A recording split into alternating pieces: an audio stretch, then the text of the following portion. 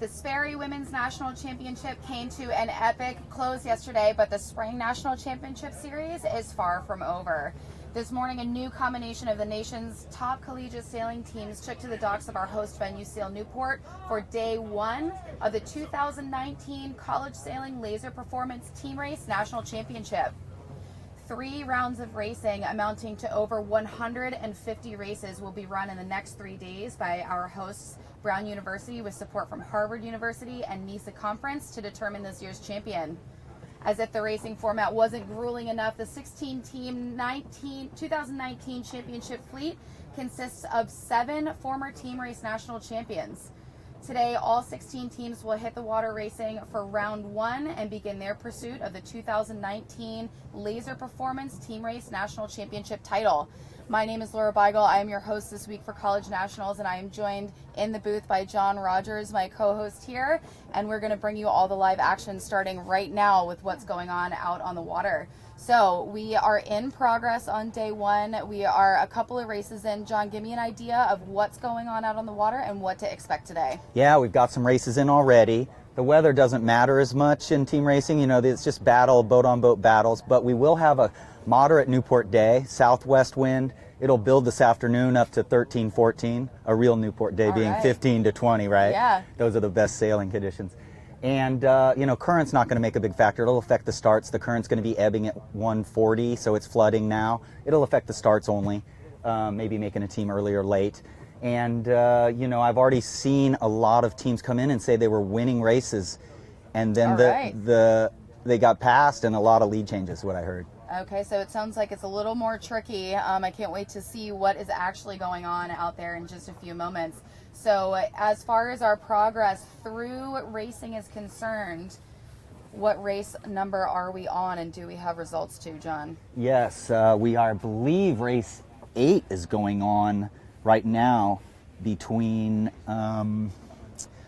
Stanford and Washington, I believe.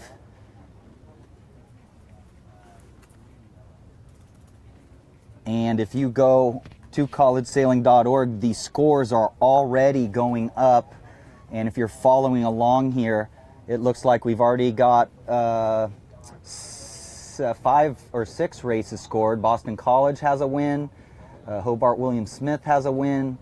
And so it looks like there's been some pretty tight racing already started out there. Excellent. So what we do know is that in the next day and a half, we are going to complete round 1 out of 3 of this national championship. And what round 1 consists of, all 16 teams are going to race each and every other competitor once. So it's going to be 15 races for each team.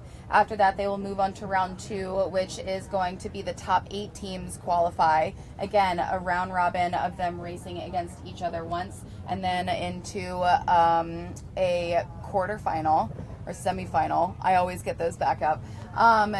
The top 4 will race, and then into the petite finals and the finals. So that is what we are in for, and today is the very start to that. So I'm gonna be interested to see how far we can get in the racing. John, give us an overview of what conditions we have out on the race course. It's quite dramatically different. Yeah, it's very yesterday. interesting because of all the wind we had yesterday.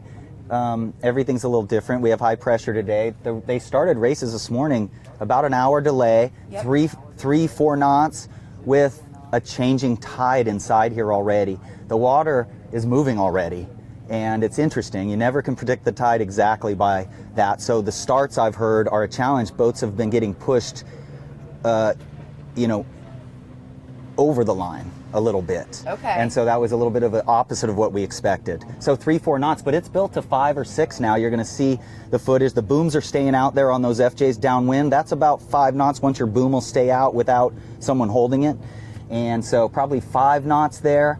And there you go. You're getting your first drone shots of Race number 8 with Stanford. Yeah, so Washington. Exactly. So that looks like Stanford in the pink boats there. Now with team racing, what we have out on the water are both fleets. Again, we've got the Z420s and the FJs. All 3 national championships are going to utilize 2 fleets of boats this week. And this time what we have out on the water is Z420s racing Z420s, FJs racing FJs, and the nature of team racing is that you have 3 teams against, or 3 boats from one team against 3 boats from another team, trying to manipulate the rules, use them on your behalf, and make sure that you end up in the proper finishing combination. So John, talk us through what combinations you need to win a team race, how to calculate that. Let's sort of summarize that. Yeah, so what you do is you add up your finishing positions. It's a 6-boat race. So let's hypothetically say that a team has a 1st, a 5th, and a 6th. That ends up with 12 points. And the team that got in that 6-boat race, the 2nd, 3rd, 4th positions, that's 9 points when you add them up. You're looking for the low score, and that team wins the heat. So a 2-3-4 is, I'm sitting next to the Yale team right here, and I call them Team 2-3-4 because they won 80% of the races in 2015 or 16 with a 2-3-4. Oh, wow. That's really impressive. So that's something to note later on this week when we start to break down, the intricacies of each of those different combinations. So it is there are 6 races, or 6 fleets, 6 teams rather, out on the water, and your finishing combination needs to be less than 10 points total. So as you mentioned, 2-3-4 is a winning combination, and there are several others as well, and we can get into the stability and instability of each of those. And when we teach kids team racing and everything, they're all going for the 1-2 all the time, because a 1-2 wins anything. You get a 1-2-6, you win no matter what. You get a 1-3 DSQ, you can lose, but if you get a 1-3 anything, you also win, right? So that's what the kids focus on because they're young. But as we get into college, there's so much more maturity that they're not going to panic when they're in a losing combination or what we call a weak situation. Right. They're going to get back in the race, and they're shooting for a 2-3-4 is really their initial goal, and then move from there. Right. The more stable the combination, the better. So the goal is always obviously to win, but in order to accomplish that, trying to maintain a stable combination all array around the course. So it's something else that's a little bit different between co-ed and team race. Co-ed women's fleet racing and team racing is the course. So yeah, so we round buoys. In normal fleet racing, we round buoys with leaving the buoys to our port side most of the time. We'll actually round the windward mark in this race, leaving it to starboard. So we do what's called a digital N course. You can find it online under the Team Race Nationals area there. And so they will round buoys that leaving a buoy to starboard is the windward mark. Their leeward marks they will leave to the port side, and then they'll go up to the finish line. So it's a general N shape. And very unique, but it's pretty standard now for all the big team racing events because it's just more fun to watch. It's just a very simple course that really lays out well for all the attacking that we're going to see. Exactly. I think one of the other cool things too, so as we go throughout this next couple of races and we get into the more nitty-gritty and technical side of it, each of these marks is an opportunity for passbacks, for lead changes, for you to pull out certain moves. It's where the whole group of boats will come together, and all of a sudden, instead of being man on man, 1-on-1, you're going to have all 3 team members against all 3 team members, and that's where all the action happens. Yeah, and it'll be interesting for, we're going to have a lot of people watching here this next 3 days that know a lot about team racing, but for those of you that don't know a lot about it, you might get why are all the protests? Why are they spinning and trying to affect each other? But that's the nature of team racing. We actually include umpires in team racing, whereas in fleet racing we often don't. We more manage the rules ourselves in fleet racing, but in team racing we have umpires. Mm-hmm. And so if you're watching out there, you're going to see a lot of protest situations. If you see a skipper throwing their hand up in the air, that means they think their boat has fouled them, and the judges will then know whether to make a decision. They'll fly a flag to make a decision. There'll be penalty turns. If they're going to do circles, the judges will see the skipper or crew going like this if they're accepting a penalty before it goes to the judges. So it's not complicated, but it's a very attack style racing that the kids love a lot, and they're not being unsportsmanlike, folks. They are using the rules in a very intelligent way to try to win the races. It's just fascinating and fun. Absolutely. The other great thing about team racing is that because we have one team on one team, it's a little bit easier to understand, where people sit on the race course as the race is progressing. So we're going to get to really detail how some of these teams are performing. Right. They always know a lot of things, but they always know whether they have control of the other team, how many of the pairs they have control of. They'll also know, are they in a first, fourth, fifth situation, or are they a losing situation? And their game plan will immediately adjust. They'll slow the game down if they're losing or if they're in a weak position, and they'll speed the game up if they're in a winning or strong position. So they know that. Both the skippers and crews are on the same page on that. Yeah, and you make up a really, really good point. One of the dynamics of team racing is that instead of being fast forward all the time unrelentingly, you're so focused on, it's pretty similar to a man-to-man defense when you're talking about other sports like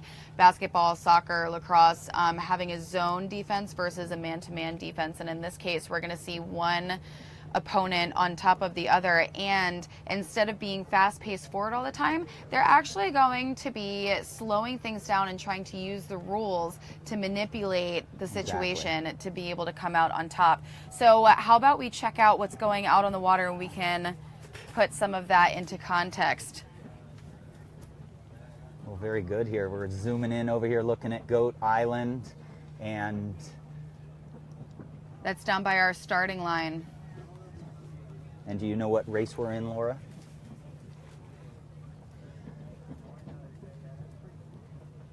All right, so there we go. In red, we have the U.S. Naval Academy against Bowdoin College. Absolutely. Now, these sails that you see on the screen that are painted, 60%, that is an indicator that is an FJ out on the water. Again, we have an FJ and a 420 fleet competing. These are FJ sails. The full color mainsails are the Yes. FJs. Yes, good call.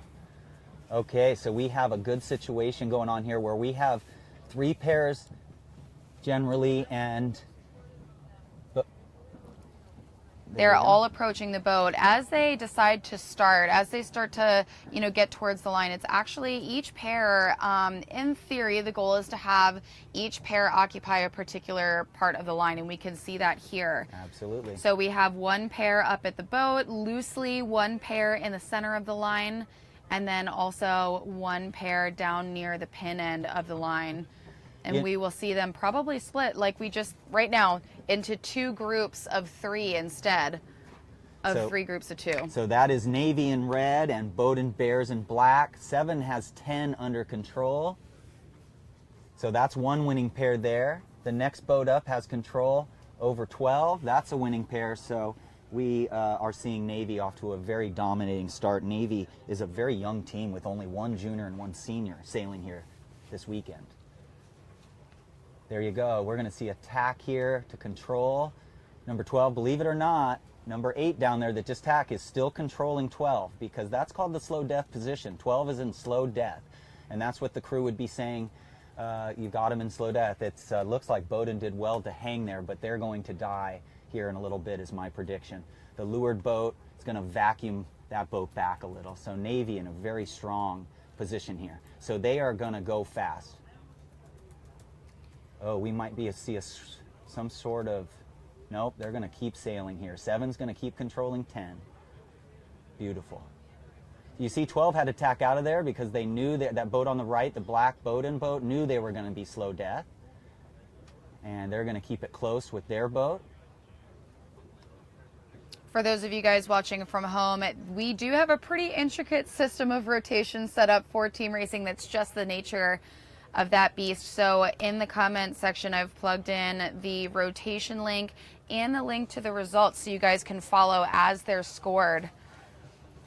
So here we go. Bowdoin has not been bad considering they didn't have a great start. They're hanging in there a little bit. If you notice this boat closest to you on your right screen that just went off the screen there, you'll notice that they were dropping back a little. I did want to recognize some of the Navy sailors. They're just on the up and up with a lot of young sailors.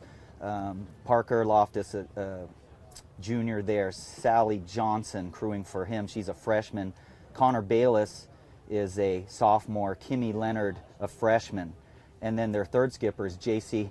Hemis, who's a freshman. Oh, wow. Annie Myers, the only senior on the team. So okay. Their backup sailor is a kid I was lucky to coach, Max Brill, a great kid. I'm really excited.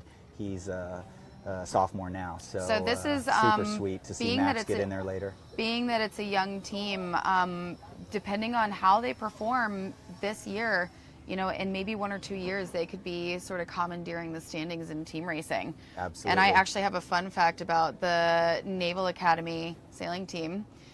They are the most winning team in team race nationals history.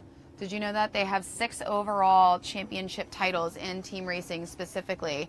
They haven't won in quite a few years, but that doesn't mean that they're not a force to be considered and reckoned with out on the course. I was lucky to see Ian Berman coach Coronado High School to a couple national championships back in the 90s, late 90s. Mikey Anderson went, Jimmer Montgomery were his team, Brian Haynes, Connor, Blair Heron. I mean, all of them went on to college to be really good. Blair being so Ian was her coach in high school, and she went on to be a finalist for Georgetown in 2004, finals for Skipper Woman Quantum Sailor of the Year. Cool. So Ian Berman, the coach for Navy, keeps in touch with me, and we've had a couple kids go to Navy because of that contact. But he is not just a great coach; he's really involved in ICSA. So. Yeah, he is. So let's check out how they're doing out on the race course and keep breaking down the style of team racing. Again, we have the U.S. Naval Academy is in the red sails.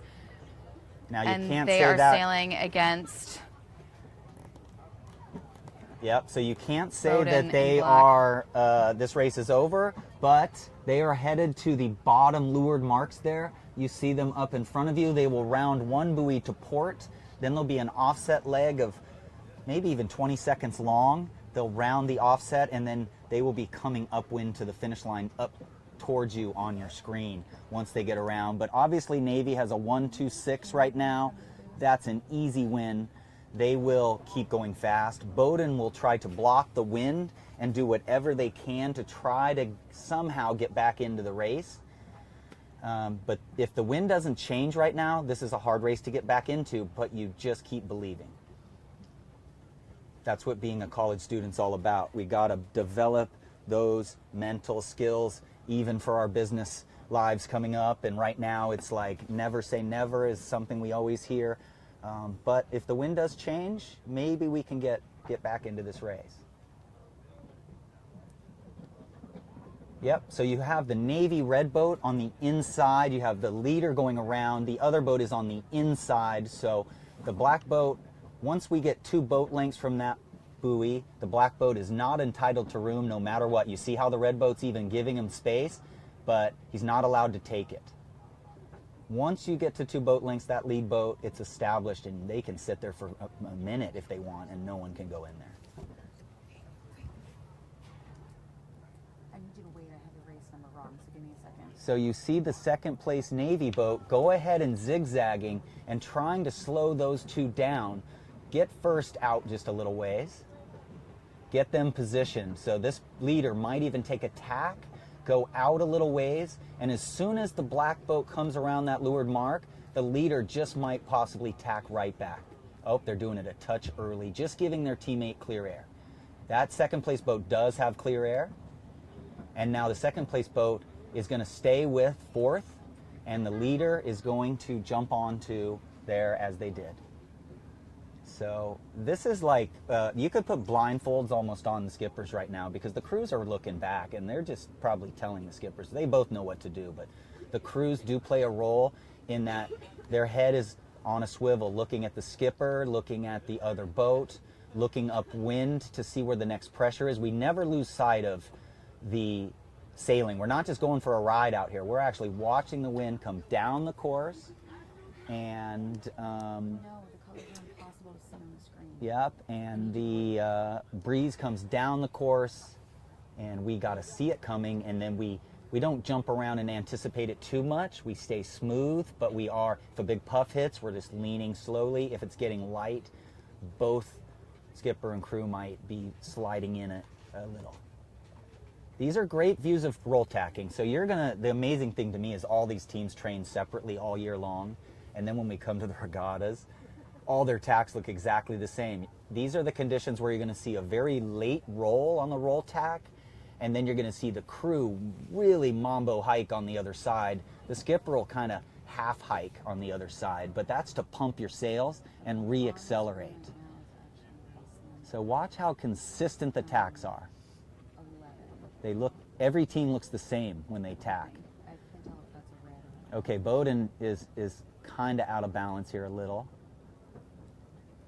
So now look at that. There was a luffing of the jib there by the second place Navy boat to try to go ahead and make sure that their one stays in the first place.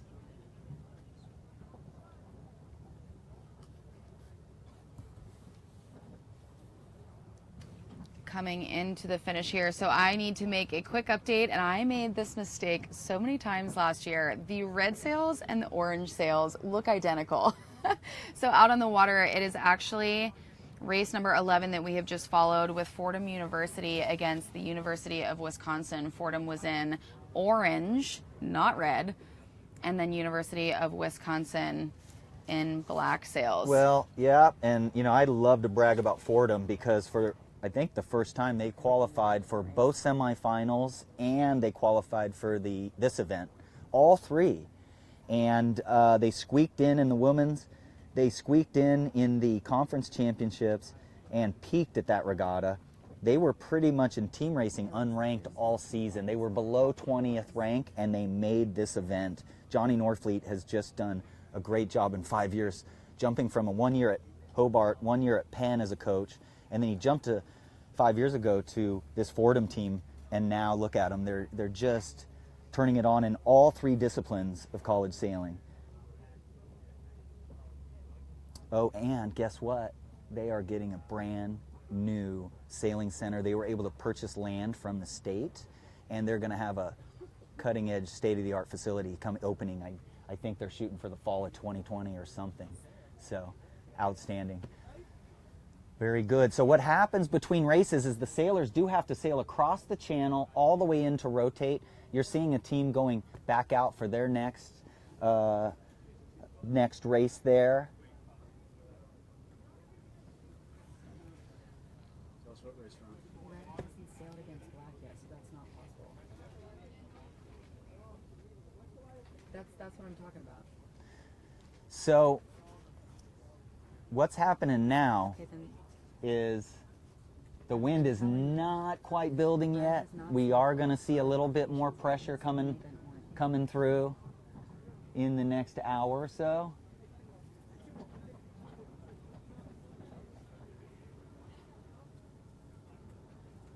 We are so lucky because 2 days ago, I think our knees were shivering under this table. Yesterday, our equipment was blowing all over the place. And then today, it's a more normal. We do have the cumulus clouds to the northwest of us. That's the first we've seen of any sort of normal sea breeze conditions. Day before yesterday was breezy with not a sea breeze. It was gradient wind. It was the high pressure blowing right over us. But today we have both. We have a little bit of high pressure to the south, and then we've got cumulus clouds, which indicates heat rising out, and that's going to suck the cold air through. The water is just as cold as usual here, 53 degrees out here off the coast, and so if it warms up over land, we might see 14 knots this afternoon by, I'm just wild guess, 2 o'clock. Okay, red and blue sails here, so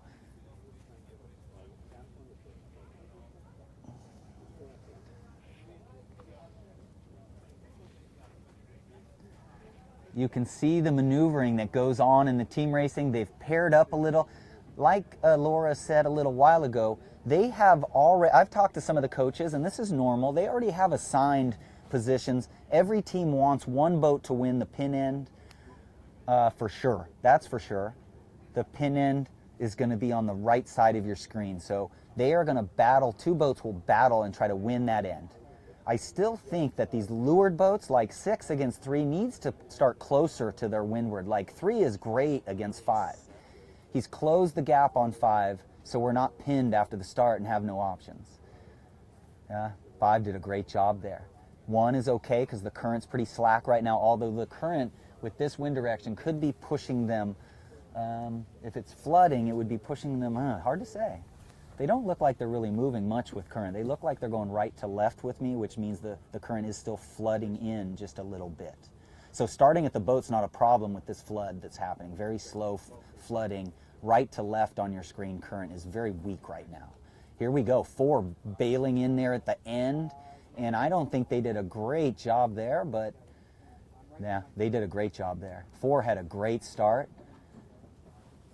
4 was over early. Okay, so OCS is on-course starter. That means before 0 on the time clock, you've crossed the starting line. It's an imaginary line there between the orange flag on the committee boat and the pin and buoy, which you see exiting the left of your screen up there. Okay, so who's in control? Black is in control, or blue. The dark sails are in control. They're winning 2 pairs right now. Boat 5 is relatively under control on 1. It's a slow death situation, possibly. What's going to happen here? 2 is going to get 5 on starboard. 1 is going to duck. Nope. So 1 thinks that his teammate has 5 under control in the slow death position. Wow. There's a hammer that's right on their face. This race has changed, folks. Nobody has a stable combination right now. Both teams are still trying to feel out this race.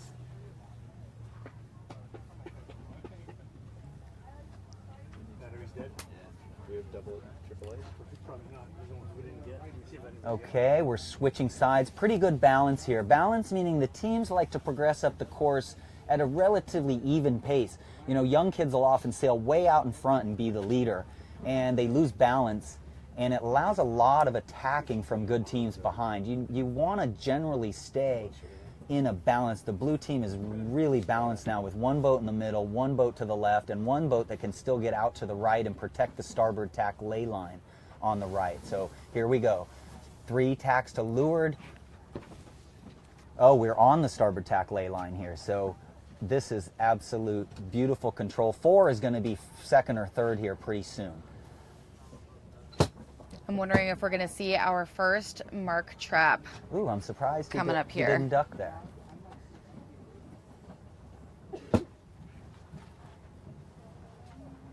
There you go. 4 just goes ahead and bails out because he doesn't want to just get taken way out past the ley line or anything. Here this we go gives for him a mark chance trap. to come back. So 6 is slowing down to hold. See, no room for 7 there. 6 will just say no room, no room, no room. Slow up the game a little here. Very good. We got a 1-3. Very good. 1-3-5. So we might see 6 try to close something out here and get 4 into first. This is race number 13. Yep, here we go. Leeward boat. The boat that is windward is number 7, so they must keep clear. Boat 4 passes both. 5 is now in a great position to take over and 2nd place role here, so this is just outstanding. Here we go. Are we going to have a 1-2-3? Now this race is only halfway over. This is race number 13. We have Texas A&M University at Galveston in our red boats here, and the College of Charleston Cougars in blue. Those College of Charleston Cougars are the reigning champions. Absolutely, and the Texas A&M team is definitely one that regularly out of their conference CISA comes to this event, and it's just great, and we definitely want to give them some love for sure. Yeah, so they are here just for the team racing regatta, and we watched them last couple years also. So they are giving College of Charleston, one of the best teams in the country, a run for their money. Yep, sailing for the Cougars. Well, the Cougars were ranked 11th to start the season, but the Cougars have moved gradually up to be ranked 3rd, and here's Texas A&M giving them a run for their money. Now they were the College of Charleston. They're not only the reigning champions from last year, 2018, but they also won in 2017, and they are a 3-time winner of this championship. Their first win in 2012. And then there's only one team in the history between 2012 and present day that has won this nationals, and that is Yale. Right. So history shows that we have to keep a careful eye on the College of Charleston and on Yale. No one else has won since 2011. Absolutely.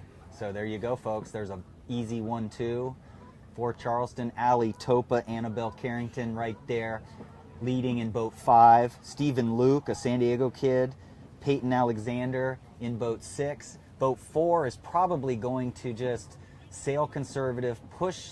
They are the boats ace, behind John. them. They Yes. are the ace. Good. Well, I'm not I didn't grow up team racing. I just raced fleet, big fleet races, but still. The goal of number 4 is going to be to slow down these 3 boats as much as possible. What they want to do is create a bigger gap between their first 2 places, because they occupy 1 and 2, the biggest gap possible between their first 2 boats and the last couple, and that reduces the opportunity for Texas to be able to take over the lead. Absolutely. And Augie Dale, I will call you Ace, brother. Augie Dale, who sailed at ODU for a while with Esteban 4, a great kid a few years ago, and then he's been with College of Charleston, sailing with Katie Lounsbury, one of the best crew in the country there. Augie Dale is known as one of the fastest sailors in college sailing for like the last 3 years. Honestly, I think it's his hair.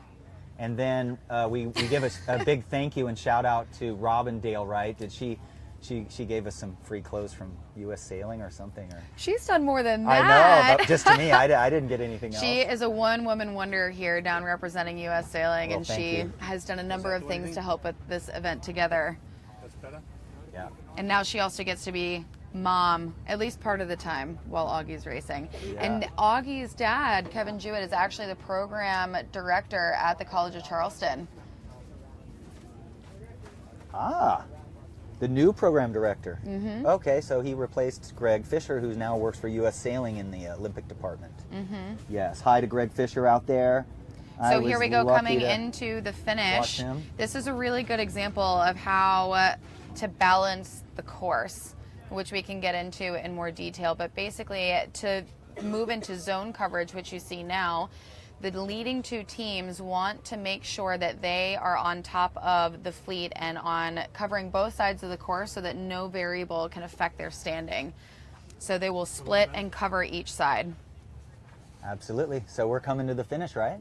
We are coming into the finish, and this will be College of Charleston with a 1-2 against Texas A&M University But at that was Galveston. a very respectful performance right there. The advantages the East Coast teams have is they do several team racing regattas, and the teams more in the Midwest, they come to the nationals, they qualify for women's, they experience all the racing, they do the team racing, they get a little better, they take that home to their home fleets, and hopefully team racing just keeps catching on, because what I notice is that these guys would race for nothing, no trophies, no. I think they'd all go out there and race anyway. So pretty Absolutely. respectable performance there. Well, and they all against College of do. Charleston. There's a number of team race events that happen post-college, and honestly, that's where I have seen the bulk of, alumni college racers is at these team race events. So a quick shout out, we've got Stefano Pesceria following. He sailed for the team, graduated last year, College Sailor of the Year, and he can't help but troll the college nationals, and I'm sure relive the glory days. So Absolutely. hello to Yeah, Stefano. congratulations, beating out not beating out,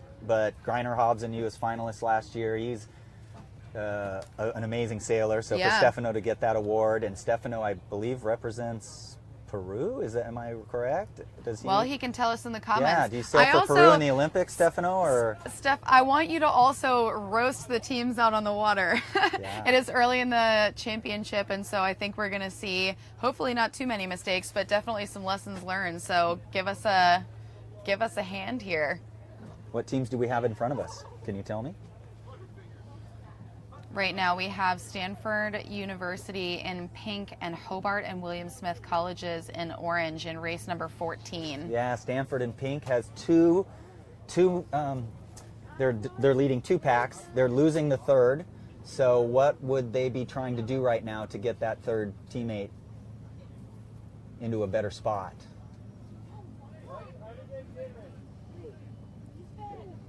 That is a tough call. Yeah, it's a tough call. They're not really balanced out. There we go. So again, Stanford staying in control here. Hobart William Smith is a strong team as well. Hector Guzman, I mean, he's a two-time All-American skipper sailing with two-time All-American crew Maya Weber. So they got to be strong. Their team race rankings did go down through the season. They started ranked second at the beginning of the season and ended up seventh. It was a little bit of a march down. I think part of that, you know, they're a relatively young team, so they're still kind of getting it together. The Hobart sails in lighter air. They're kind of known for their strength in light air too, so I'd expect them to have a pretty good day today.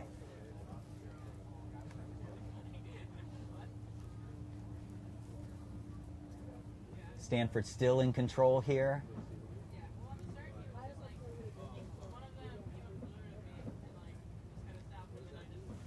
That last look makes me wonder, has Hobart William Smith got back in the race? It made me wonder, that quick little shot there. And tide is looking like it's flooding over here. It's actually swirling around. There's no, tides really not affect, winds not really affect for team racing, because the races are going to either go very fast or very slow. Sometimes it'll take us 2 minutes to get to the finish line, and we're only 200 yards from the finish line, you know, 2 football fields, and it'll take 2 or 3 minutes where it would normally only take 30 seconds to sail that distance. The race may slow down, and we might see some huge fighting and jockeying going on the finish line. So it does look like Hobart William Smith has got control of one pair, and they're not too bad on the other 2. You know, they still have a chance here. Oh, that's a foul. So we're going to see a hand go up on the pink boat, and we're going to see a judge boat somewhere. Oh, that is the finish. So there you go. And this is in for the finish. Stanford's going to win it. Stanford's going to win it. They're going to get a 1-4-5 and win it. So first 4-5 wins. Are they going to get a 1-4-5? It would. Ooh, good We've call, got someone Laura. spinning. Oh boy. This is one of the crucial The pieces race of is team still racing. on. You do not know when it's over until it is absolutely over, and that is not until everybody is across the line. This race is still going on right now. So what happened there is Seven saw that they might not win, that they didn't get the 1. Great call. And Right. Seven didn't finish and went back and took out the other Exactly. group. So at that point, I still don't know who our won. orange team, Hobart and William Smith Colleges, ended up with a 1-3-6.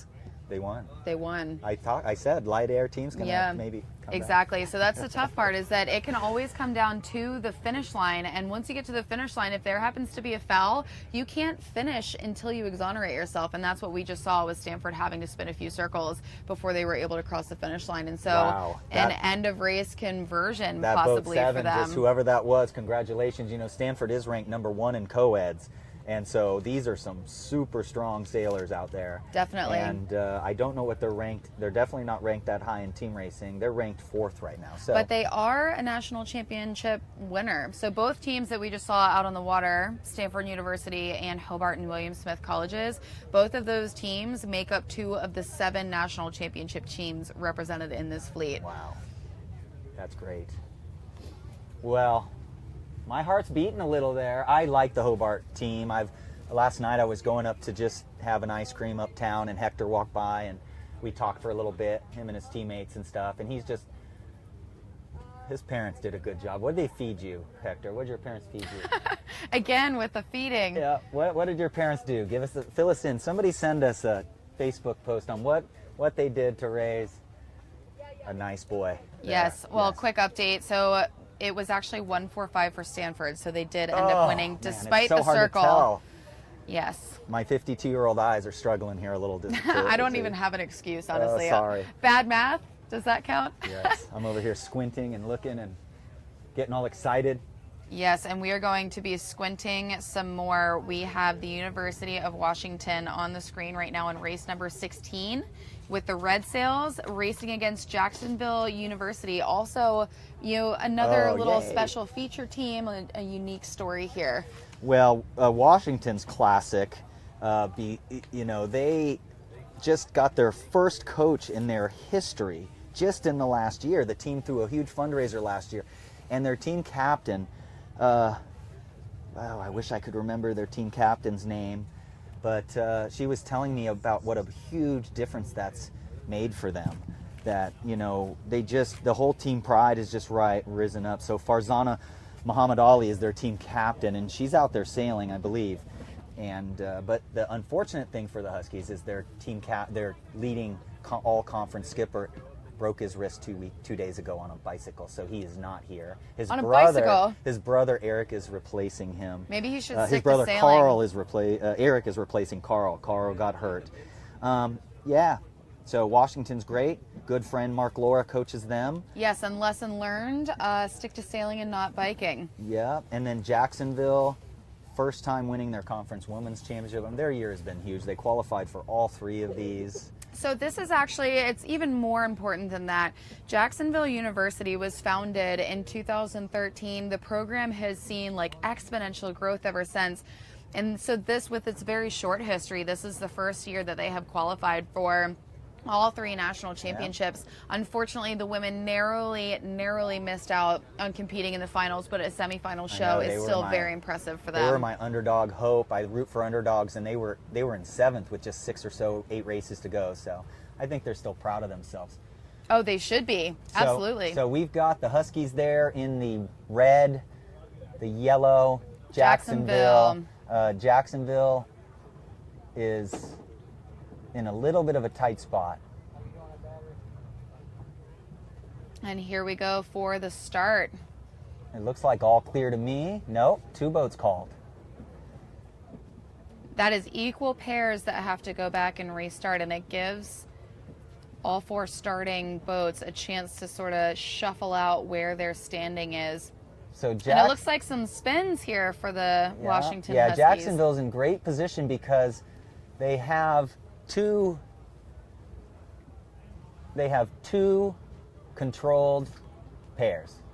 This boat's going to tack. Somebody's going to tack here and go back. That was late tack. That yellow Jacksonville boat should have tacked at least a boat length or 2 earlier, but still in control for sure. Another strength is that they have one team member completely free, occupying a side of the course to balance a little bit. And as soon as they all come together, they're going to have 3 Jacksonville University boats on top of 2 of the Huskies. Even more? What's going on down there? Even more spins? They probably got fouled twice, and then they should have done spins immediately instead of waiting for the judges to make the call. So again, those are the types of things that by coming to this event, getting these opportunities to come, getting an opportunity to race the top teams, those lessons stick because they're so dramatic. They're still spinning, John. What is happening down there? Yeah, I think they're doing practice. They decided the race is over. Let's just get our practice in or something. I'm not sure. What in the world? Yeah. That is so many fouls. I want someone to tune in and tell me what it is they could have possibly done to have to do. That was 3 720s and restarting. So, Washington's not out of this race right here. So if they can just get ahead, believe it or not, that'd be hard to get that guy back into the race, wouldn't it? But if that guy was half the distance, we could get them back into this race as long as we could cross them. They must be on the ley line, guys. Boat 3 should have not tacked right there. As a coach, I call that lee sterning or, I don't even know, not lee sterning, but like slow death tack. You tacked right into the worst part. They must be on ley line right here. Yeah, I think they're coming together here at the top end. Now, we in team racing with the digital end course, the way we refer to each of the different points are mark 1, 2, 3, and 4. So this, our first mark, is obviously mark 1. We wouldn't overcomplicate it and name it something else. Here we are around mark 1 Great of 4. pass back there. Onto the first reach leg. That was beautiful what you got to see there. You got to see a move where you get your teammate to pass you, and then you can go into, what do you call that, the ace mode. You're gonna see the gap. What do they call that gap? Charles Higgins said that they didn't finish their first 720 and they had to repeat it until it was done to completion. And the judges call that. They tell you, right, or they'll tell you if you didn't do it right? Oh yeah, that's their favorite job. Yeah.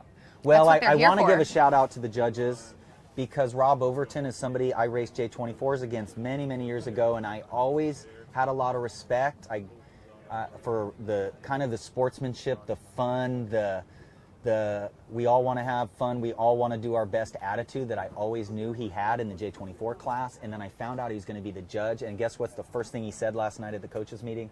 Hey guys, this regatta is not about us. This is regatta about us doing a good job for you. And that's his deal. They have a huge judging crew so that they can be fresh. He learned about doing this before, that their judging gets less consistent later in the day, so they have some judges sitting on land, getting fed and fattened up and a lot of water, and then they get put in later in the day. So it's a really brilliant system that they put together for our umpires.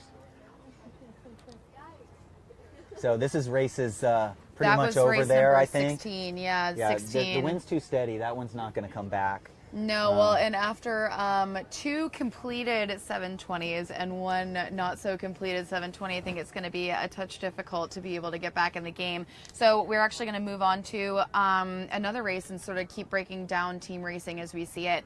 Up next, we're going to actually have Bowdoin College and Yale University. Now, John, that's the one I mentioned. They're one of the 2 only winning teams since 2012, and they are also one of the most winning teams in Team Race National history. They've got four wins. Yeah, so they won in 14, 2015, 2016. They're ranked first, third, first at the Sail One Design rankings over the season, which you guys can look at. It's great because they have coaches' comments at each ranking period during the season. It was 5 of them. And you can read about all this, so you can follow the season as it goes along. I've been following it, and it's been fascinating. They had an up and down they had a very up season team racing. They had one event where it was breezy, where they didn't do as well, and I think that was the fire that they're going to need to come in here and light it up as hard as they can. At least emotionally, they're going to come in here all business. Oh yes, all business for sure. And I think we're going to get to see just a little taste of that here.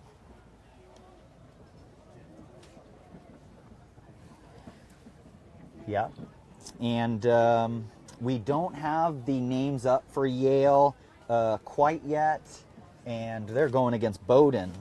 And Bowdoin, we have talked about them a little bit.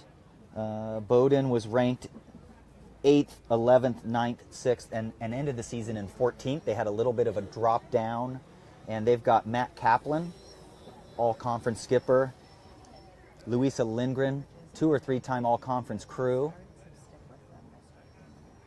Christian Filter, Marie Bergson, and then their third skipper is Matt Safford, sailing with Julia Adams. So they got look at this deal. pre-start right here. They have taken their pre-start all the way to the opposite side of the course. I can imagine we're getting pretty close to time here. These pairs are very, very tight and close together.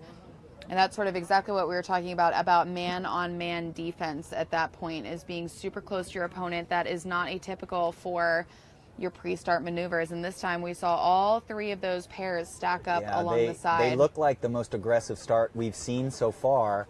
And interesting thing is Matt Kaplan is a senior, and he graduated this morning. He actually had it posted on Instagram, him getting graduation this morning, and then he got here. And he looks pretty fresh, considering he had so much excitement with all his family. And, it's an emotional getting your degree, right? Getting your diploma, standing there. And he did that this morning. Oh, very cool. So we've got some of the teams on the dock rotating. Again, we're using 2 fleets of boats, and the teams have to rotate after every flight. But for now, we've got, I think, all of the, you're going to have to remind me, John, we've got the fully colored sails FJs, right? And most of those are still out on the water racing. It's the Z420s, the teams competing in those are back on the dock. And here we got, this is just post-start. Right, so you've race number 18. got one of the Bowdoin Bears bail out. That tells me that they did not get a good start. So I'm going to assume that we've got, neither team has any stability whatsoever. We have Yale winning 2, and we have Bowdoin winning 1 pair. So let's watch what happens here. I bet you see this windward boat here tack to stay with this pair, and they're gonna, I'm sorry, wrong. Sorry, I was looking at the wrong color there. So we got a good opportunity to see the sailors going along here. each team is different. Sometimes the skipper that's looking around a lot and steering. Sometimes it's a combination of them both looking at the situations, and sometimes it's the crew doing a lot of the call. So here, great shot there. I think we're going to go into some pass back scenarios here shortly. We've got the Bowdoin Bears that are going to work towards passing back that Yale University boat if they can. Although we just had one Bowdoin Bear duck out early. Yeah, so Yale's got control of all three pairs, not strong on that right one. Very strong on these middle and left ones. Very good balance, right? Strong you see how as of now. Yeah, good call. Yeah, it was a good call.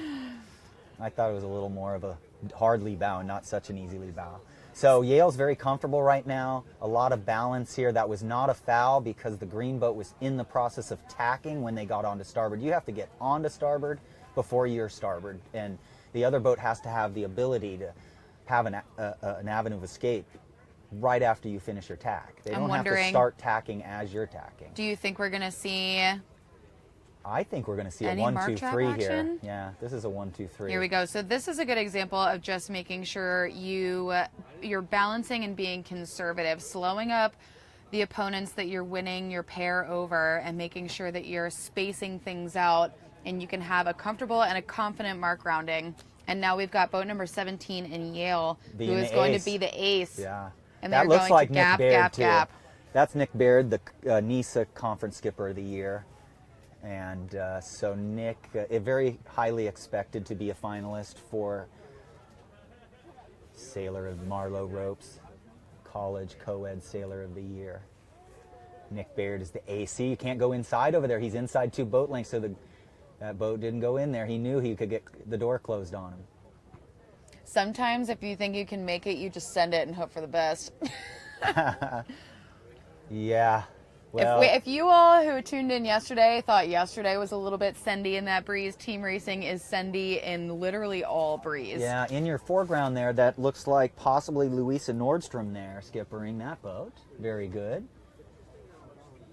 And again, we're just trying to create a gap wherever we can there.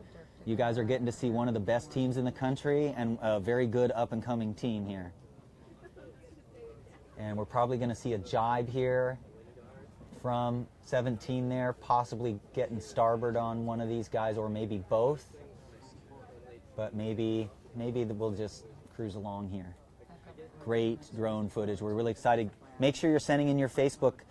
We're following your Facebook comments. Let us know if you recognize a sailor so we can recognize their name. I have studied pronunciation on it, and I really want to recognize as many of the sailors as we can. So go ahead and send it in. Who are you proud of? Who did I call the wrong name? I want to recognize all the crews, all the skippers. I'd also love all the coaches. I'd love some roasting action. The best part about all of this is that while we watch, we know the sailors are not. So give us your best debrief on what went wrong, what went right, what they could have done better, what you would have done better. Absolutely, yeah, and the current is still ebbing slightly, going right to left, but it'll change here. It's changing a little early today. I'm going to say 1:15, we're going to start seeing it ebbing out of the bay here. And then in the channel, we're not even anywhere near that, so we don't have to worry about it. Current doesn't make a big deal, except maybe at the starts and drifters. Otherwise, who cares? So as we head back upwind. No room. See how he's controlling it? Yeah, but he also might send it. We'll see. Yeah, see how he slows him down and creates the gap, folks. That's, if you're a kid out there watching this, this is the classic, don't let anybody inside you, slow everybody down and create the gap. All right, headed from mark number 3 to mark 4. This is the final mark rounding before we head up to the finish. So one of the crucial pieces of team racing that I think goes a little bit, unacknowledged is boat handling. So in co-ed, women's, and those 2 championships, it's a fleet racing style, and so your boat handling is obviously just as important, but for different reasons in team racing. John, what are some of the do's and don'ts for boat handling? Well, the first thing you have to understand is there's times where we're going fast, and then there's times where we're have to slow down. So we have to be inefficient at times. Like if we're going downwind, our best sail settings would be wing on wing, eased out. As soon as we need to slow something down, we're over trimming the sails, we're scooting back, pooching the stern a little maybe, using the rudder. The crew has to be right in sync with you and know, because you don't want them like hiking out and doing perfect body position when you're pulling the main in downwind or something. Upwind, we point higher to slow down. They'll flog the jib halfway. You know, the crew has to know, should I luff it half luff on the jib? Should I do a full flog, full luff? You know, so that's a lot of it. The roll tacks and roll jibes don't make that much difference. Well, the roll jibes make a the lot roll of difference. jibes really actually. make a difference, because if you screw up a pass back by Can roll you- jibing badly, you know, you try Right. to do a jibe and take somebody out and you do it bad, and then they block your wind for a second. So jibing is more important than tacking to be really, really good at. Yes, And- absolutely. And as we watch the races, everybody, watch how you'll see them do these rolls and turns and rocks simultaneously in exactly the same rhythms. You'll see these boats on different teams and they look identical, and they're kind of doing unto them as they're being done unto, you know what I mean? So Yes. you'll see these awesome jibes, and if the lead boat does a bad jibe, you'll see it right away. Exactly. The other thing that I really hope we get a chance to see, and I'm sure we will, is over roll jibing in really close quarters can present some pretty sporty scenarios. And so, Yeah, because if you stall out the centerboard as you flatten, the boat will park it, you Or know? what if you And the other overexcel? boat comes in. what if you Right. over roll and you over excel out of that roll tack, and then all of a sudden it's like, put on the brakes. Yes, that can happen at the marks, especially all of a sudden you're, you know, trying to get an overlap or break an overlap, and that happens. And so what is this? This is the end of Yeah, this race is the what? end. Right here of race number 18, Wow. Yale University finishing with a 1-2-3 against Bowdoin College Polar Bears. Outstanding. Outstanding. So now they'll come back into the dock and rotate. Those are the FJs. Remember, folks, the FJs have solid colored sails. Those are FJs, solid colored sails. You look in the background there, you see the 420s with the colors only at the head of the sail and the clew, the lower bottom clew of the sail. So super exciting, isn't it? We're already 18 races in. This is a good lesson for race committees around the world. If 18 we can do races. 18 races by noon, we can do 6 or Yes. 7 a day for a fleet race. Easy. Yes, easy. We actually, so again, in this entire series, over 150 races are going to be run and completed to be able to determine this champion. And I can't say enough about the race committee. We saw how excellent they are, especially during the women's, making certain decisions to make sure the racing was fair, fun, epic.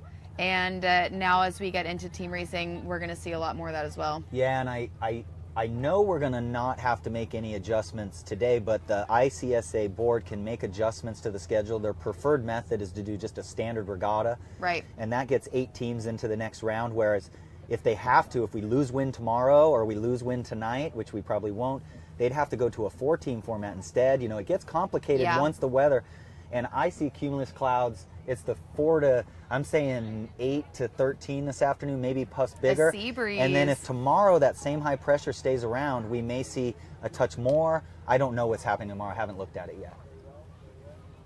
If it gets dicey and really, really light, we might have to change the format a little, and we can keep people up to date. But I think we're going to get the normal format, all the races in. So Over the we, next 3 days, after I'd say.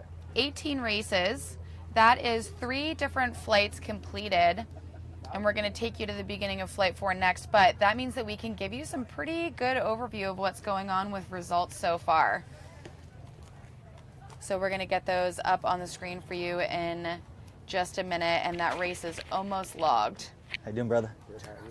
But in first place, we have the Boston College Eagles tied with the Yale University Bulldogs. Each have won all 3 out of 3 races they've sailed. And tied for third place, Dartmouth and Stanford University have won both of their races they've sailed.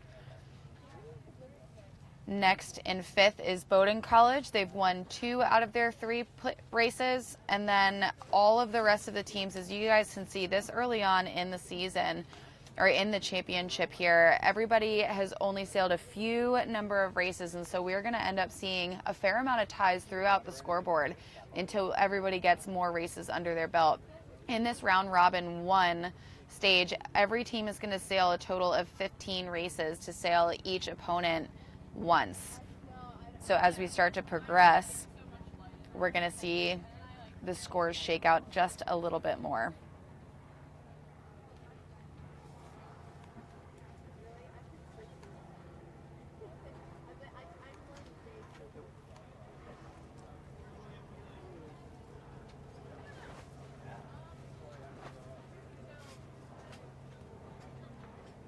Taking it down to race number 21 here, we've got the Georgetown Hoyas in green, racing against the Dartmouth College Big Green, from what I understand is a tree. Maybe our guest commentator, Dirk Johnson, can tell us. Do you happen to know what a big green is?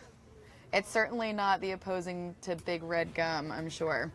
I'm not sure what a big green is. It's usually a flag. Foliage? Foliage. They have good foliage up there. Definitely foliage. So Dirk Johnson, he is you just graduated. Just walked. Congratulations. Yeah, thank you. Senior from the College of Charleston. He joined us for a little bit last year to talk team racing. He's got some inside knowledge on what some of the new moves and strategies and things are. So thanks for joining us. Yeah, hopefully we'll be able to talk about the coverages and last up win and, how it's going to go after the start and just who's advantaged when. And, all the good stuff. All the good stuff. So he'll be here with us for a little while to break down some of the more intricate pieces of team racing. Again, we're going to start here with race number 21. This is Georgetown in green against Dartmouth College in yellow. So pretty big matchup, I guess, right? So Sago, Chris Wilford, Truckee, and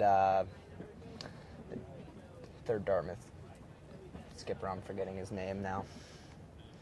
They're quite good. They came down to Charleston and practiced with us for a long weekend for their spring break. We got to see a lot of schools come down and practice. So we get a good snapshot of what's going on up in NISA, especially with the Bob happening so early in the season too.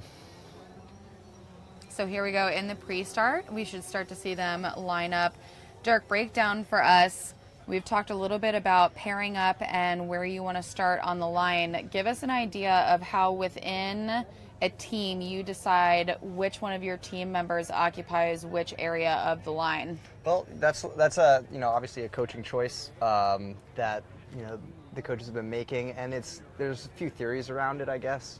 We put Stefano at the pin last year, quite a bit of success. He's so fast, like you just can't. He's watching from afar, he told me. Yes. Is he? Okay. He's tuning in the middle of the night specifically to relive his glory days. Defending champ, two-time defending champ. Absolutely. Yeah, he's good. So I think the big pre-start question is it's going to be boat to boat. You're going to have somebody at the pin, you're going to have somebody in the middle, and somebody at the boat. Oh, something just fell down behind me. And really just looking for the trailing boat. Generally, if you can be behind somebody and make a decision last, right before the start, a late hook, generally that's the strong position. You can see two boats double teaming the one yellow boat here. What are the colors? Team, I can't even see them. They're all Dartmouth highlighter and green. colors. Yeah, Dartmouth and green, that's easy. No, Dartmouth is in yellow. Georgetown is in green. Look at me. You can confuse the colors all day long as you can deal with the numbers and the math. I can do the numbers and the math. We can do that. Okay, perfect. So here's Georgetown, the boat pair. He's pushing in, and he's just threatening the hook all the time. And then he'll just turn up for space. And as long as he can swing back down, like that's a strong spot. So he's pushing. He's going to push. I'm not sure. I'm not tuned into the time yet. So there he goes. Okay, he commits to the hook. Stern plant by Dartmouth, and he's going to have to cycle here, and he's going to tack space to windward, probably a good decision. And now he's space to windward, and he's going to probably have to push deep here, just looking at the boat pair. And then you can see the pin pair doing similar maneuvers here, just one's following the other, and you're trying not to commit to that hook until super late unless you want to switch positions, leading or pushing. It looks like we have quite a bit of time left, or did, just a few moments ago, considering how slow they were trying to go. It looks like they were really early for that start. So there's a 3-minute start, and generally it starts. You can get caught out of position at 2 minutes. This looks like a strong start for Georgetown. A boat free to the right, another boat free strong to the right, and a Dartmouth boat bow back in the middle. Two bow back in the middle, and Georgetown looking like they're going to get to the Dartmouth boat at the pin as well. So really strong start for Georgetown, and I'd be surprised if Dartmouth can recover from this against such a good team. It's early on and things happen, but Georgetown, we practiced against them, and they're quite good. A threat. They're certainly a threat. They're certainly in my top 4. I would expect to see them in the Final Four later on this weekend. I'm holding off until the end of the day today. To make predictions? Yeah, to make predictions. We've seen a couple of upsets, especially like in women's, and then of course, you know, the conditions will play a factor. After following the team race rankings all spring, some of them seem pretty all over the map, especially for teams that are pretty notorious for shredding out on the course. So yeah, I mean, you don't have to commit to anything now. You feel strongly about any teams? No. Well, there's one team I think we all know I feel strongly about all the time. Yeah, we are homers for sure. Absolutely. But yes, Sam Tobio, it is Dirk. Sam doesn't say hi. He just wants to know if it's you. I guess you're not getting it back. Hi back, Sam. Present and accounted for. Okay, so one of the other things while you're here that I want to talk about, as they make their way upwind, here we go approaching Mark 1. We've talked about winning pairs. We've talked about how we end up with 3 pairs of 2, or we end up with 2 sets of 3. And as they all come into this weather mark, sometimes they all come together. So I imagine with as close as it is, we're going to see a mark trap. I'm wondering, as we get closer, how you would do it. So something big just happened here. Dartmouth boat just ducked through to the right. And that's not bueno. No, yeah, I mean, if boats ducking through to the right, they're generally going to be ahead of you when they come back. And look at what's going on. They're also going to be That's also favored. Mark 2 at the top of the screen, too. So there's a lot more starboard to go than port, despite what this looks like. And looks like this strong Georgetown boat's just going to even up that pair to windward, be a gatekeeper. Hopefully they'll get this left boat around the top.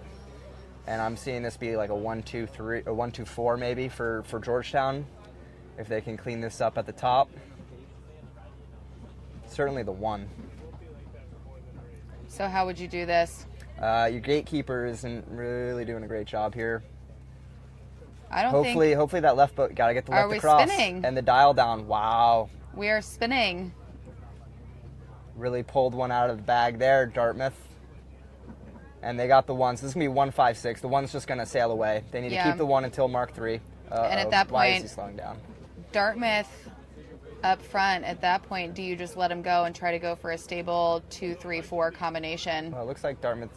Lots of action here at Mark 1. Again, this is race number 21 here with Georgetown in green and Dartmouth in yellow headed to Mark 2. The fleet is so condensed, I think we're going to see another play at a mark trap. This is really exciting. So instead of a 1-5-6, they actually convert to 1-4-5, no gap. So green is going to be slowing 6 down. The bigger the gap between 13 and 14, the stronger the play is for Georgetown. So you're just going to see 13 get in the face of 16 here, and you're going to watch 2 boats double team the 1 Georgetown boat right ahead of that. You have a really good idea of what's going on. Generally, 2 boats can slow 1 boat better than 1 boat can slow 1 boat, if that makes sense. So generally, these gaps do close, and this early on in the race, they're going to have a really good look at trying to convert this 2-3-6. And here we go. One of the things that they're waiting for, so we haven't seen them really head downwind or jibe yet, and everybody is seeking that starboard jibe advantage, which is huge, especially later on down the course. Because everyone's so close,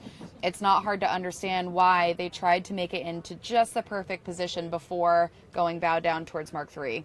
Okay, so they're not, maybe they think they can jump and go and spring a play 1 here, perhaps. Georgetown's given up on the gap on the downwind.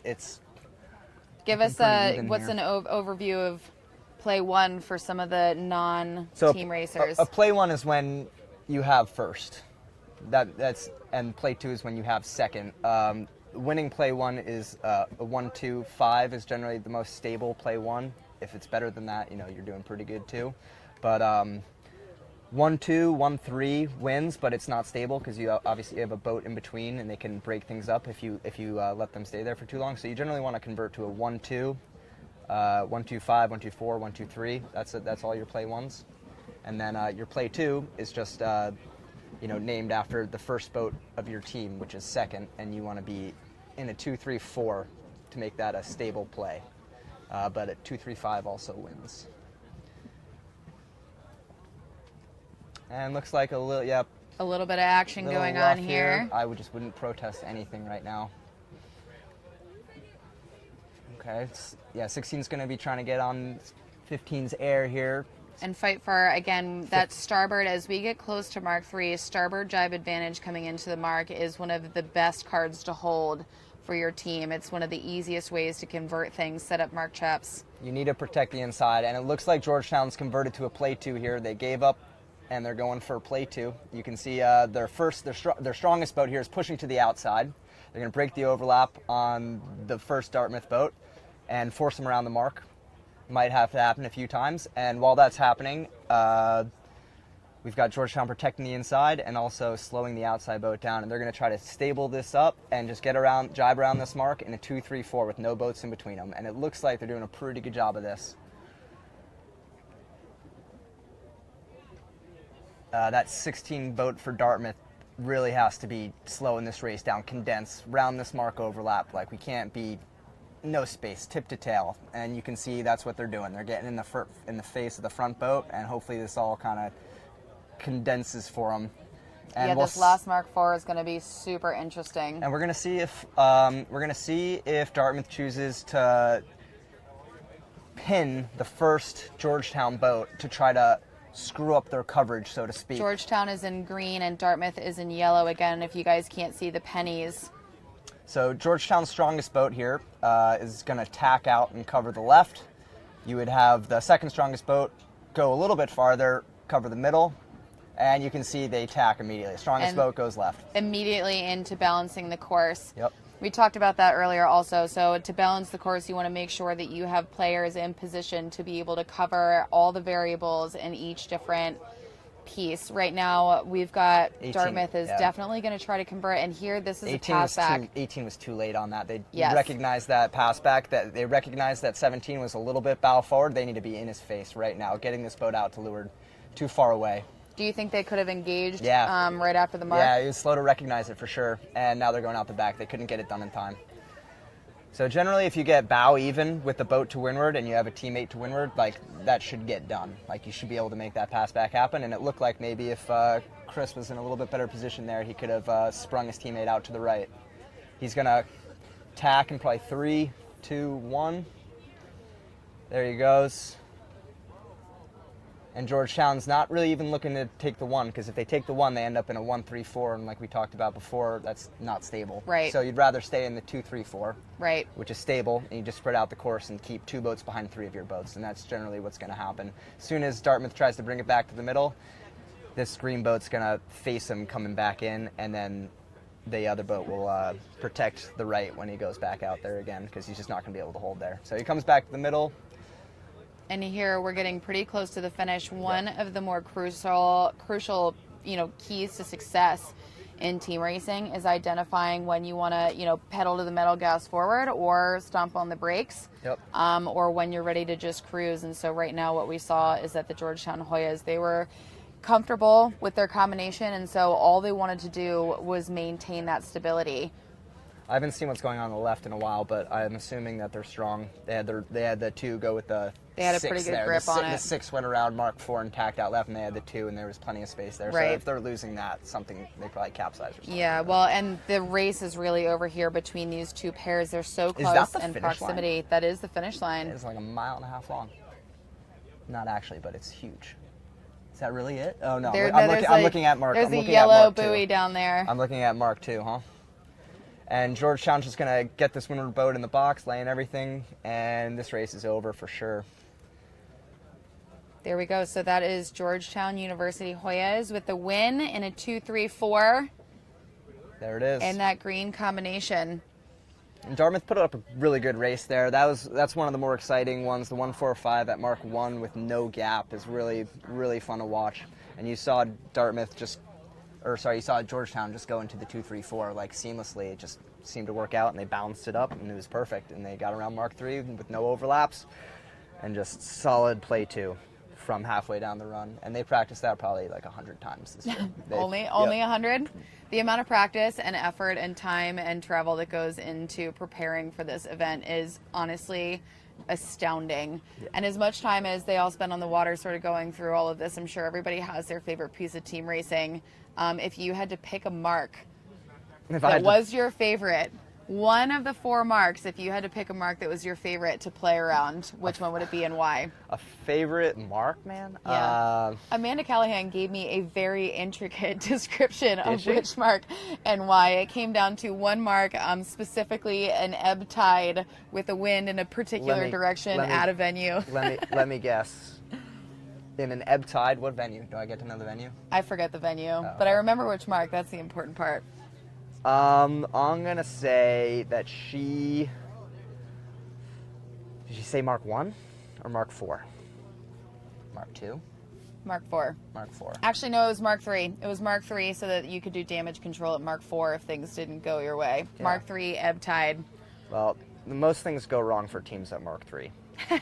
That's certainly where like weaker teams will have trouble with the spacing and like having a boat get too advanced to the outside and they'll jibe and luff. It can get Messy. It can get fresh at Mark 3 for sure. It can get spicy. Someone Yeah. gave me that adjective last year. So you still haven't answered. Which one is your favorite? Or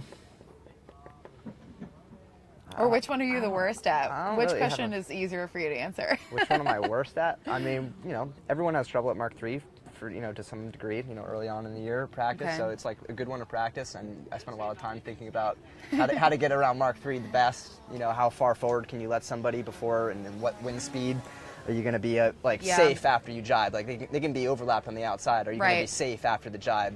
Because they're going to jibe with you and potentially have buffing rates. So boat handling around that mark is also really, really, really important, especially in big breeze. If you are going like Mach 100 and heavy breeze into that mark and everyone is condensed, trying to accomplish anything is always hard at Mark 3, but also doing it with a lot of speed. And if you overroll the boat, if you're overpowered, if you're underpowered, is pretty detrimental. So in a 156, which is what we saw just there, the one will generally, try to stay away on the downwind because they've got 3 enemies behind them, and they're going to stay away on the downwind. And then once they get to that Mark 3, they're really going to try to close the race up and make it super, super hard to execute what you saw Georgetown just do a really good job of. You saw everybody tip to tail, marginal overlaps everywhere, and they just sorted it out. Yeah. And that shows me that Georgetown's really strong. Well, and proximity is your best friend and your worst nightmare, depending on which side of the winning combination you're on. Yeah. So if you're Dartmouth in that last race, you're 156. You're generally trying to keep it as close as possible. Well, good Lord. Speaking of proximity, it looks like we had a few boats over and maybe one late start in this race. That looks like a crush for red, huh? Yeah, this is race number 23, University of California at Santa Barbara, Gauchos. They had a great And semifinals last year. they tell you this is orange, and I don't believe it. And they're actually sailing against Boston College Eagles in black. Are they beating the Eagles right now? It looks like it. So, the Eagles had one late start and a restart. And I know both of those boats are probably going to head off to the course right-hand side, which would be the left-hand side of your screen. There was another one of the UCSB teams out there. You can see one of them, the leeward here. UCSB looking real strong with a 1-2, and I don't see the boats that were behind, but there's certainly a BC boat over early. Here we go. And just in the left frame, that is where 3 of the boats are, and then I think, honestly, at the top end. Yeah, winning 3 pairs. Oh, there's all 4. Winning 3 pairs, but obviously the pairs are unbalanced on the right there, but that shouldn't matter. Just one boat out of the right, one boat out of the left, and that's all you need. That'll be a 1-2-5 at Mark 1, which is, you should be able to close that out. Hopefully they can. But, BC, they've got fast people, Wade, Sophia, and I'm not sure who their third is. But they're certainly quick, and they'll be able to put in a good chase if they can stay close on this upwind. Right now, not looking so hot. They got to bow out to the left, though. Maybe they can... Look how gorgeous is out right now. Pretty much the best college sailing venue ever. Just about. You're not biased at all, are you? No, no, not at all. Not being from Newport, you don't have any strong opinions about sailing here over other venues. Yeah. Tell me how you feel about Annapolis. Oh, man. Ask any Newporter about Annapolis, and you're going to get an earful about how much better they are. Well, just look at the conditions. I haven't done a ton of sailing in Annapolis. I did Hinman there when it was there in those M15s, and it was just nuclear, but that was in October, not in summertime. Yes, October can be a touch wild or it can be very tame. So we, once again, we had a very right-hand side heavy race just then, where most of the teams were, like the two different pairs were on the right-hand side approaching that Mark 1 from farther right than Mark 2. So a few factors probably, influencing that. First one being, the power of the right starboard tack obviously is, the tack with right of way. And the other thing is that when you're winning, you're safe letting boats go to a side, because they're not going to get a shift if they're going to the side. They can't take advantage of it if they're on the side. So right. if you're generally, don't cross through. Please don't cross through. Oh. It's a duck. My goodness. Oh no. Okay, well. All right, so we have one Gauchos UCSB opening the door here. Team member left that can hopefully put the work in on Boston College at this or the next mark. He better start sailing away. Is he 1-3? Okay, well, get the 1-3 done. You've got, BC's already, look at the spacing. So if you're BC, what are you going to do? BC's right in his face already, and you can see the Gauchos boat just sailing away. Like, this BC boat is going to get 6 behind one of their teammates, probably faster than, the Gauchos boat who sailed away. Like, you can't do anything if you're that far away. Right. So you can see he's in the zone, clear ahead, so he's, like, clearly setting up for a mark trap. And, 6 got a lured overlap. So, no, it doesn't look like they're overlapped in the zone. No overlap in the zone. Gonna give it to him anyways. I guess don't force it, and then you're gonna. Yeah. So as this lead BC boat, what are you gonna do? You're gonna. So there it is. Okay. And pick on starboard. Yep. There you go. And slow, right? So at this point, that lead BC boat, what you want to do is condense and try to throw some of the UCSB teams back, right? Yeah, you're trying to make that boat turn. If you can get a strong hook and hold it, like, that's perfect. You saw him drive on a starboard, luff him, not go past 90 degrees to the wind, and just jibe back out and protect the starboard tack advantage again. The gap closed that much more, and he's Han Solo up front, just doing a real good job trying to get Han Solo up front. It's when you're the 2 and you have 2 enemies on either side. Han Solo. That's Amanda Callahan too. He's got some work to do, man. What is she doing with her life that she's not watching team racing? She's got her priorities out of line. I think she's always watching. She's not watching? Not that I can see. She was around yesterday. But certainly influential teacher in my team racing. Spent some time at Roger Williams learning the game. All right, here we go. It looks like BC is doing some low-key work on this leg, trying to convert to the 2-3-4, huh? It looks like that's what they're going for. Yeah, this front Gauchos boat isn't really doing enough. If they wait long enough, like, BC is just going to take advantage of this. You can see that one BC boat is protecting the inside, going to go probably all the way to the corner. Man, I think BC needs to bring a boat through here. They're on ley line, actually. Look at that. This is going to, if BC can convert to a 2-3-4 here, that would be super impressive. I think that's what their play is. They don't have the 1, so they're going to, you can see them still doing work on that inside boat. And they're going to cross the boat into the middle. Yep, there you go. That's the strong thing. And then he's probably going to jibe and flick 7 behind 10. There you go. Close. Make the spacing right. Yeah. She continues a little bit. Which is pink and orange. If we can help it, we want to try to get to. Oh, 7. You need to be getting closer to 10. You need to be going the other direction, man. So now this is going to be 2-3-4 for BC, and you can see the one, waited too long. They had a 1-3 at the top, didn't do anything, and BC took advantage of their 2-3-4 winning combo. And now he's like, okay, got to condense here. All right, so in the 2-3-4, it's very safe, it's very secure. It's obviously a winning combination. What is the move after you head back upwind? So that's Mark 3. We've got Mark 4 coming up. So upwind, how do you balance? So right now, you're going to have one boat just going to go right to the inside of Mark 4, and then hopefully the other boat pushes low. If there's super overlap, if this Gaucho's boat decides to put in more gap, which they're not. Okay, this should be, they're not overlapped. There's a half boat length between boats. They should be at this. Is going to be pretty standard, I would hope, for BC. Gap, right? Yep, and then you're going to see boat 12 tack right as soon as this last Gaucho's boat. There you go. And BC, ooh, they sent 10. They sent the 2. They sent the middle. Sorry, That's probably more stable than sending. Well, you would want your strongest boat going with that boat to the left, and they sent their second strongest boat. I mean, he still looks strong, so. Let's flip the switch a little bit. We've already talked through Boston College strategy, but at this point is a 1-5-6 for UCSB. Force crosses. You need to force crosses and force the BC boats when they get flat in their coverage to duck each other. Okay. So you give up a boat length ducking or a half boat length ducking every time. And if they're flat, which it looks like you can say BC is quite flat, if you can force across, perhaps like the gap will, you'll be able to get leverage or tack, duck through strong and tack on their hip and make them get a little nervous. And then the 1 here is just going to be hitting their strongest boat. You can see BC leads back to the right. They're crushing them here. And he's actually going to go back to the middle. Maybe that wasn't the best place to tack if you're that right BC boat. And now 8, 9 is sailing in a seam here. They're in clear air, and they're crossing over to the other pair. Is BC going to be able to get the left across here? Let's see if they can get the left across. This is going to be a really pivotal part of the race. It looks like they will be able to get the left across. Looks like 12, that middle BC boat, pinched up and got into their lane and forced them back. And they're not going to get to the left here. Now, the other thing to look at here is this left boat for the Gauchos is not in a covered spot by the BC. BC would have to tack twice to slow that boat down. Right.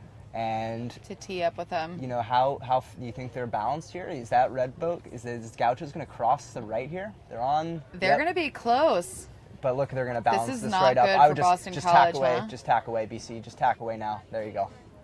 Okay, do it straight. Yep, drop in his face. That's a little bit of vulnerability that they ended up with, and that tacking back is really the only move at this point. Yeah, if he ducked to the left, you can't do that. So really, this BC boat number 10 needs to be just all over the red boat, get his buddy bow forward here, and yeah, they'll clean that up. But why did they need to?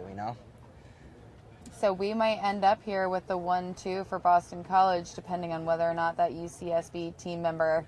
They'll get the 1, I think. So 1. it'll be 2-3-6, and they're not really trying to take the 1 unless you find yourself in the 1. I didn't know how far out to lunch he was going to take that boat. Yeah, he's got to do something. You got to get. They're going to Rose Island on an afternoon lunch session. So there's 2 top-level teams, BC and Georgetown, going at it. Play 2, and you saw 2 different styles there. I think I like the way Georgetown did it a little bit cleaner, to be honest with you, but BC was still able to convert. Yes, definitely. A little bit of dock nonsense as they wait to rotate. Keeping it loose. So that actually completes 4 flights of racing. We have a little break right now? I don't think we're going to get a little bit of a... they did take a break the other day in racing, giving people some time off for lunch. But, inherent in this team racing format, there are teams that do have a little bit of a break between their races. Yeah, it's quite a long sail in. It is. It's directly upwind. I guess the bonus to the digital end course is that you finish upwind, and so perhaps it's a little bit easier to get up. And I think the best part is that it's a downwind to get down. There's nothing worse than sailing upwind to get to an upwind leg. That's a fair point. There's a lot of chop we've been noticing. It's Memorial Day weekend.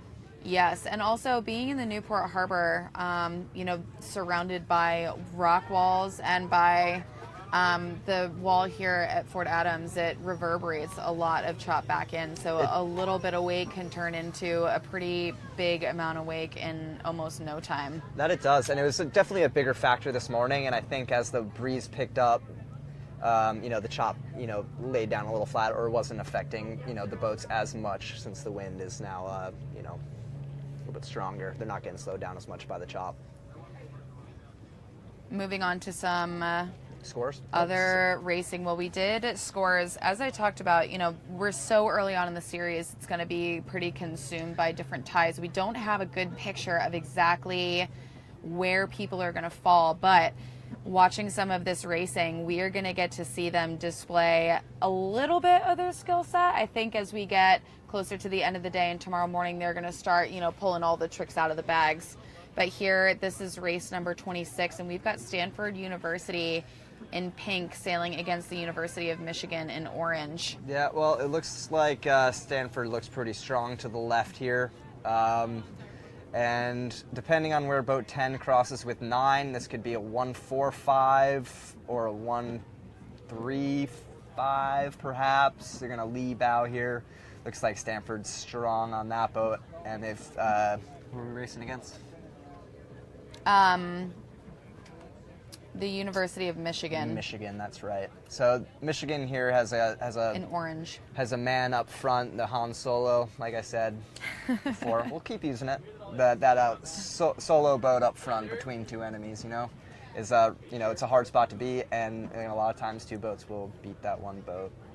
And Stanford isn't going to make a mistake here. They're really good. It looks like once again everybody is set up pretty far to the right-hand side of the course, which leads me to believe that there might be a little bit of favored breeze out there. So I think the tide is changing. It's now ebbed. Are we in the first hour of the ebb? What time is it? Just about. Yeah, it's supposed to, around 1:46 is when it is peak high tide. And we are also coming off of, we're a few days off of a full moon, so the water's moving pretty heavily. I think there's about like a just shy of or just over a 2.5 foot swing that we see. So it's certainly a factor. Cooking. It's not Charleston, but it's definitely, it's definitely going to be a factor here. And if we're in the first hour of the ebb, generally there's actually a blood tide running down the left side of the course right now. It kind of goes into the harbor on the other side of Goat Island and then comes back out the wrong way. And then that's just right up against the shore. And then on the right side of the course, you're going to see upwind current. So that's probably why we're seeing the advantage boats come out of the right. Everyone being set out of the right. And Stanford 1-2. Michigan spinning. Yeah, it's going to be hard for Michigan to come back after that. They've got is that a boat missing a jib? Is that boat missing a jib? Can we zoom in on that far left boat still going upwind? Missing a jib? It doesn't look like they're sailing. Are you making stuff up? Where's the third Michigan boat? Are you sure that they're at the top of the screen? A part of the event? I mean, they're the same color, right? Are your eyes deceiving I don't see you? it. Do you see a third Michigan boat? It is. No, you're not wrong. So we've got a jib down. So breakdown, huh? I wonder if the clip came undone because they did it wrong, or there was a failure and they can get redress. If they didn't attach it right, they are not going to be able to get redress. So they're going to inspect that when they come in, and they're hopefully going to, if they don't file for redress, they're doing it wrong. Jib come down. So if it ends up being a failure in equipment, there's only one of two ways that jib came down. The first is that the fixture at the top end of the mast broke. Yep. And so the sail came down without the rest of the halyard that pulls it up. And the second is that something malfunctioned down at the bottom end and the jib came down with the halyard. If it ends up that it got lost at the top of the mast, that's going to be an interesting fix. We'll have to roll the boat over in the basin. Yeah, they can do that on the water potentially too.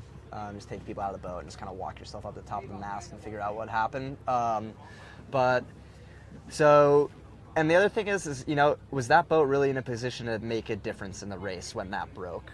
Yeah, I think that's going to be pretty deep. crucial. So part of the redress filing is going to be like, where were they on the course, right, when it how happened. significant And it was is the it? first upwind, so they had the downwind potentially. Like you could make the argument that they could chase Right, there's down opportunity on the downwind. left. If it was the last upwind and they were in the 6, they probably won't get it. But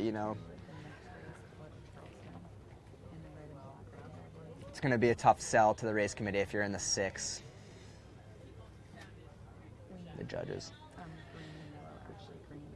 So Stanford, who's Stanford starting? We were hanging out with them the other day. Ramon Screeve, Antoine's brother, I think. And who are the other guys that are sailing?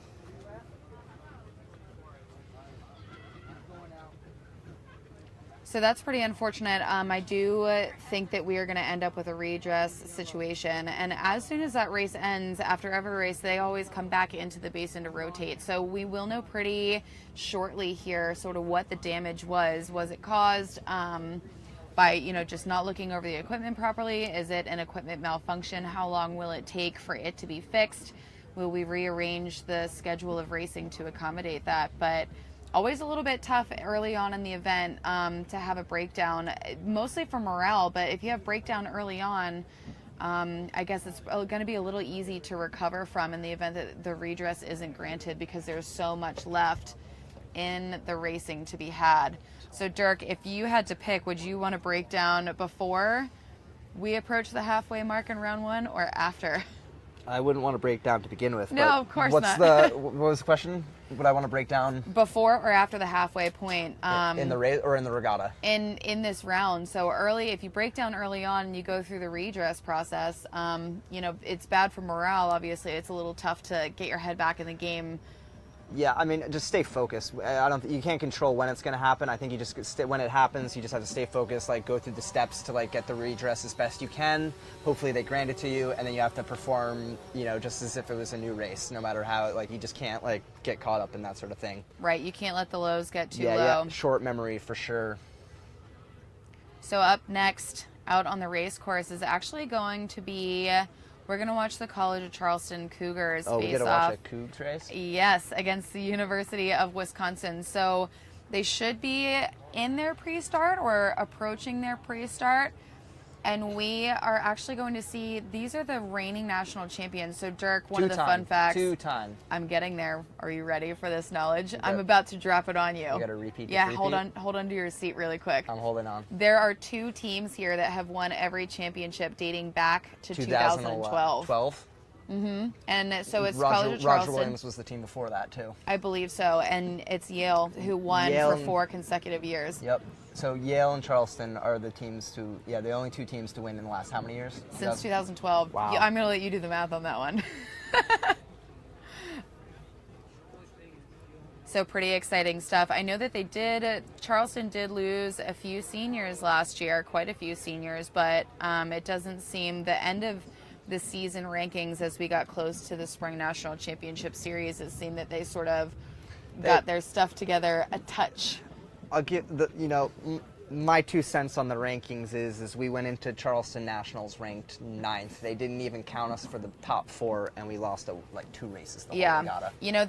That's why I try to reserve judgment. What we don't know is that there are always this level of sailing applies a certain amount of pressure that you cannot replicate throughout the season. We spend the season training, we spend the season on the water, on the road, in the gym, but there is not a day that you can create that can replicate the pressure and the excitement and the adrenaline that you approach this type of event with. And so I think that for certain teams and certain characters, that is enough to drive you through what the performance has been leading up to this event to perform higher. Pressure crushes.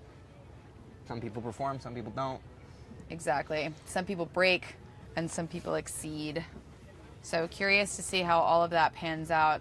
Other people just didn't practice enough, probably. Here we go into So Green's got the what pre-start. I like to call the sandwich. When you're approaching the pre-start, generally the pin boats will kind of be on an island by themselves, going one-on-one. Right now, that's not the case. Looks like that one green boat is close to leeward, and these pairs are now tacking back, and now you can see the island that the pin boats kind of create for themselves, give themselves a little extra space, and then the 4 boats, the boat pair and the middle pair, will kind of be like doing their best 2-on-2 up at the boat end of the line. And you can see the green boat to windward with space and the leeward green boat close. So this is a strong start for green here, especially with a pin boat bow out like that, crossing the whole fleet.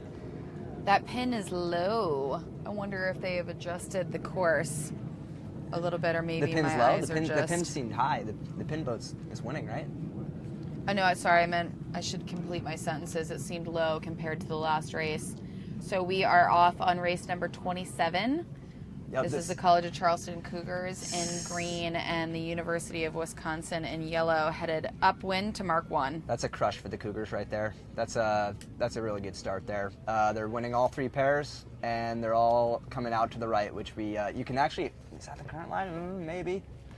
I'll tell you when I feel more confident that that's the flood current going the opposite direction, kind of at the top of your screen there, potentially.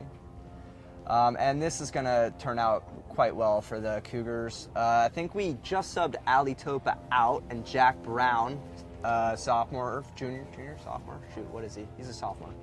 He's in there right now, and he's gearing up for a big Georgetown race after this Wisconsin race. So a little warm up for him against.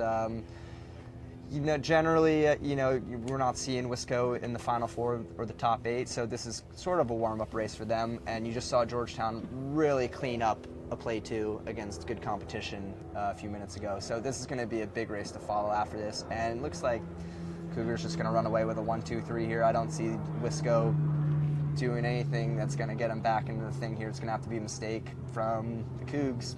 But, we saw UCSB not able to clean up a 1-2 on the last one. So Right. Anything can happen. That's what I was saying earlier, that it's not over until it's over. anything can happen to a point. Yes. To a point. So let's see if this right pair is crossing. Even if they're not, shouldn't be a big deal. I bet you they make this Wisco boat tack. Oh, he's going to duck through. Perfect. And why did he tack there? It looks super puffy out on the water. The breeze is picking up just like we expected. Again, we were a little delayed in getting started this morning, waiting for it to come in from the south. We are working with an actual sea breeze today, which is going to be gorgeous. It's picked up. Everybody's hiking now. It is puffy and shifty. So as far as boat handling is concerned, from a crew standpoint, trying to manage all of the transitions, also be on top of, tacking and driving and being conscious of what's going on in the course is pretty challenging. But Dirk, how do you manage within the team? Obviously you have to be in sync mentally, physically. How do you create that between you and your crew? Practice. It's a bad answer, but it's practice. It's Practice, a really bad answer. practice. Yeah, it's you can't understate the value of a crew in team racing, because the boat handling is just so much more demanding than it is in fleet racing. When it gets tight and everything gets slowed down, the crew's position just becomes that much more magnified and important. And skippers will get you to the Final Four, and the crews will win it for you. That's Ward's sort of mantra, and I have no reason to disagree with it, because so far so good. And maybe a little bump and grind here from that last Cougar boat. I can't tell who's who in the boats right now. The drone's not close enough, but yellow shorts means Augie, I think. And hopefully he's gonna, give a little gap to this 5 and 6, slow them down so they're not so close taking the air. But this should be close outable. I mean, all the green boat's gonna do, they're gonna slow one boat down if they can, and then definitely keep the 5. They're not gonna want to be rounding this Mark 3 and 6. If they are, that's actually quite strong for Wisco. If they can come around this, best case scenario, 2, 3, or 3, 4, 5, I think, and then maybe you can get a piece on the last upwind. But trying to put a chase together here. Yeah, it's definitely a tough combination. Yeah, it's like they to break. They're almost going high-low here, but they didn't really get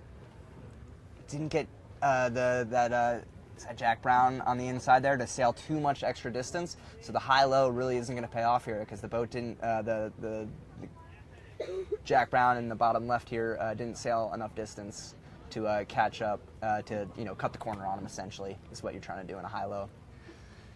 Threaten to take his air, make him sail extra distance, and have your guy just go right at the mark and cut the corner on him. I really can't tell who it is. Looks like they're surfing conditions almost. Yeah, one Uch wave, and I shouldn't say this, but if you're not cheating, you're not trying. Like, the best crews are certainly trying to sneak in an extra Uch, whenever maybe the umpire isn't naughty. Well, sometimes ask for forgiveness, not permission. Yeah, like the crews will get, because the crews are onto one another, so they really self-police, and they get the umpires involved. So really, when you start seeing like people ooching too much or rocking too much, like it's the crews will start yelling at the umpires, being like, "You need to get on this." There was a Stanford race at the Bob earlier this year, first regatta of the spring, and one of the Stanford boats was doing a little extra rocking, and got verbal around that Mark II, for sure. A little communication. Nah, just like they're yelling at the ump, like, watch him, look, he's cheating, like it's all self-police to a degree. Here you can see Augie here just like spacing out that 6, like slow him down, make it a 2-on-2 up front, and then This is don't give it up, for proximity is your best friend and your worst enemy. So for right now, Charleston, they do not want proximity.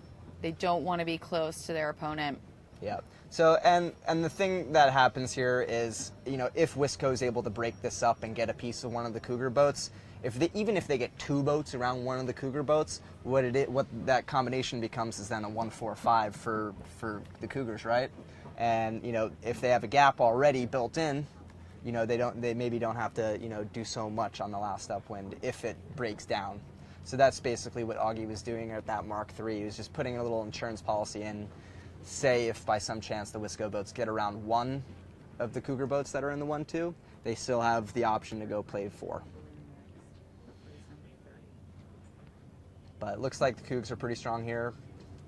They're going to try to get this left across, and he looks pretty strong. And as they're hiking. That's awesome. Yeah. Being cooped up in the boat trying to team race is challenging, mostly because there's a certain pace that the race sets mentally and emotionally, but if the breeze doesn't allow you to keep up pace, like as you're physically sailing the boat, it can get a little bit frustrating and wear on you. But now certainly it takes a lot of concentration. You have to be super and patience. And you can't execute things that you would rather have happen immediately because you just don't have the breeze, the speed, the momentum. It just can't come together as quick as you want to make it happen. Light air really separates good sailors because it just tests your feel. Yeah. The lighter it is, the less feel you have in the tiller. The windier it is, it becomes more obvious that your main trim is wrong. But in the light air stuff, you have less information coming from the main sheet and the tiller. Right. So boat handling becomes challenging. You just don't have the feel in your feet. You don't have the feel in the sheets. You can't execute things quickly. All in all, there's a mental fortitude that you've got to really piece together to be able to excel at light air team racing. It's just certainly not as obvious, Right. in the light air, because you can get a lapse of concentration and, maybe something isn't exactly the way you thought it was, and, you end up losing a little bit. So this looks like Cougars just cleaned that up, right? They sure did. Yeah, that was pretty solid from the start all the way around. It's the way we like to see it. Usually preferred method of winning. Yeah. So as we go throughout the rest of the Team Race Nationals, again, this is just round 1. In round 1, we have 16 teams. The top teams in the country have come together here in Newport, and they're going to sail against each opponent once. So 15 races each team is going to complete. And then from there, the top 8 will qualify into round number 2, and they will compete for the opportunity to move on to the top 4. And then that is broken into the petite finals and the finals. So Dirk, explain a strategy for piecing together each of the different qualification series. How does your mentality change when you go from 16 boats together? If you qualify for the top 8, how do you handle that, and then moving into the top 4, what are your goals for each of those rounds? It depends where you are, obviously. If you're sitting in 3rd place, you're feeling okay when the top 8 cut happens. Obviously you're a lot more nervous if you're 9, 7, 8, or 9 trying to make that cut, and every single race is do or die. So the pressure certainly escalates as we get towards those cuts, but generally the writing is on the wall before it's all before the cut happens. You kind of the mistakes were made before the cut.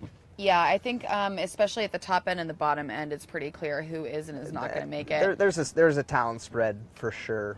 So here we go. This is a bit of an indicator what our breeze is doing right now. Again, we're finally in sea breeze conditions. It's picking up just like we expected to. I think we're going to see a little bit more breeze, which will be great. Yeah. Excellent for racing, and it's also going to really put these sailors to the test. They have to race throughout the day in increasing breeze across the board. So we might see some crews change up depending on how heavy it gets. Yep. From their lighter air cruise this morning, and then maybe into heavier air cruise this afternoon. Perhaps we'll see some skipper change outs. As you said, Charleston already swapped out one of their skippers. Most of the teams here have the depth to be able to do that, knowing it's early on in the series. If you're in a position where you can just sort of crush races, you might as well give everybody a little bit of play, make sure everyone is prepared for going into the next couple of days. Well, I can't speak for, all the teams, but I think we just subbed out Allie. She just spent 4 days racing in nuclear, 30 plus knots all day yesterday, putting in a good women's regatta for her. So, she's, got to be a little bit tired, but subbed her out. A little bit tired? Did you watch any of the racing yesterday? She's a tough girl. She's fine. All of them are tough. I know my quads would be on fire. Yeah. Today. So so we put her in the light air in the morning, and then as it picked up, we decided to give her a break and let Jack Brown go in, who was like really strong for us in nationals practice when the wind came up. So, and I guess this is the first time we'll see alternating in heavier skippers also. Traditionally, you just put in heavier crews looking for, and it's not a comment on who weighs what. It's more of a matter of how the boat performs. There are feel-good spots and weights, and then obviously different combinations of skippers and crews that work really well together. And at this level, they're putting together the people and the weight combinations that have everybody perform at their peak. So I guess we're going to see some skippers switching in also. Yeah, I know Yale's doing a similar thing. They have one of the Klinglers racing some of the races, and then Sean Harvey's been sick. So they're trying to give him as much rest as possible, and then putting him in when it's a tough race. So he's been kind of sick, and he's one of the best team racers in the nation. They lost one regatta all year. That's it. They lost to Marciano. It was like in the up in the Charles River, and it was like shifty. It's not hard to lose regattas in the Charles River. They win. Any college sailor will definitely confidently say it's not hard to lose. Yeah, expect the unimaginable when you're on the Charles, that's for sure. Definitely. So now we've got race number 30. This is the University of Washington against the U.S. Naval Academy out on the water. That being said, Yale's won at the Charles like a lot. Yale's won in general a lot. Yeah. It's just always just like blanket winning team. Yeah, they're good, no doubt. Pepperoni pizza for Patrick Shannon, who wanted us to say that for some reason. I hope that makes your day. I'm gonna go get a pepperoni pizza later, probably. Really big split in this race. It looks like we have two pairs off to the left-hand side of the course this time. That is going to be on the top of your screen is the left-hand side of the course. And down at the bottom here is the right-hand side of the course. And look at Newport, Rhode Island. It is absolutely stellar outside right now. A little bit of sea breeze. The sun is out. It's warm. My parents' office is right there. They've got the best view in the whole place. For sure. My dad's not getting any work done right now. It's Saturday, whatever. I would hope he's not getting work done on Saturday. He works on Saturdays sometimes, but he's probably still at the office right now watching. It's great seats. We've been down there when it was in Newport last time. Oh, really? Yeah. Sweet. Great viewing over there. Come on down. And look at all those teams out on the water. So we're watching race number 30 here, and this is Washington. I was just reading it. I forgot it though. This is going to be Washington against the Naval Academy. That's Washington is in green and Navy is in blue. I would expect Navy to clean this up. They look strong. They've got two boats strong to the right here, easily crossing the left-hand boats. They're just going to step up onto the starboard tack ley line and then tack around the mark when they get there. They're not going to let this port boat do anything. Like, they're not going to get left of this port boat at this point in the race. So just watch these two boats tack probably after this wave set. Hopefully, wouldn't want to go in the middle of that. A lot of chop here. Memorial Day weekend. Wow. Oh, and it hasn't even started yet. Jesus. That is nuts. Boat handling is key. Wow, look at that. We just saw those boats come to a screeching halt, unfortunately. Yeah.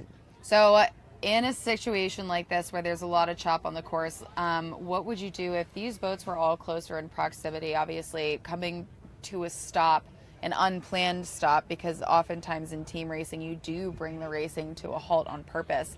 But if you come to an unplanned stop that close to a mark, what kind of damage can that do? Or, conversely, what is it you would do to take advantage of a team who's in that position? It makes it first off, difficult. Second off, hopefully the waves are, hitting everyone generally the same. Like neither team really, got a huge advantage because of those waves because they were all hit by them. So, I just always try to keep the spacing in your favor and then go from there once the chop is like gone. And this is when the crews come in. When unexpected things happen and the crews can help you recover faster than the other boat, like that's where they make their money. They're not getting paid, but they should. They might one day. They probably should. Yeah, I bet you a lot of them will. But Navy, they're one of the teams that came down to Charleston and practiced with us, and they were challenged to compete against. Certainly we had our hands full at times. I like to think we got the better of them, but that's my subjective bias. And they're going to go after one boat high here, and there's really no help close for Washington, so this is going to be a interesting downwind, even if they can get a piece of this guy. You can see that the strong Navy boats, coming back to protect the inside. So even if this Washington boat gets a hook on the weak blue boat, they're going to be able to clean it up. And I would expect this to go 1-2 at Mark 3 here. And do they have an ace? I think it looked like they had an ace, didn't it?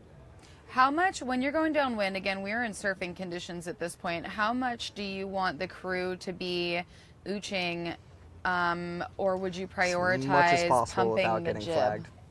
As much as possible without getting flagged. Okay. You're only really allowed to do it once a wave, or to initiate You planning. are definitely only allowed to do it once that's not open to interpretation. It's open to being caught. Once a wave to initiate planing is is what I think the rule says. That's rule 42. Believe. Kinetics. Don't even know what rule it is. Rule 42, kinetics. Done and done. Quiz me all day. And 1-2 here for Navy. I don't know who's starting. J.C. Hermes. We can take a look. Yep. Connor Bayless, Parker left us, Joseph Hermes. And we had a great 1-4-5 against J.C. when he was down at Charleston. It got real heated, and that's fun. And they're not going to have an ace here, though. So, like I said before, Charleston was able to round 1-2, but they had an ace in case it broke down up front.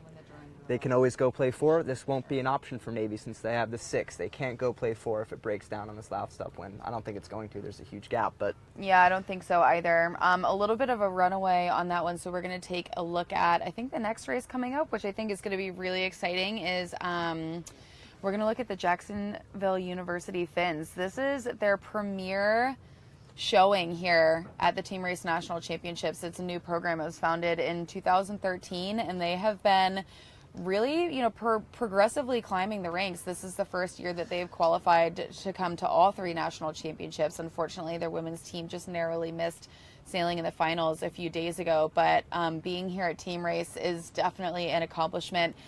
Which would you say that this is one of the more challenging of the 3 national championships to qualify for?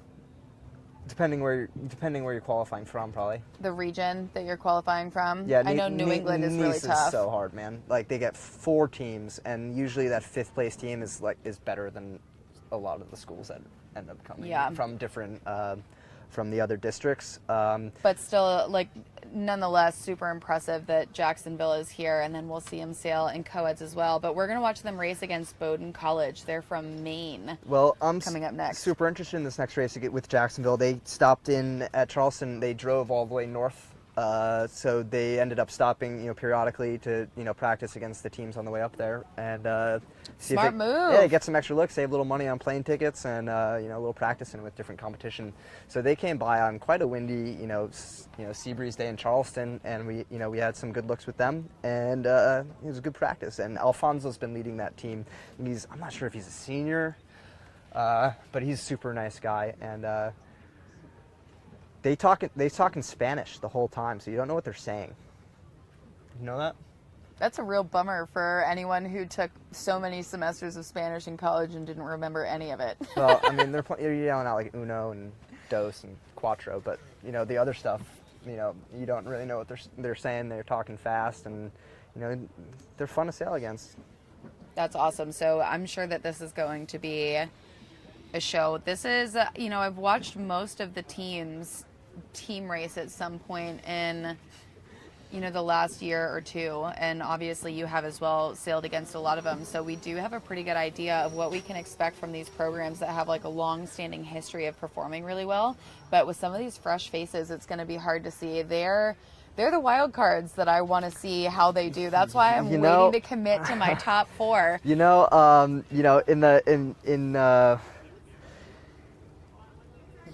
To be fair here, and to just, I didn't really want to mention this, but JU took a race off of the Cougars at the qualifier. JU, yeah, my own personal love aside, JU has taken quite a few pieces out of the Cougars this year at more than just the team race events. So that's what I'm saying, man. Yeah. I can't pick my top 4 yet because we just don't know, and that team is not only young, but they are hungry.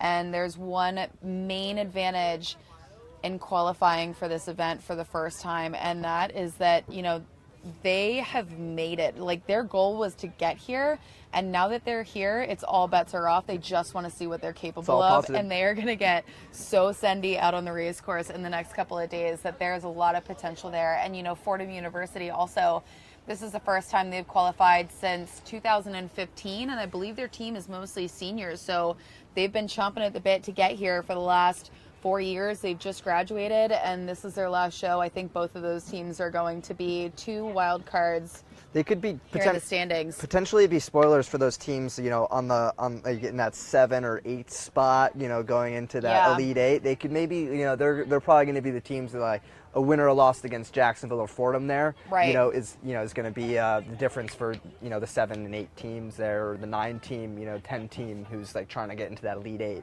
I would expect JU and Fordham to be, teams that, take races off of, yes. generally historically better teams. But we'll see. That's the one tricky part. When you look at score lines for team racing and match racing, everybody looks at it and it's like, oh, well, they should win this race or they should win that race. But it's always teams that it's one of those races that a team at the top should not have lost. That is the difference between Yale, the overall scores. Yale took a loss to Tufts in Charleston. It was like one of their 2 losses in like the first round robin, I think. They lost a race to Tufts, and they lost a race to somebody else. And those 2 races at the end of the regatta, when it was the final 4 teams, that's the difference between, it was going to be, I guess we locked it up before the last race against Yale that year, but had Yale maybe, beat Tufts in that Sweet 16, like tied going into the last race against Charleston. Like, you know what I mean? So these races at the beginning are, they count. You don't get to reset your scores, and every race means a lot, especially when you're coming down to the tie breaks and the cutoffs. So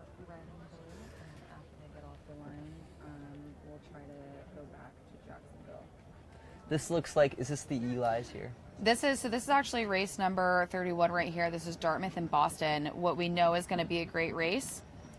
And we're going to watch the first part of this leg. They just started. We've got Dartmouth in red and Boston College in blue. Sort of not a very typical start. You saw 4 boats, at the pin end of the line, smushed up. And, that's not generally how it goes. Usually the pin boats are by themselves. And you can see the one Boston College boat tacked out to the right and then came back and is ducking now he's ducking through, and his teammate is now holding the other 2 Dartmouth boats out to the left while he sails free and is no longer caught up on that Dartmouth boat's hip. And it looks like BC also won the pin, so I'm giving this to BC here if I had to. Having the one is that there are 10 winning combinations, and there are 10 winning combinations. It's like 11, I guess, if you count like getting thrown out and 7. But there's like, as it goes, there's 10, and there's like 2 that win without the one. The 2, 3, 5. Right. It's just crucial to 2, 3, 5 and the 2, 3, 4 are the only combinations that you can win without first place. So being first at the top mark is hugely important. And if I were to guess, I would have thought that BC boat off the pin looked real strong, bow out, and to leeward. Is that Sophia? She's quite fast. That's Erica's sister, I think. She's doing her Olympic campaign There's right now. you know what? It looks like there's a lot of people wearing shorts out on the water. I'm not sure where they're from in the world or from in this country, but this water is cold, cold, cold. I think that this is probably the coldest time of the year for the water. It doesn't necessarily chill in the wintertime, I wouldn't say. We have the Gulf Stream that runs just off the coast, just past Block Island, and so it's warm for most of the season, but later in the spring is when it finally drops. And it's like around 56 degrees, I think.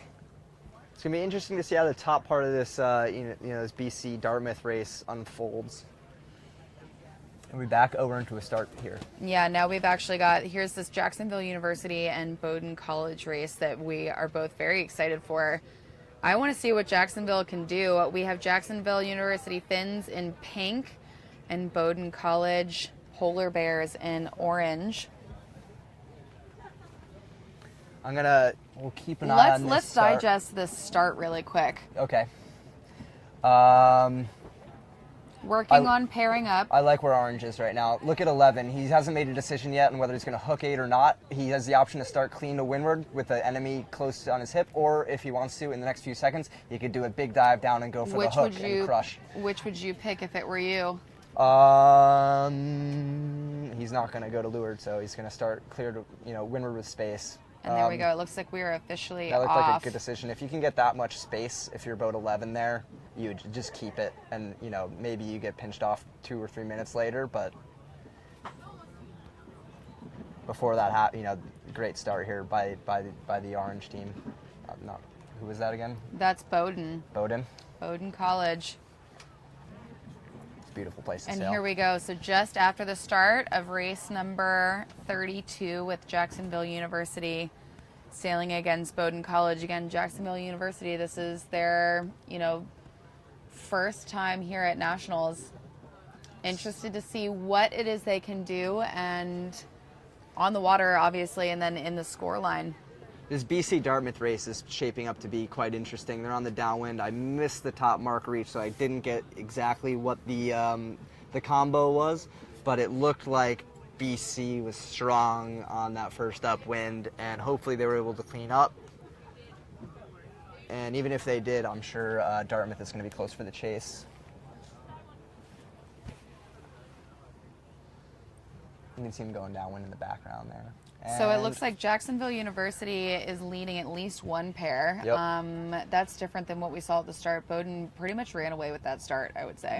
they were winning 3 pairs Yeah. there, and maybe Pretty impressive. That one boat was bow out at the pin, so maybe Maybe they're that's what they were took a piece out of him. 50-50 on that one pin pair, but he's not gonna be able to do much because he can't get out of the left super soon. So you can't you can be strong at the pin, but it just takes time for you to work yourself into a position where you can help your weaker teammates. Right. If you're able to get out of the left to begin with. I have an unrelated and semi-loaded question for you from our fan base. Okay, I'm ready. And I can already answer the question. Go for it. I think it's Rule 42, but someone asked what your favorite rule is. Favorite rule? If you had to pick of all the sailing rules. My favorite rule, man?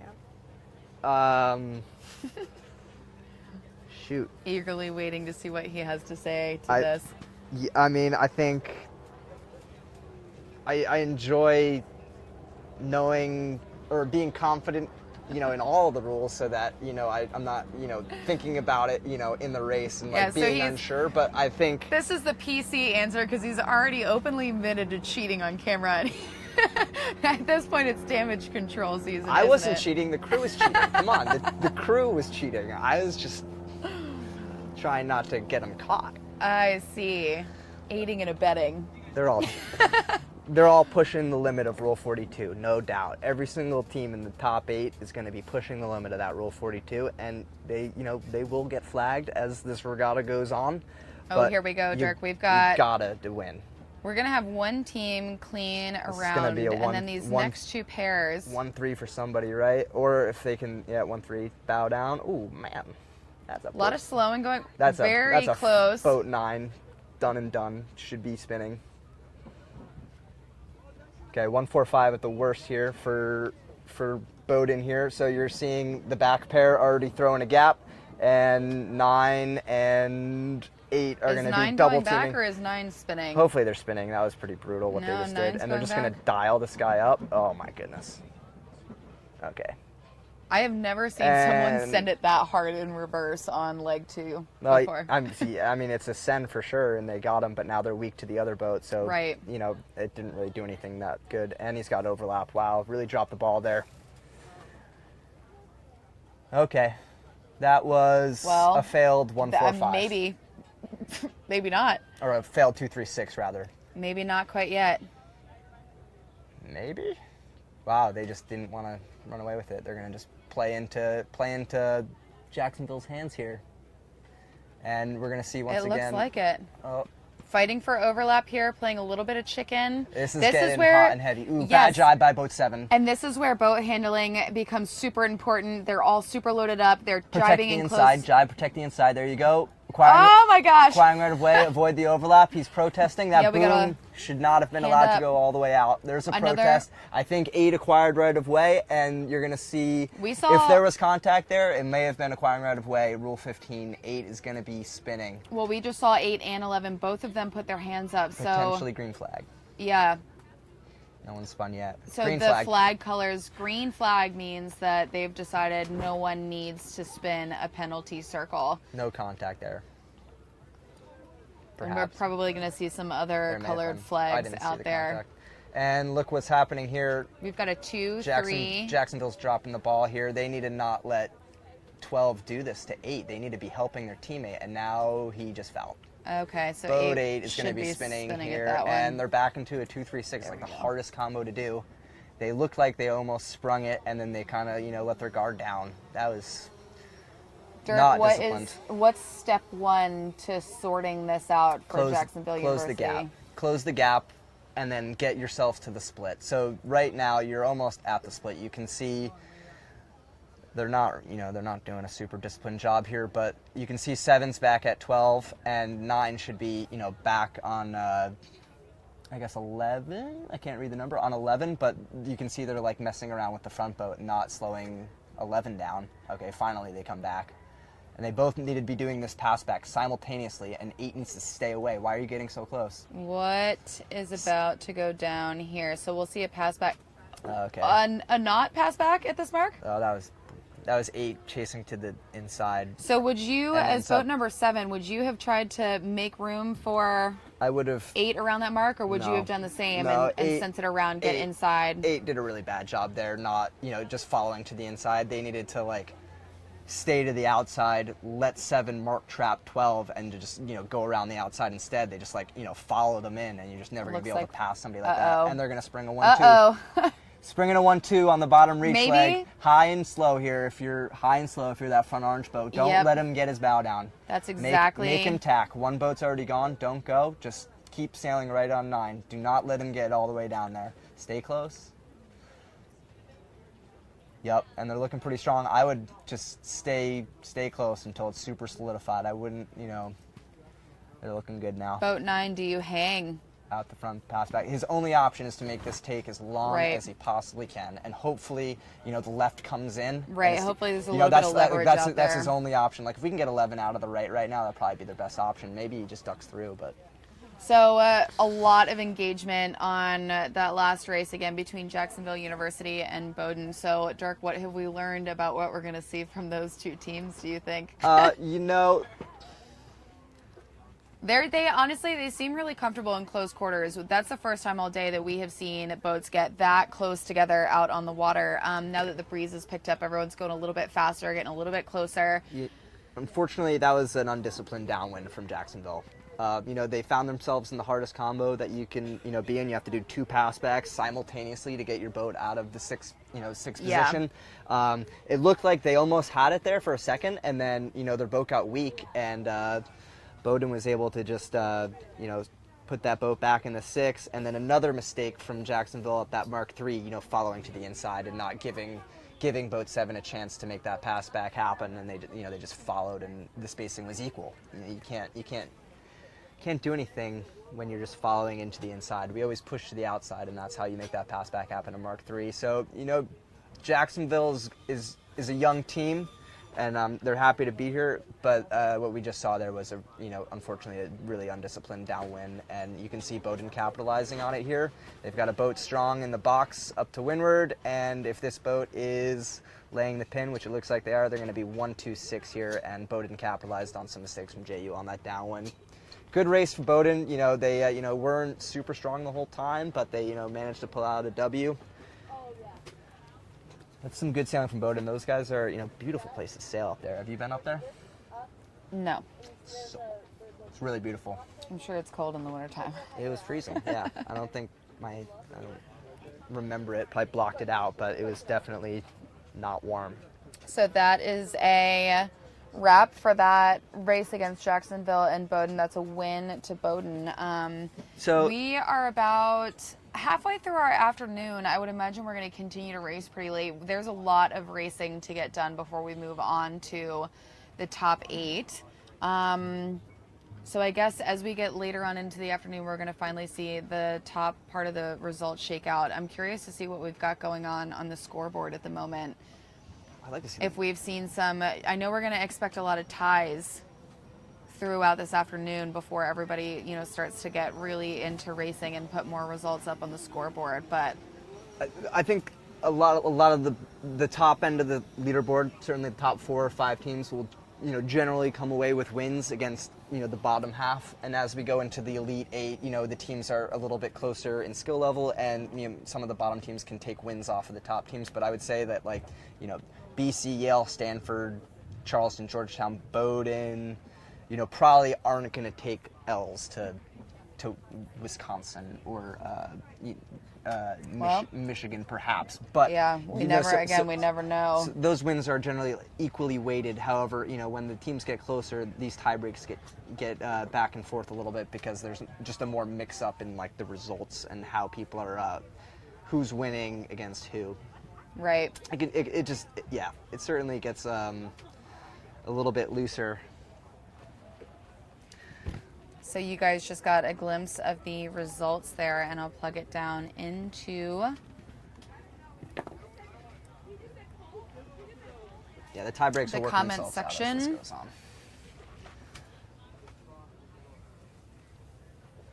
There's other people commenting on this. Oh, cool. Yeah, there's a lot of Is that people why making fun of you. Sam Tobio? Yeah. Oh. I'm not just making this stuff up, Dirk. Oh, I thought you were just okay, I see now. So on the water, we've got race number 34, and it's the Yale University Bulldogs against Stanford. As we just saw, this is a huge race right now. Yeah, as we just saw in the standings, they're pretty far up there. Again, we're quite a few races into this. Are they on round Are they on one. the upwind right now? Is this them?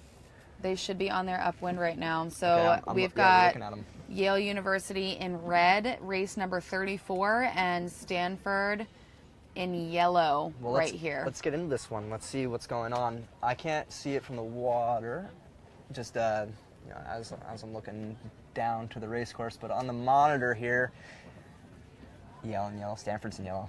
Here we are with mark number 2 just down here at the bottom end, and then at the top end of your screen is mark number 1. So who's going to have the 1 here?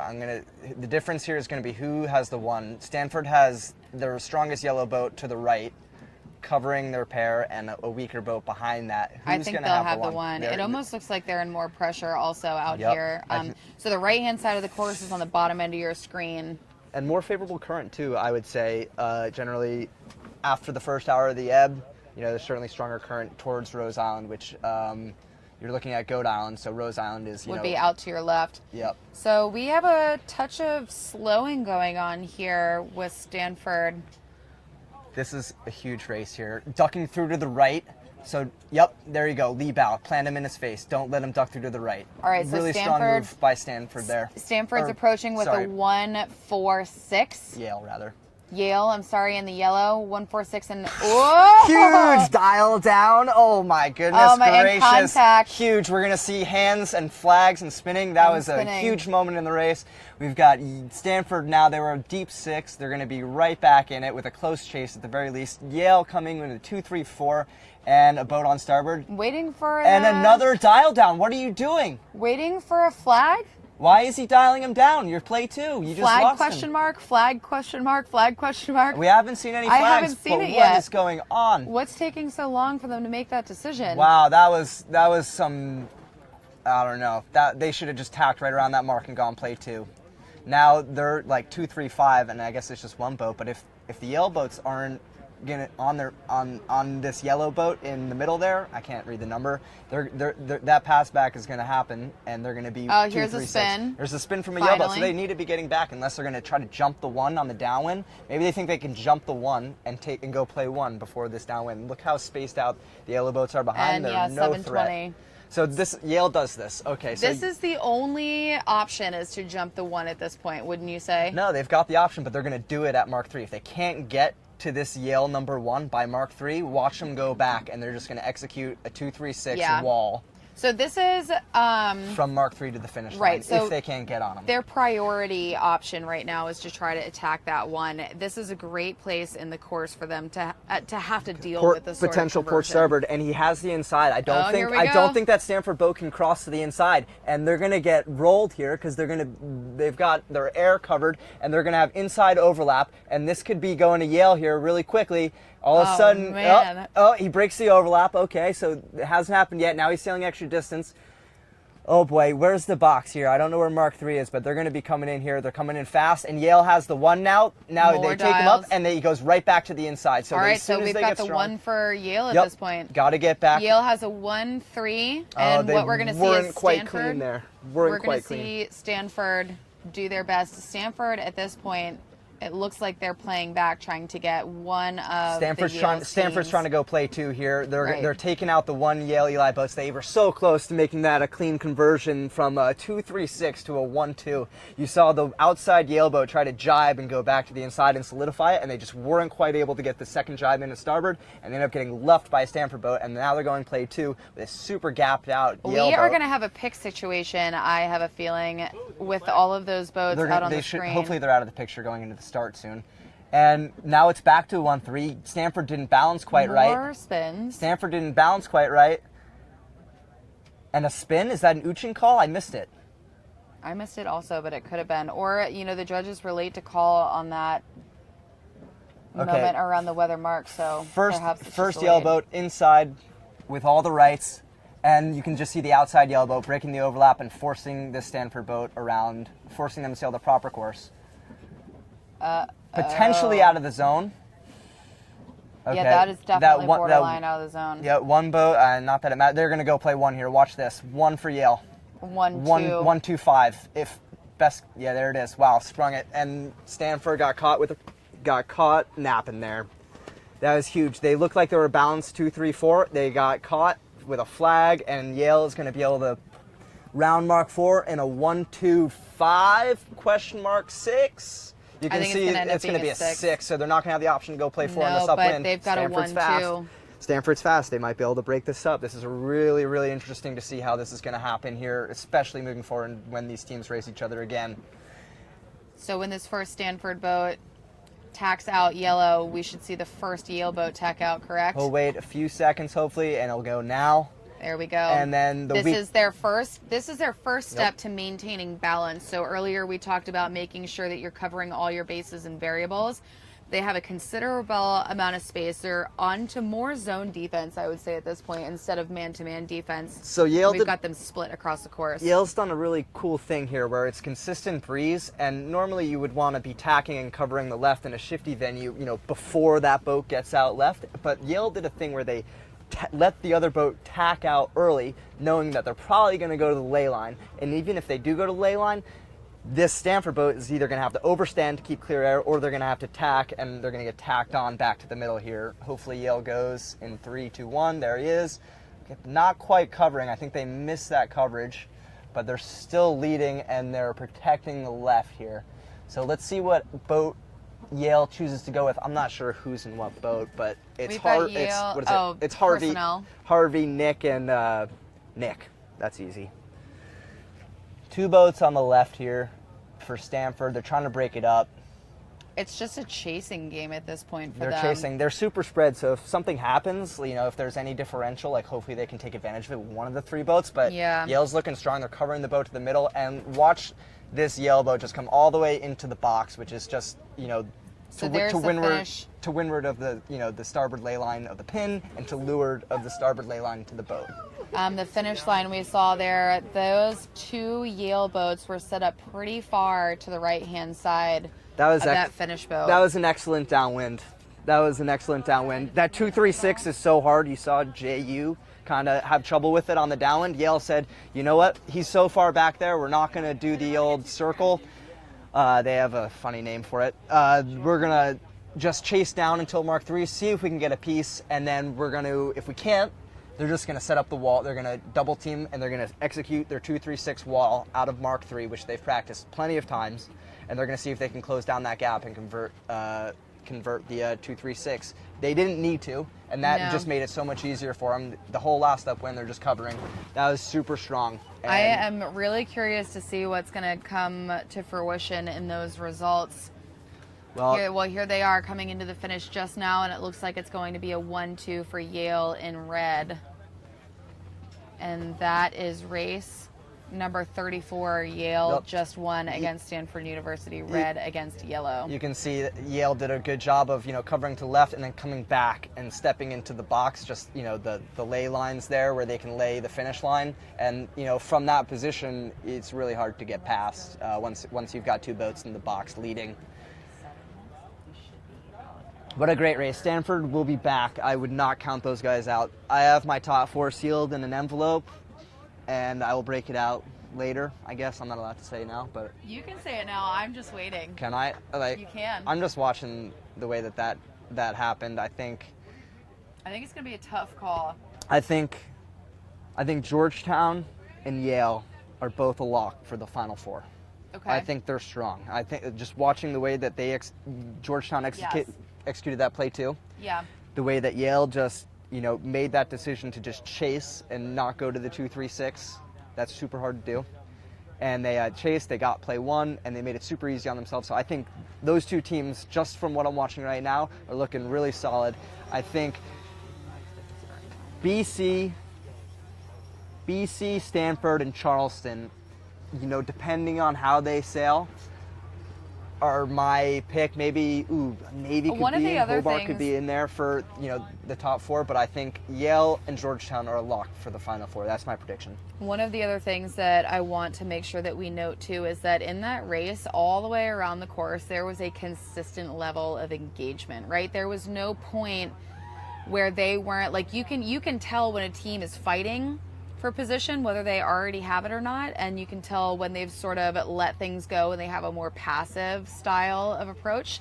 And in that race, it was just like pedal to the metal, full court press the entire time. Yeah, they rounded that mark 2. They made the decision to chase. You know, they slowly worked themselves, you know, into a spot where that, you know, strong Stanford boat couldn't, you know, get clear air, and they had a boat to the inside. And as soon as they had the boat to the inside, this is where Yale misstepped, maybe just slightly. They tried to jibe him out and come back door on him and come into the inside. You can't see my hands, so I don't know why I'm doing that. But Bar karate off camera over here. yeah, they misstepped there and they weren't quite able to get the 1-2 there. But then you saw afterwards they got the 6. Stanford got a little bit too far low and outside in the zone at Mark 3, and they let, you know, the 6 slip into the 1 or into the 2, and that's what they did. Great job. We have even more pressure than we saw just 2 races ago, and now It's piping up. we're going to take a look. We're going to take a look here. What do we got sailing here? Out on the water, red versus black. So You know what? This isn't red, and this happens to me every time. This is orange. orange and black. Yeah, this is supposed to be orange. This is race number 35, Fordham University against the University of California at Santa Barbara. Orange. Somebody, you know, support me that this looks like red. Yeah, it looks like red to me. Okay, thank you. It does look like red to me. And this should be just after the start. And Well, 2 pairs I going know that's the finish line. We're Yeah. headed into the finish line for this This race. is the last up win. So this Yeah. race is pretty much over. Just one more tack from that port red boat right when they can lay the pin, or maybe they'll duck through and tack on 7's hip. Really quick, Dirk.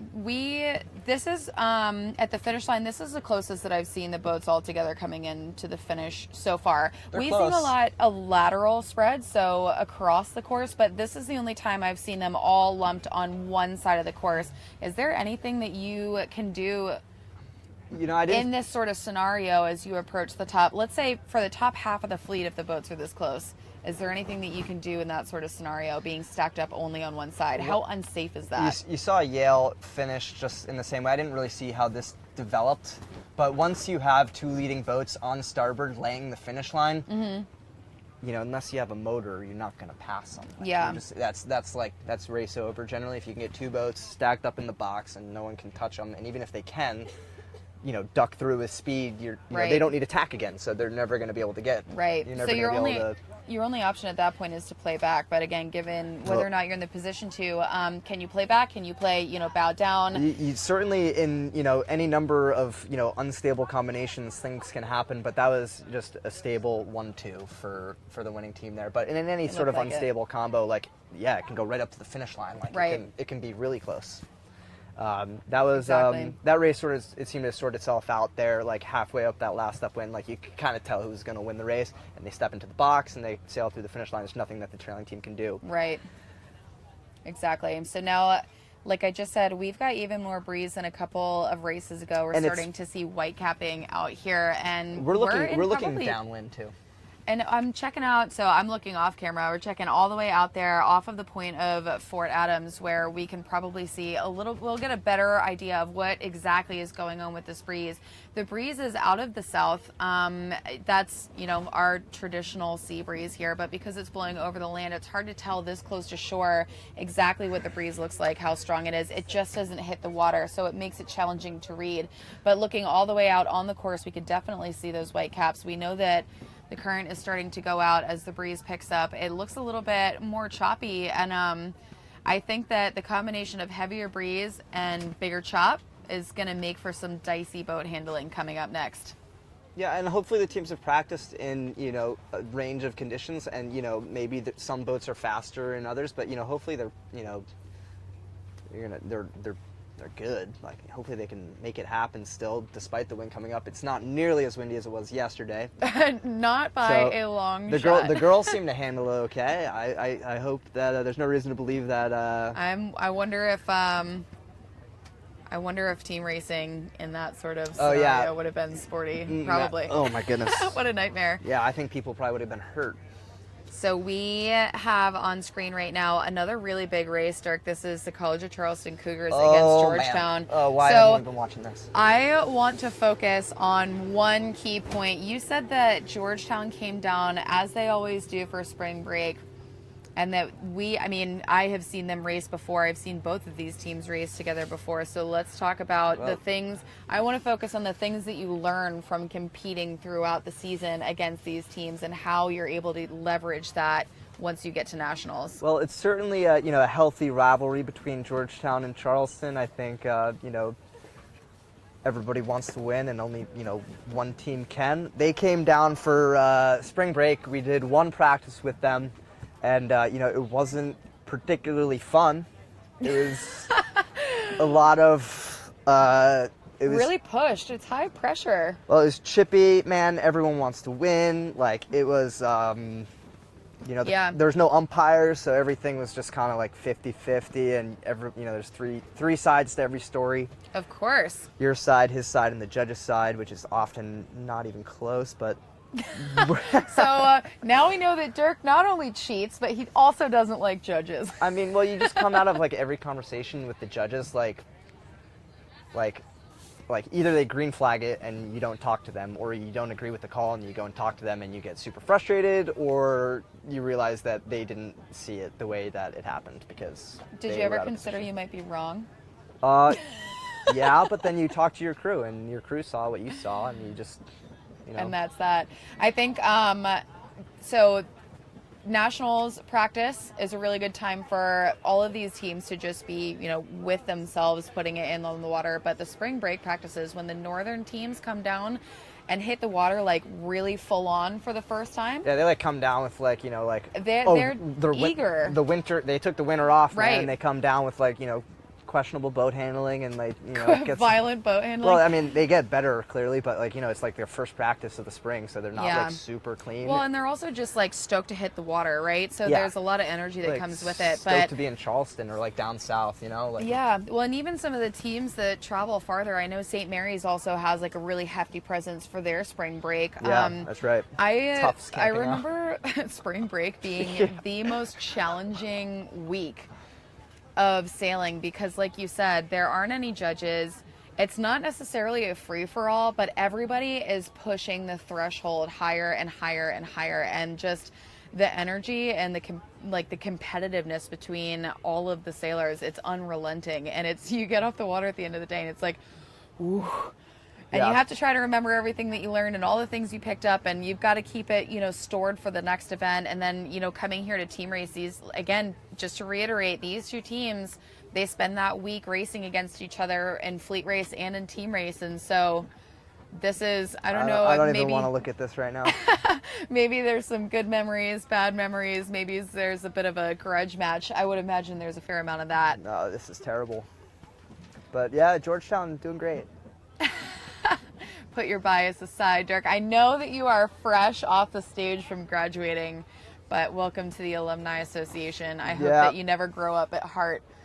It's going to be an interesting dinner tonight with the sister. She's a Georgetownian. She actually won a team race nationals 2 times ago when it was here. Okay. With Georgetown. So we have last family. Last time Georgetown won a team race nationals, it was here in 2010. 2010. Sister was on the team, and it was cool because I wasn't in college and I got to like root for Georgetown. But maybe we should get the two of you on set for a race. Passionate alumni. I'm trying to get her to come to him with me. Call out. See if she wants to. So we're coming down into Mark 3 and 4. Not much to talk about here. No, unfortunately not. It's going to be a painful loss. It hurts already. This is one of those losses that, you can't ever afford losses, but this is a tough loss because it's against a team that they're going to face hopefully all over again. Yeah, and then, just like makes you, if you beat them, if you end up beating them later, if they take a loss to somebody you beat against, you lose the tiebreaker if your records are tied at the end of this thing. So just don't get flagged if you're Georgetown right now. Sail clean, set up your coverage. It'll be generally the same as we've been seeing. One yellow boat just like cutting through, whatever. Wow, yeah, Will Logue, Sago, and one of the riders putting in a gap here. Really give those boats, ooh, that looked like a foul. Yeah, that's just going to add insult to injury. Tacking, oh boy. And Yale's going to be launched, planing down the reach leg. 1, 2, 3, wow. They're screaming on that reach leg. That's painful to watch. And even more gap here, adding insult to injury. You're awesome, Georgetown.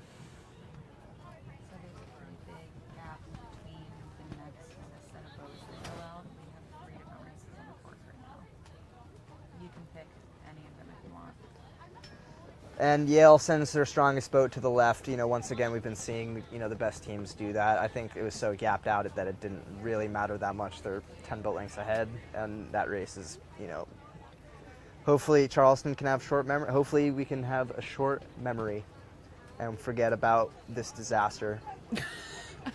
Woof. What do you call getting 1, 2, 3 at Mark 4? I wouldn't want to call it a disaster. That's a disaster. So we actually have three different races going on out on the water, and it looks like there was a bit of a longer rotation.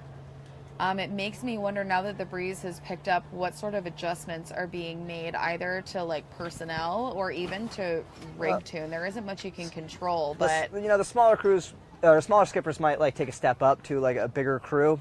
Generally, the bigger skippers, they should be, able to hike in this and stay fast. I'm sure the top teams have been hitting the hiking bench, and they're going to be able to, last at least an afternoon of, moderate sea breeze without stepping up. But if it gets a little bit more windy, maybe we'll see some personnel change.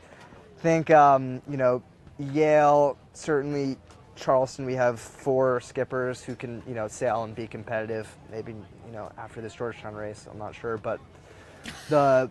Brutal. I'm just calling a spade. We got 1, 2, 3, man. That was terrible. And, personnel changes are, always in the back of the coach's mind. You can look at the coach's thinking about it. Yeah, I think if you that walk around the complex right now. sometimes you get a personnel change also just to make sure that your morale is at an even keel. One of the things that is really important in a championship in general, and also in the longer championships with a lot of racing, is making sure that you don't let the highs get too high and the lows get too low, as Charlie Enright so famously says it in every press release. Yeah. So making sure that if it comes to that, to bringing it back to center and not allowing it to get too low, maybe a personnel changes in order to have all of that happen as well. Yep. And 2 losses, for all the Cougs watching, 2 losses isn't the end of the day, or end of the world.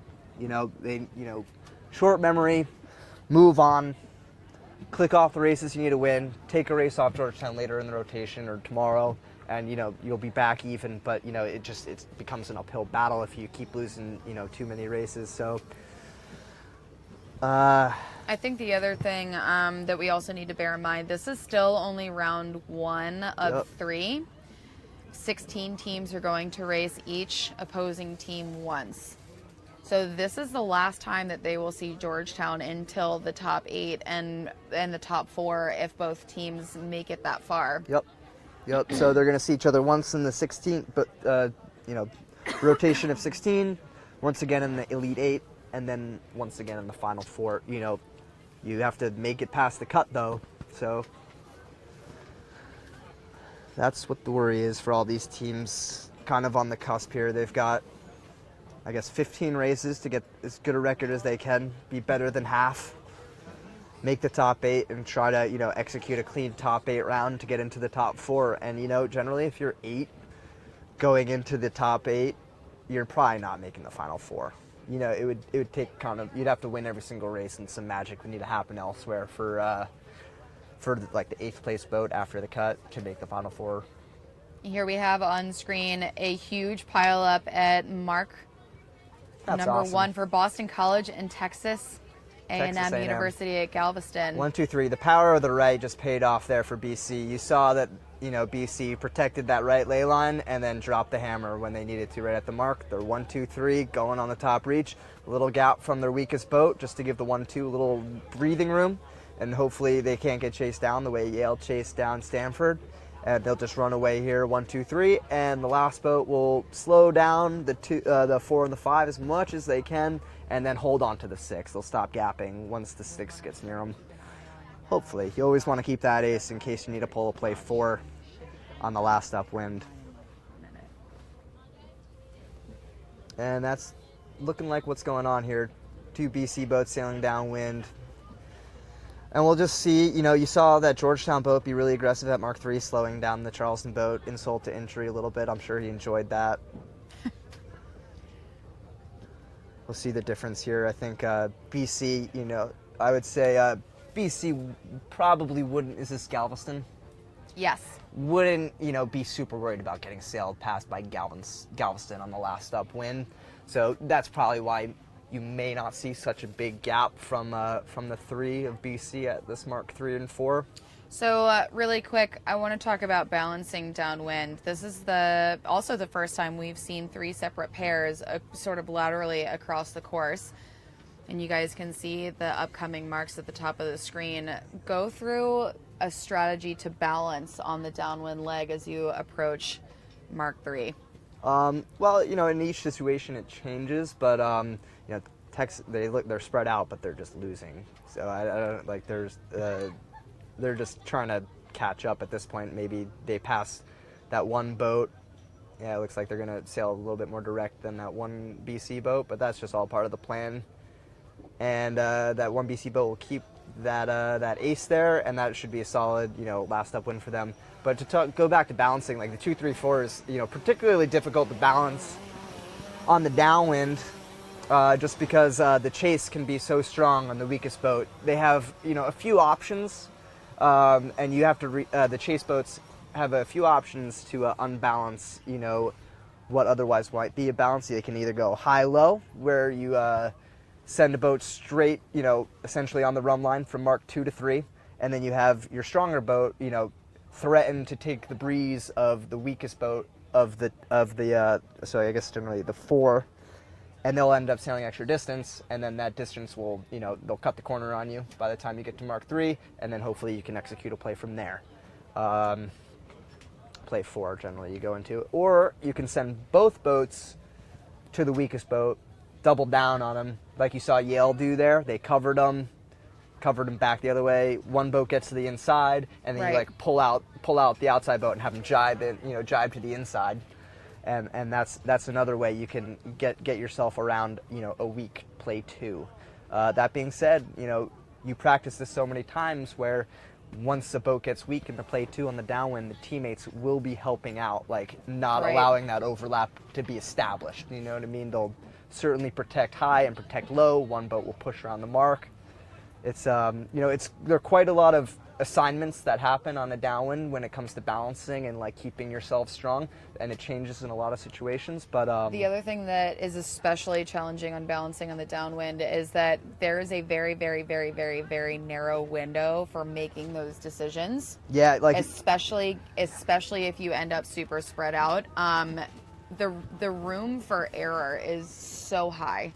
Yeah, it's the balancing downwind. If you see it happen properly, it's almost drool worthy, because to pull something like that off, especially if you have two really, really, skilled teams going at it left and right and in between, watching all of that come together is just so impressive.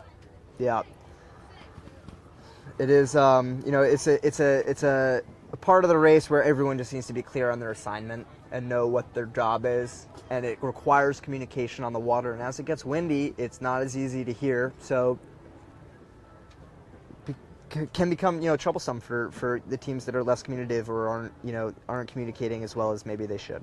There's also a lot of strategy that goes into practicing these different combinations and converting them. Just what you just said now about it being windy and it being difficult to communicate through that, it's at some point you have to understand where like organically each teammate is better suited to be able to convert some of that. So as you go through practicing, making sure that you're setting up in a way that challenges every teammate with being in all of the 3 different positions within that, and then figuring out exactly what the move is, and you get this it's almost like a muscle memory, but mentally understanding what your teammates would do in that particular scenario to convert to a winning combination. It's really not as easy as just going out and sailing. You have to spend a lot of time off the water thinking about your assignments in each play, and there are 10 winning ones, so how are you going to do each one? And then, oh, by the way, you may be in any one of the positions in that winning combination. So, knowing your job in each spot is, I made flashcards my freshman year. I actually I have to move on Friday. Yeah. So we wrap, and I have to go move into a new apartment and be fully out by Saturday morning, which I am also going to be sailing all day. It's going to be full on for Laura. Yeah, in the process of moving, I actually found all of my team racing notes. I have my sister's. I have a whole Georgetown playbook. Shouldn't have said that maybe, but at this point, all the playbooks are pretty similar. Yeah, I would think so. I think the only thing that's really different from team to team is each sailor and each, skipper-crew combination presents a certain set of strengths and weaknesses. Ideally, you would put them in a position where their strengths take precedence, right? So yeah, understanding that that's the case. That's huge for the starting. Right, and even for if you end up being able to fall into a place where you consistently are one particular number within the combination, Yeah, then you can always execute. So the goal is not only to secure all of that within your own team, but at some point, if you can end up picking apart the other teams and understanding where their weaknesses are, trying to push them into a position where you know that they're going to fail. Laura, you're absolutely right. If given the choice, I think, like, generally this conversation, if you're planning for this to happen, like, you would say, given the choice, right, if we could have one boat gapping, it would be would be this particular person. If we're 1, 4, 5 and we need to choose who we want to be the 5 to gap out the 6, who would it be? And if the two boats are rounding, Mark 1, even, then you just have, the preferred boat. But you have to have talked about that before and communicate which boat you want. So there's no, mix up. I know I sailed a regatta at St. Mary's. We had a mix up with Jack Brown. And, I told, we communicated which boat we were going to go after, but, I probably should have gone and done it and had him push. Instead, we got a little bit weak against Brown, and, Women's College Side of the Year yesterday. They in real light air were able to take advantage of, our miscommunication and, I would lack of not planning. want to be on the weekend of her sailing. I think all the women just found themselves on the weekend yesterday. Did you see her scoreline? Her worst race was a 4. I know that. I was shocked. I was absolutely shocked. I mean, they were sailing in a league of their own yesterday. Honestly, the two twins, huh? Yeah, they're unreal. Where are they from? From Norway, Sweden, which one? I don't know. They're from Norway, I think. So they represent their country in the 49er FX. Yes, together. Twins. On the opposite side of knowing who on your team you want to be in each particular position, if all things considered, you also, I'm sure at this level you guys have, and you're probably not going to tell me, at this level you also know what your challenge races are going to be, particularly in team racing, and you also are going to know who the weakest link is and where you need to put them for them to fail. That's true. I think if you generally I wouldn't look at if I'm gonna go downwind and chase a pair, I'm not gonna look at who's sailing the boat. I'm gonna pretend like they're faceless competitors and just go for the boat that's positioned the weakest at that point, because you have to at some point I was taught and this isn't entirely true, but at some point you have to to learn the game of team racing, you have to just assume that everyone goes the same speed to talk about strategy. Obviously, people don't, because there's a winner and a loser at every regatta. But to talk about strategy, you have to, be thinking that, everyone's going to be generally sailing the same speed, and just sail positionally, which I think the best teams know how to sail positionally, sail against faceless competitors, not worry about that sort of thing, and just look at the spacing, fore and aft, side to side, and execute the play. And that's, that's what Amanda and Colin preach. We have another 2 really strong teams out here Bowdoin on the and course. Stanford, huh? Bowdoin and Stanford, race number 40. So they occupy the top, places within the top half of the fleet. As we progress throughout the day, we know that the score lines are going to start coming together. The averages are going to start coming together. And these are 2 teams that we know that we're going to have to keep an eye on. So I'm excited for this race. This is just after the start, headed up leg 1 to Mark 1. This looks like a 1.56 Yes, for it does. Stanford, huh? So, how strong is that Bowdoin boat? Bow down. Okay, nice job. So they're forcing him out left. Maybe he'll hold here. I would say Stanford should hold until 4 ducks through. Okay, and then pick a lay line out of there. And you need to be, there you go, he's going to go right on his face. Nice job. And now you're basically just, if you're this Stanford boat, you're like, oh man, my guys are done. I got to get to this top marking first. If we're going to have any chance, I need to get space. I need to be able to sail downwind and not get passed like I got passed against Yale. Oh, and by the way, I need to cross this boat right here. That's a long to-do list. Yeah, he's got his hands full right now, and he's not even across. He hasn't even got, the left isn't even across yet. So this is a really exciting race. And look at the pairs swap here. Yeah, look at that top, the right-hand side up at the top left-hand side of your screen. This split is very dangerous for trying to deal with the 1.56. Even more interesting, Stanford just moved out of the 5.6 here. This Bowdoin boat isn't going to get out of the left. The Stanford just moved into a play 4 here at the worst. And they're going to be pinning this boat all the way to the lay line, man. They're going to make sure they're in last. If you're first, you're not last, you're winning. There's no combination that has, you winning and losing. Or, sorry, winning and, not in last. You can't be, first not last wins. If you're first, if you have a boat of your team in first place, there's no way that you can lose overall. If you're not in last. How do you? Shall we continue to fumble through articulating that? First, not last is a winning combination. If you have first, then you're not last. Because the worst combination is 1, 4, 5 after that. So we know that's winning. 1, 5, 6. Yeah, 1, 4, 5. Always. Yep. Not stable. Not awesome. And this is a play 4 here. Stanford, they did a great switch just about a minute ago there to convert that because they were chasing there 1, 5, 6. Bow down, dial potentially. What's going to happen? Bowden's just going to play it safe. I like that play. Don't risk it for the biscuit here. You got a 1-3 on the other side that you can't, which you kind of already lost, man. Gee, I hope you can get back in front of that yellow boat. Otherwise, they're going to be, that your buddy's going to be Han Solo. Really quick to interrupt, does it look like there's a huge left shift right now, or is that just me?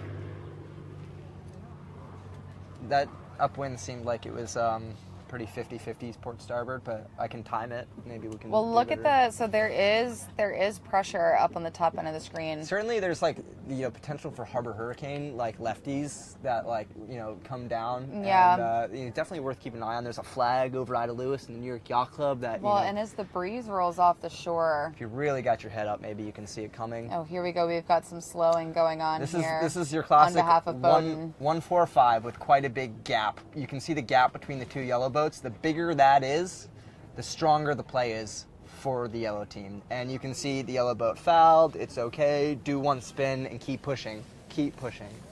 You got to get this race down to the bottom mark here as best you can. So we're going to try to see where this yellow boat jibes to create the most space for themselves laterally so they don't get luffed.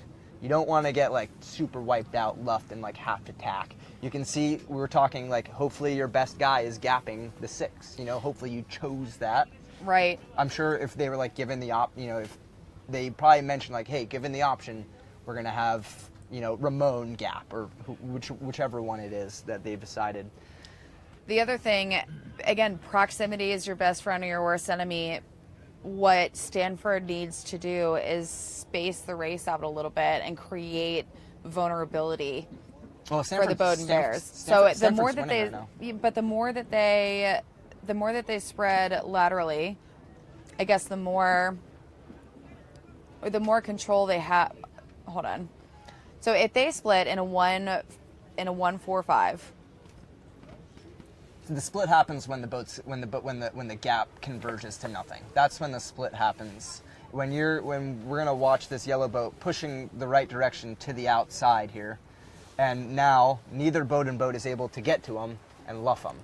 So they picked a good place to jibe with speed, and you saw they luffed each other about 10 seconds ago.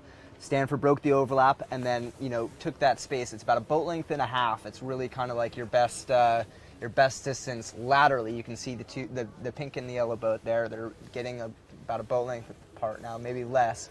But the pink boat doesn't have luffing rights, so there's nothing they can do except for sail at the mark, and the gap is not closing here. The gap is not closing. Bowden is going to have their hands full on this bottom reach. 3's got caught out of position is really what happened. 3 is really the problem child here. And 2's gonna have to jibe around this mark since they're from behind overlap, and 3 came from 2 boat lengths away, so they do have luffing rights. Hopefully, Stanford. Yep. Okay. Proper course was to jibe. There they go. Boat 1 has got a great job. You get to just hang out and do nothing because you're winning. Just make sure that if there's an opportunity to go play 1, you take it. But you do not give up the 1 in a play 4. You say, as soon as you lose that, the race is over. It's not fun when you lose the 1 in a play 4. And it's play 4 because, like I mentioned before, anything with a 1 is a play 1. But, this play is just significantly different based on the way that you do it. And it has 4th place is really an important job. You can see the yellow boat in 4th place doing a good job. So we just skip over 3 and just call it a play 4.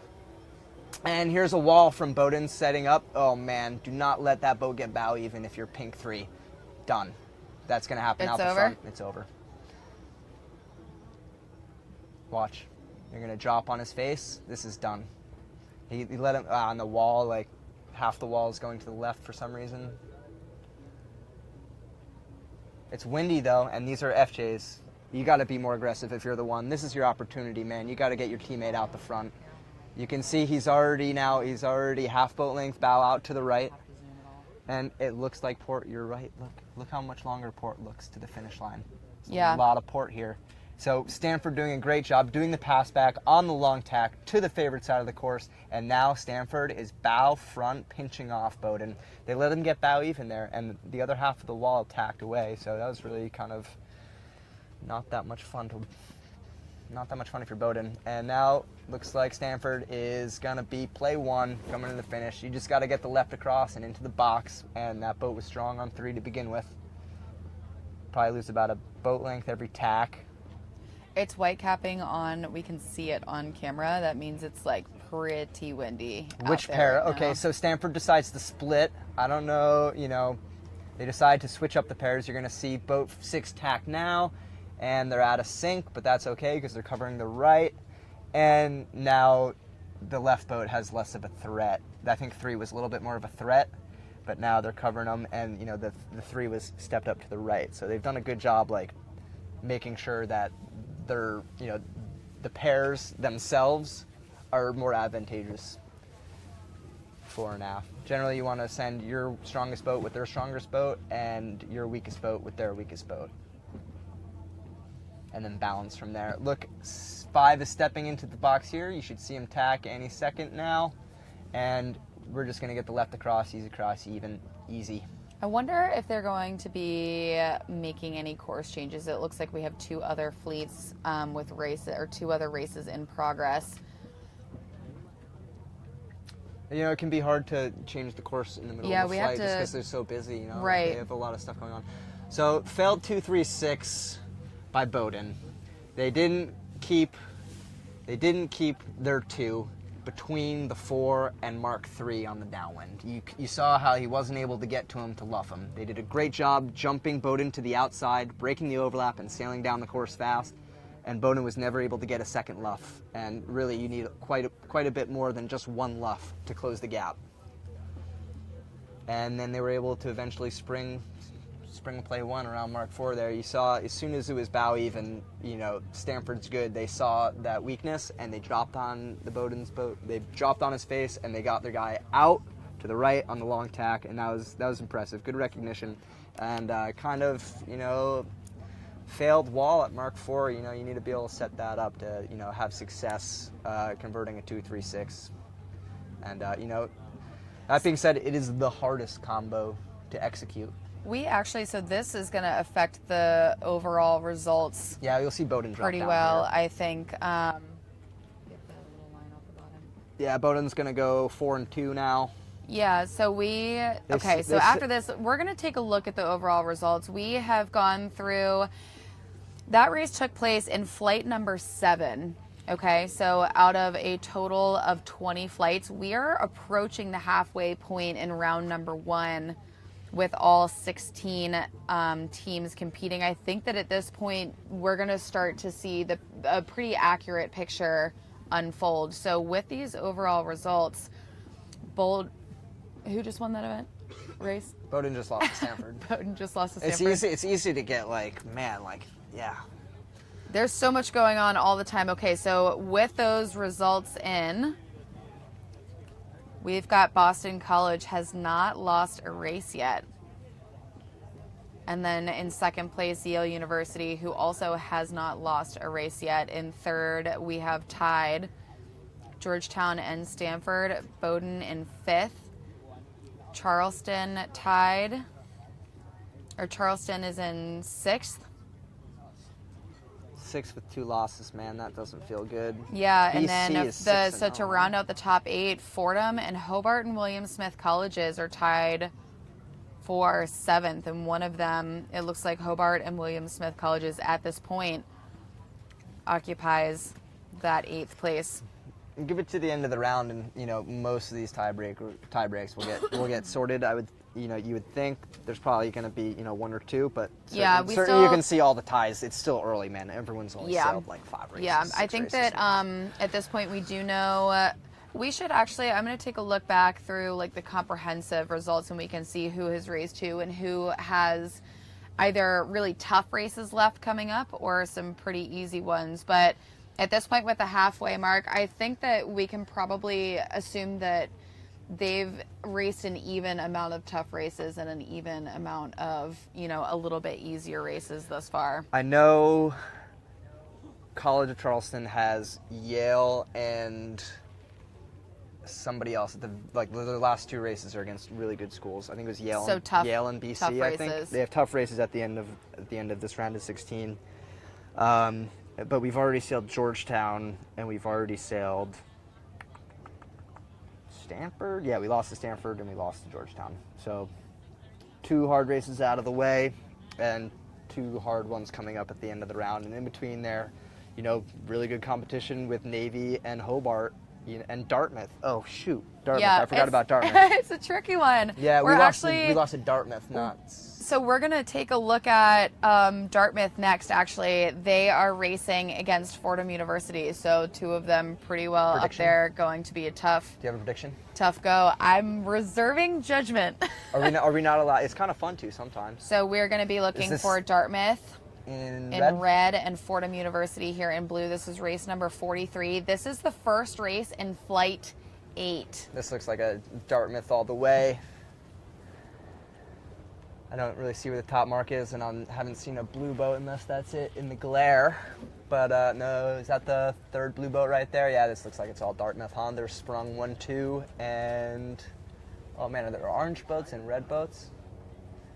No, it's orange, it's red and blue.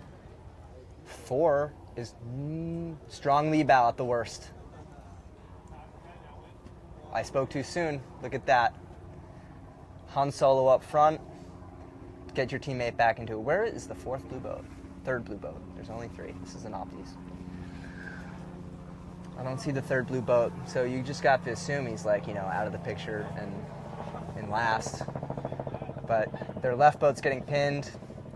It looks like they gotta make this happen faster than that too. Come on, duck through. Nice job. Okay, here we go. There's the 4th. Slightly bow even, but since the ley line's right there, it's not. They seem to definitely be concerned about this pair on the right-hand side of your screen, but the course left. So they have a 1-3 at this point for Dartmouth.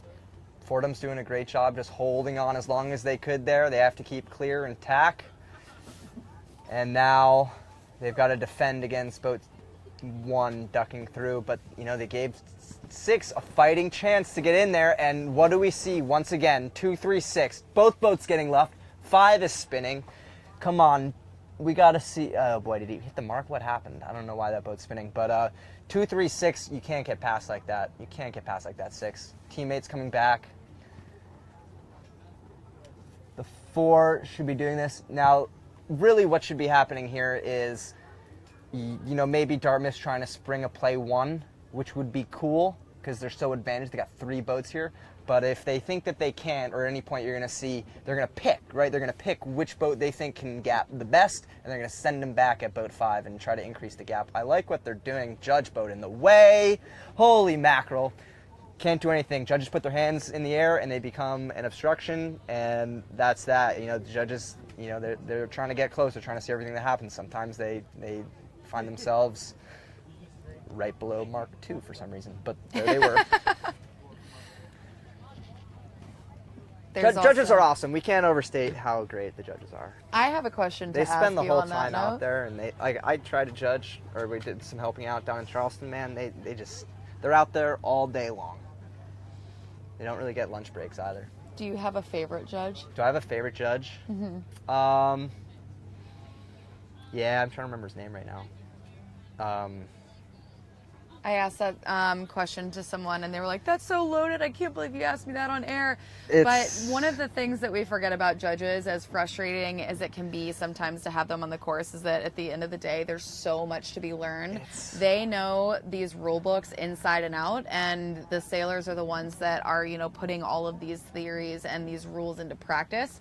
And the combination of the two helps you take your racing to the next level. So my intent was to figure out, who is it that you've learned from the most in your college sailing career, or if you team raced before? I can't believe that I'm forgetting her name right now. I umpired the Bob 2 years ago with, oh my goodness, is it Susie? What is her name? Her and her husband live down in Charleston. They come and umpire like almost every single guy. They do a great job, and I'm forgetting their names. I'm not sure if they're here. They're like the nicest people in the world, and she does not miss a whole lot, man. She is right on it, and she grabbed my shoulder at one point and was like, no, this is the way it is. And I think I haven't really seen her make anything. She doesn't get out of phase too much. She's quite good. Why can't I remember her name? I'm gonna have to. Are we going to have something interesting going on here? No, 1-2. No, it's going to be really challenging for them to break that apart at this point, I think.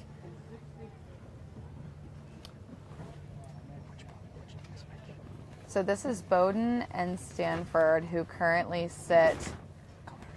Stanford is tied for third, but in fourth place, and Bowden is in fifth place right now. Those reach legs must be so much fun. Yeah. So you're able to Dartmouth's in red here, right? Dartmouth. Yeah. So Dartmouth. I got my teams confused. Dartmouth made a good decision at Mark II there. They saw that they were play 4. They saw that the 6 was so had disadvantaged themselves so much by spinning. They decided not to even send the boat back to gap them, and they decided, hey, we're close chase here. We're gonna try to jump the 2 and the 3 and spring a play 1 by Mark II, and they were able to solidify that and round Mark III in a 1-2, and that should be race over. But you can see as the team racing level gets higher, the earlier and earlier in the race, you can kind of predict who's strong and who's going to be able to solidify a winning position to the finish line. And as the level gets higher, these positions become more and more standard. That was a good job by Dartmouth. Chris Williford, I have to look up the names. Truckee, I think, is sailing, and sailors. Here we go. It's really cool to see Fordham in the top half of this fleet, and they are right on the edge. Are they in that 8th place spot? Yes, they are currently in 7th. They're tied for 7th with Hobart and William Smith colleges, and they are in 7th with the tiebreaker. So it also looks like, so they're tied with Charleston also. All of them have a 3-2 average. So Jack McGraw was the 3rd skipper. He's a tall guy. He should be loving these conditions right now. And Chris Williford is probably the tallest sailor at this regatta, you would think. So Dartmouth enjoying the heavy air and running away from Fordham here. Not much to talk about here. You can see that 3 stepped into the box. They're not going to tag before the finish. We're going to get the left across. No threat. Race over. This is done at Mark III. Yep. And that was just a really good decision at Mark II to, not commit to a standard play 4 and realize, you're going to have a better chance at just doing it, making it easier on ourselves by just jumping the 2 and the 3 there.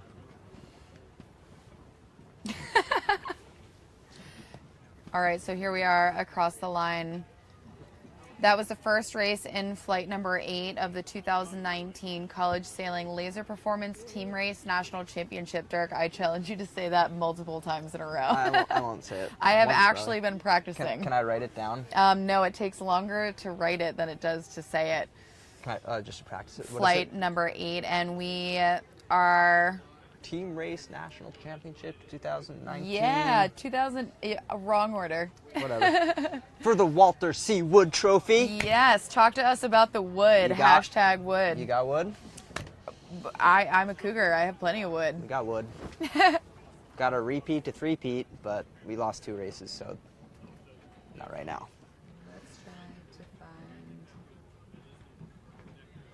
It's exciting racing. We've seen quite a few 236s, 334s. We watched, some of the good, some good teams, execute it well and convert. We've seen, people misplace their positioning and get passed. We've seen teams go against the grain, not, commit to the play and just beat people with boat speed. And that's really what it's going to take. Fastest 3 boats generally win this regatta. I know Ward Cromwell will just put the fastest 3 sailors that he has out on the water. And that's generally his strategy. And the team racing kind of comes second because you can't win team races without speed. Makes it a whole lot easier. That's a play 2 there for the pink. Who was that? That was Jacksonville against University of Michigan. And we've got teams here on shore rotating and relaxing. So while they're off screen, I saw the first Jacksonville boat go and cover the left, and the other 2 were still headed out right. So, they're doing the first step of this coverage right, sending their strongest boat left. When we get back to the racing, I'll be able to update you, but it looked like Michigan was going to take an L there, unless the one really gets involved and causes some damage to the JU.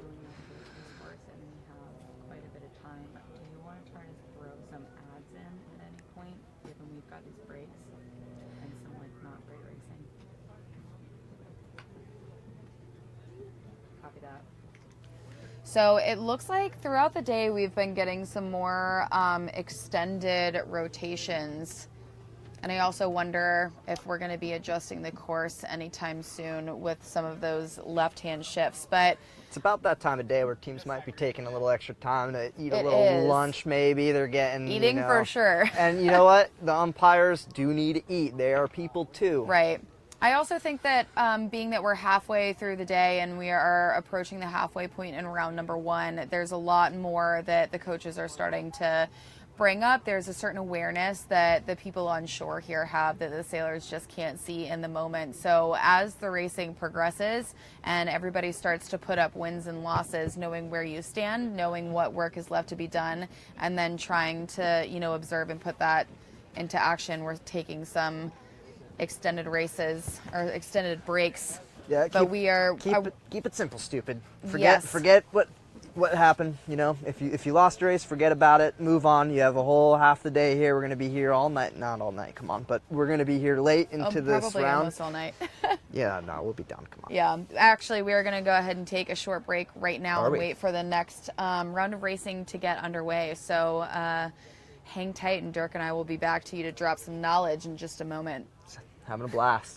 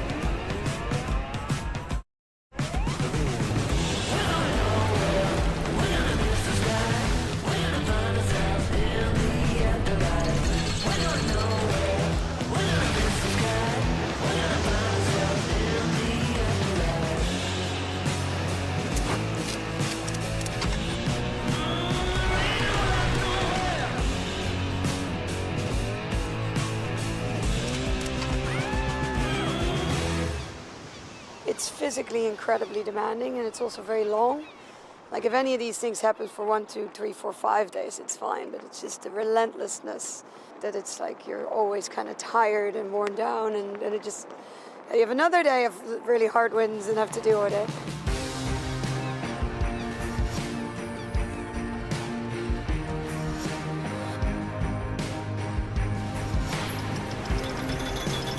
Well, it feels very good to win, obviously. It's always the objective that everybody wants to do. And yes, we won the Worlds last year, which was the main objective. That was the third season for us, and we're very happy with that. And obviously we want to go back and try to do the same again and have a good result and hopefully win it.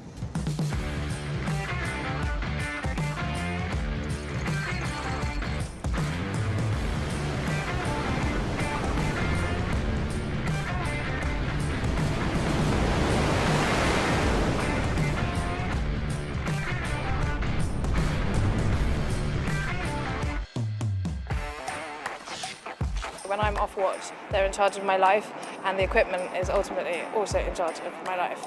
You know, every rope, the loads that are under, the lines on board, the winches, everything is imperative to maintain safety at all times, especially on the last leg. Especially when we had, hurricane force winds, you have to know that everything is in place for a lot of extreme weather. Dyneema is important because it allows us to use smaller diameter ropes for an application which reduces weight, about a 30% saving on traditional lines. We can reduce diameters, which reduces windage aloft, which is obviously beneficial to the stability of the boat. It's long lasting, it's durable, high abrasion resistance, high UV resistance, and when you're doing 40,000 miles and you're needing those ropes to predominantly last that long, those are all things you need. As everybody has experiences sailing, then you learn more and more what's the best rope for each configuration. So you need the rope to be strong enough, but also lightweight, and then also you don't want it to absorb water because water's heavy. So, and again, everything needs to be really nice on the winches, and then also fast, and then grippy in the jammer so that you don't have any ease when you let it go. So each rope has its own little tweak.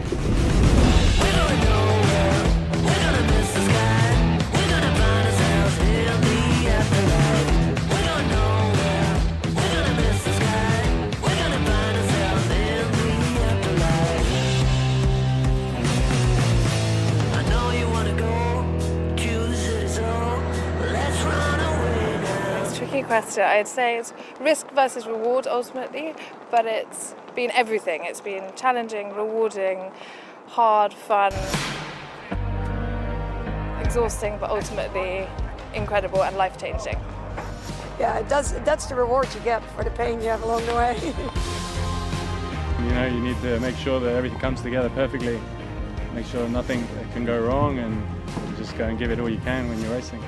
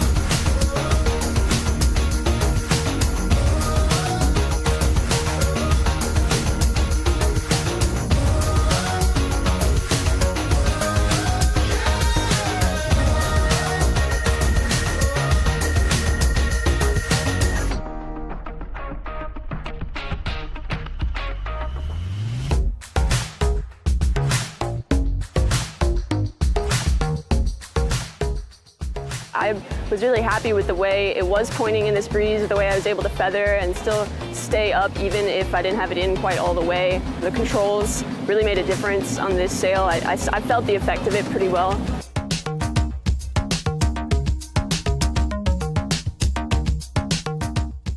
I felt like it had a little bit more power, but also a little bit more maneuverability. You know, you could get into that low mode that you might be a little bit more overpowered in the laser rig, so it was different for sure.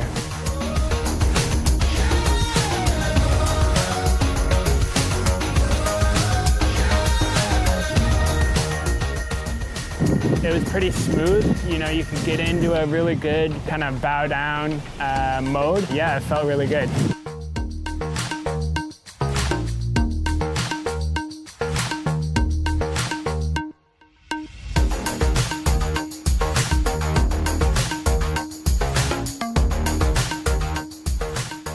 I think that the boat reacts very well in the gust. When you hit the wave, maybe the boat starts faster, I think, than with the other rig.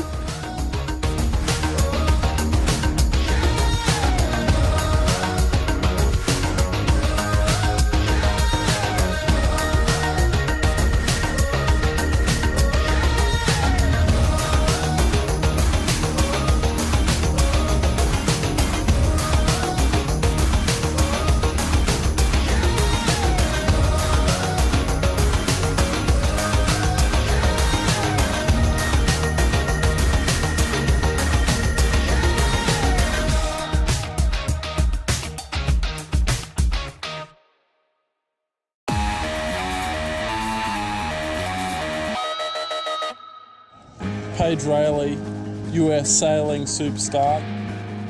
They say that these days being a vegan is a game changer. How's it changed up your game? Health-wise, not getting sick. There's actually like a few people in the sailing world. I heard there's a guy named Jake Lilly that does it. Wow, it's really taken off.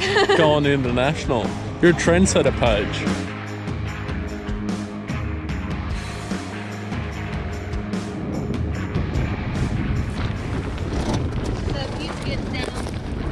And then when we get down, we'll do some rabbit, upwind, speed stuff.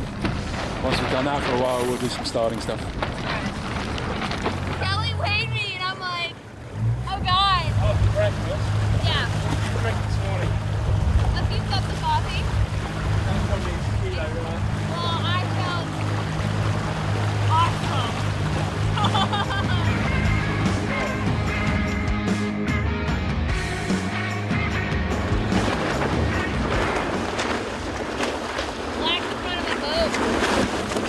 Did you feel like you were in? Felt like DMG for a bit, and then at the end was going height. Yeah. Sometimes I was going height. Coolio. Halfway down there, you were leading that group easily. Yeah. And then Cecilia stayed here. She came down to here, worked this side. You pushed yourself up into this groove, got yourself into little dirty air battles. She extended down here and came across. I'm tired, Steve. Yeah, me too. My lower core blows. It burns. Well, suck it up. Suck it up, butterfly.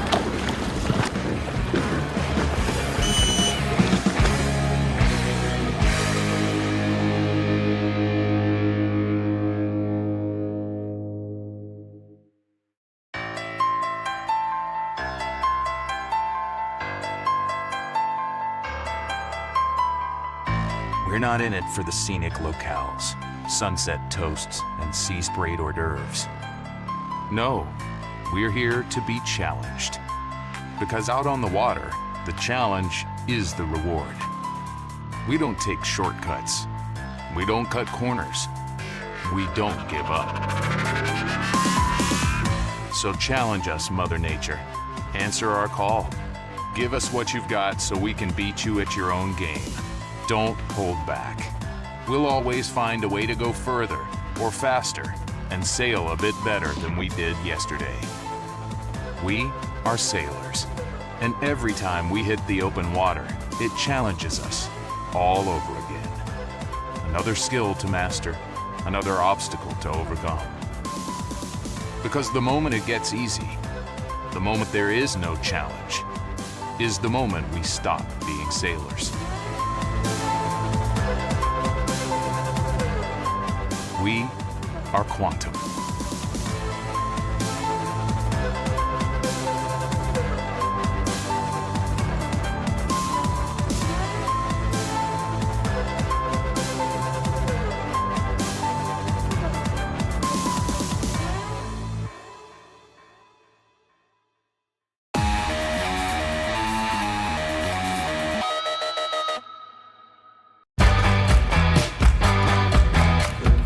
Hi, my name is Lucy Wilmot. I'm from the Bay Area in California. I'm Nate Hausberg, and I'm from Jamestown, Rhode Island. And we're sailing the FX class. Currently, I'm a junior at school. I also do college sailing in fall and spring, so it is a double season sport.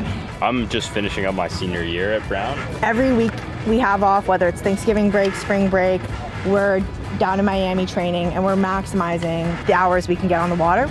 Lucy and I started sailing together despite being mixed in what's typically a female class, partially because it worked really well for our weight and our size and us being young.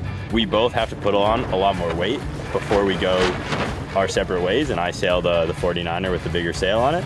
So while we were developing and learning, it made sense to sail a boat that fit our body weight. Yeah, we're also really trying to focus on practice and getting better at sailing the boat, and so for us, racing isn't really a focus. I think we're entering the intermediate and advanced level of sailing the boat. A lot of the things I think in these boats too is the comfort in the boat.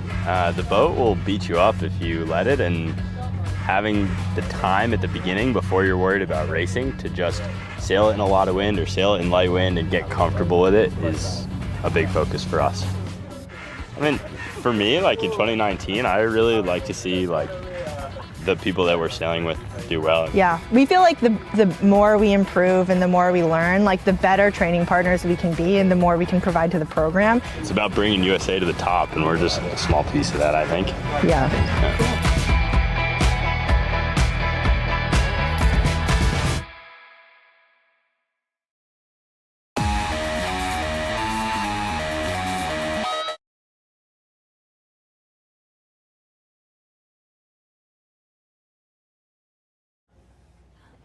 How is it out there?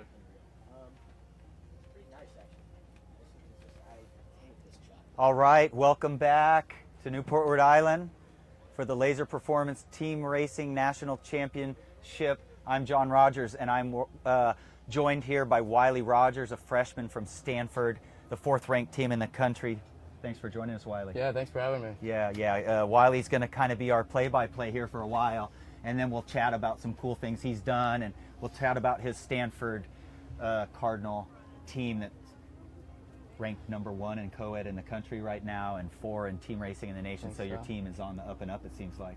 Looking that way, hopefully. Been working hard this year. Great. So who do we have racing here? I believe we have, what does that look like?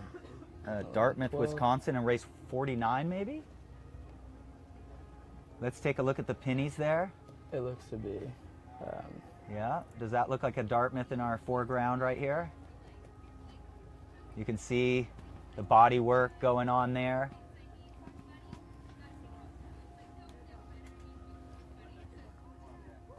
Yeah, we got.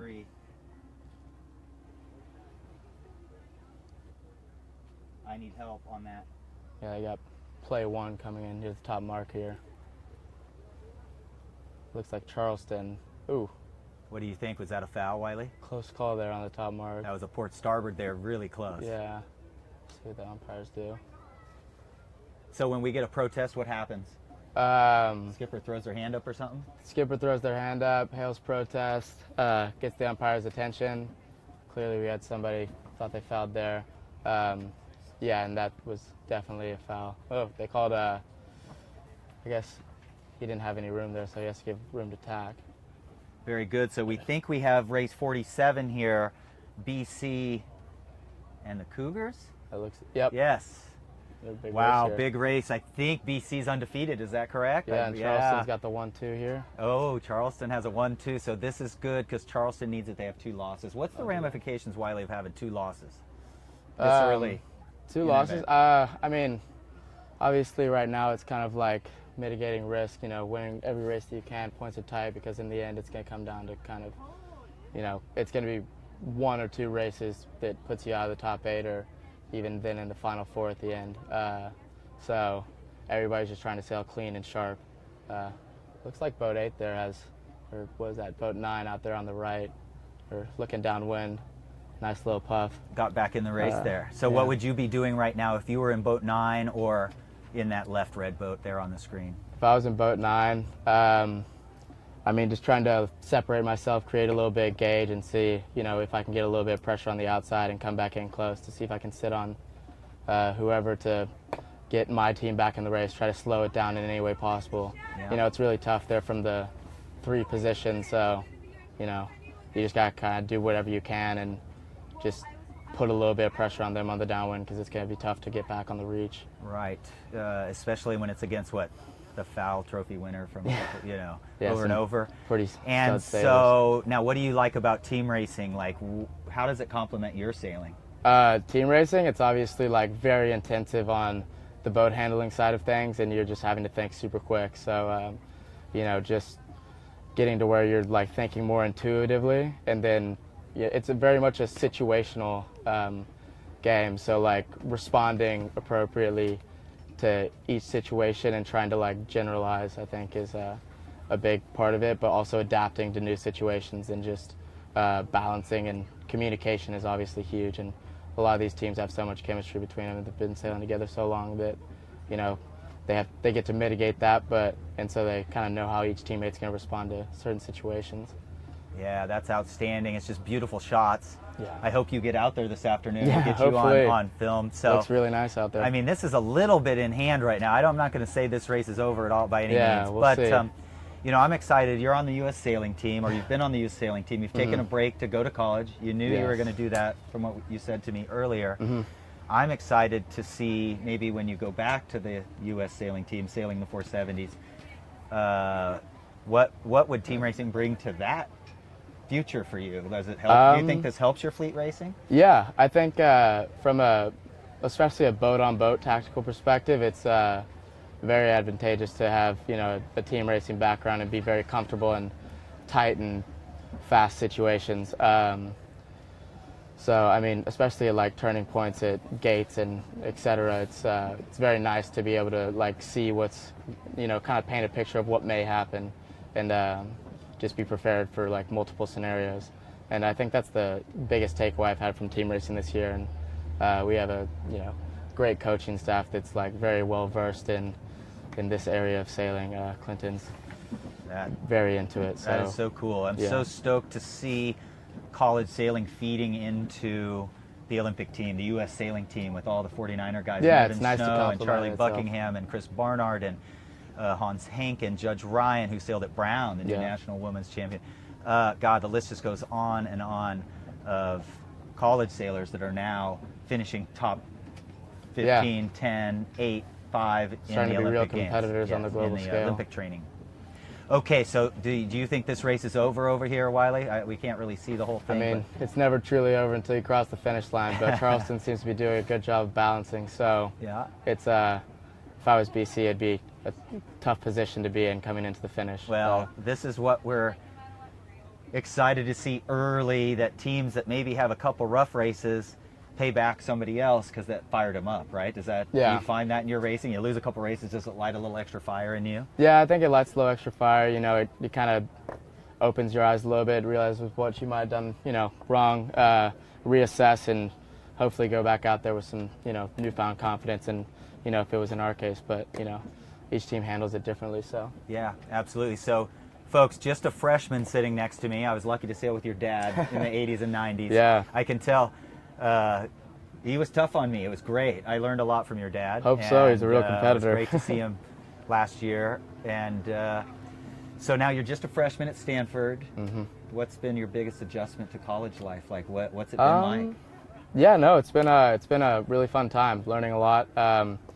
You know, continuing to just practice day in and day out, and, you know, keep your eye on the prize. But I guess balancing schoolwork right there with sailing in the same location, I think those have always been kind of two separate parts of my life. So having them conjoined has been interesting, but also very nice. Yeah, and how many frequent flyer miles? Yeah, racking them up pretty quickly. How many times have you flown cross country in the last since September? Or your nearing double digits. Yeah. And so, folks, you have to remember they're ranked #1 in the country in co-ed, #4 in team racing. And when you're a West Coast school to do that, that means you're going to the East Coast once a month at least, maybe a little more. Could you imagine getting your studies in? Yeah. And you know, that's where the bonding and the friendships are all made. But man, when you get home late and you know you got a test tomorrow, it's character building. Yeah, it's for sure character building. You learn to adjust your schedule and treat time wisely. Wow, what race do we got going on here? I wonder. We got pink versus orange. Jacksonville versus Yale. Possibly. Jacksonville versus Yale. Outstanding. Yeah. So, folks, we are all the way into race 50. Could you imagine? Outstanding sailing. Some of the women that are out there today sailed the last 4 days, right? In big breeze. And so imagine if you were on day 5 doing all of this. So that race is Yale. Seem to have a 1, 2, 3 pretty confidently here. Yeah, and Jacksonville, best year they've had in college sailing ever, but they are seeing the bar right now, right? Yes. This is setting the stage for their practices. And when do you start practicing for next year? Yeah. Probably in about 3 weeks. So. Absolutely. So in about 3 weeks, when they start practicing again, they'll have a whole list of things they learned from coming to this event. If they didn't qualify, they wouldn't have this experience. You got to see the bar. You do. It's a very visual generation, right? Auditory learning is maybe not quite as strong. Sure. And visual learning, the put it digital up on the age, board, but and they see it. You see it happen. Your mind can register it, and you can start to make that adjustments. Yeah. So what do we got here? This race is gonna. It looks like this last boat is just trying to slow down everybody in the back. Is that? Yeah, what's happening? seems to be trying to work up a gap for his first 2 teammates to be able to kind of go and sail a little bit more comfortably in the front all the way to the finish. So he seems to be doing a good job of holding a comfortable 3 or 4 there. So looks like he's pressing forward on the inside pink boat. It's just fascinating that we have the opportunity to sit here and watch this stuff. Yeah. Now you guys have a drone, I bet. I believe we do. Oh, there you go. There was a windward leeward situation. Did you see how the yellow boat took the right of way and headed up, and they're just, again, just trying to slow down the boats behind. So yeah, drones have been instituted into a lot of college practices now. It is, when we were younger, we'd hoist our friend up the mast of the anchor keel boat with a video camera. Yeah, so that's funny. You know, you're sitting up there and they're like, well, I want to come down now. And no, 2 more races. And they're sitting up there for about 45 minutes filming us. Okay, well, this race, maybe we want to call Uncle on this one on the footage there and see if we can move to the next one. We might as well recognize. Let's recognize Jacksonville sailors. 11 there. Yeah. Their skippers are Alfonso Bringas, a junior, Andre Garagna, also a junior, Steven Verhust, a senior. That's Jacksonville there in the pink. What races do we have coming up? Yeah, the crew for them were Daniel O'Farrell, a freshman, Mia Porter, a sophomore, and Anna Carrasco, a sophomore. So if you know these sailors, I butcher their names, apologize. If you could Facebook in and give them a shout out and show the pride in this team that started 6 years ago, absolutely moved up incredibly quickly. Coach John Fodry helped found that program. He's here today. I talked to him. Fred Moffitt, a University of Miami graduate. He's their assistant sailing coach. So in 6 years, they've gone into building this dynasty, and they did win their women's conference championship for the first time. And Charlotte Rose, one of their skippers, who skippered in the women's regatta, she got second at the single-handed nationals in the fall. So Jacksonville's just got it's fantastic. my list on this page is so long from a team that just started 6 years ago. It's just outstanding. And again, it's really great to have you. I know you don't have much time. The thing, Wiley, that's so impressive is it's really hard, folks, to get teams today to want to co-commentate, and it's because the focus, right? 7 months of training. When you get here, I could feel you excited. I could, like, your vibe was just blowing on me because I could feel it, and I really appreciate you coming here. So hopefully you can stay around for a little bit longer. Sure. But Wiley, it's great that you're joining us. And no, thank you for having me again. I really appreciate it. I was lucky to watch you race in the I-420. I think that's a boat you love, correct? Yeah, no, much love for the I-420. It's a fantastic class. And you and Jack, one of the skippers for your team out there now, you guys were kind of the top of the I-420 game in the United States there together. Yeah, we're working hard there for a while. Now Jack is out there skippering, so he must be pretty versatile. Tell us about Jack. Like, what makes him so special? No, Jack's an incredibly tactical sailor and very good tactical racer. He's super aggressive, and that's for what they're wanting right now in team racing, that's perfectly complementing the team. And obviously super fast racer. But yeah, his tactical awareness is very, very high. So this is kind of the perfect area to display his skill. A well-rounded sailor, a great crew, and a great skipper. And he is a sophomore, right? Yes, he is. Okay, well, do we have a race on here? What do we have going on here?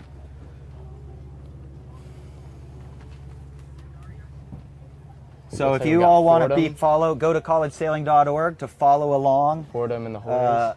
Yeah, so we've got the University of Fordham University, and Georgetown University. Seems to be in the 1-2 here pretty comfortably with an ace there, so we'll see how this last beat goes. But yeah, Georgetown is, I think they've won the team racing nationals a few times in the past there. They got Sean Segerblum there skippering. He's he's a Newport Harbor sailor. His father has been very instrumental. So a shout out to Mike Segerblum for just being at the top of the ICSA board and decision making for so many years. And I remember seeing Sean at age 6 driving a little Zodiac with an engine on it. There you go. While he was helping move Mark's 7 maybe, driving this boat around in Newport Harbor. Pretty cool. Rebecca Fung, a senior, unbelievable senior, crewing for Sean. Bill Logue and Caroline Tier. And then Andy Ryder, Haley Shea. I wonder if we'll see Andy's brother Jack sail today. I wonder. Yeah. How are they doing? Let's look at the results here. How's that race going?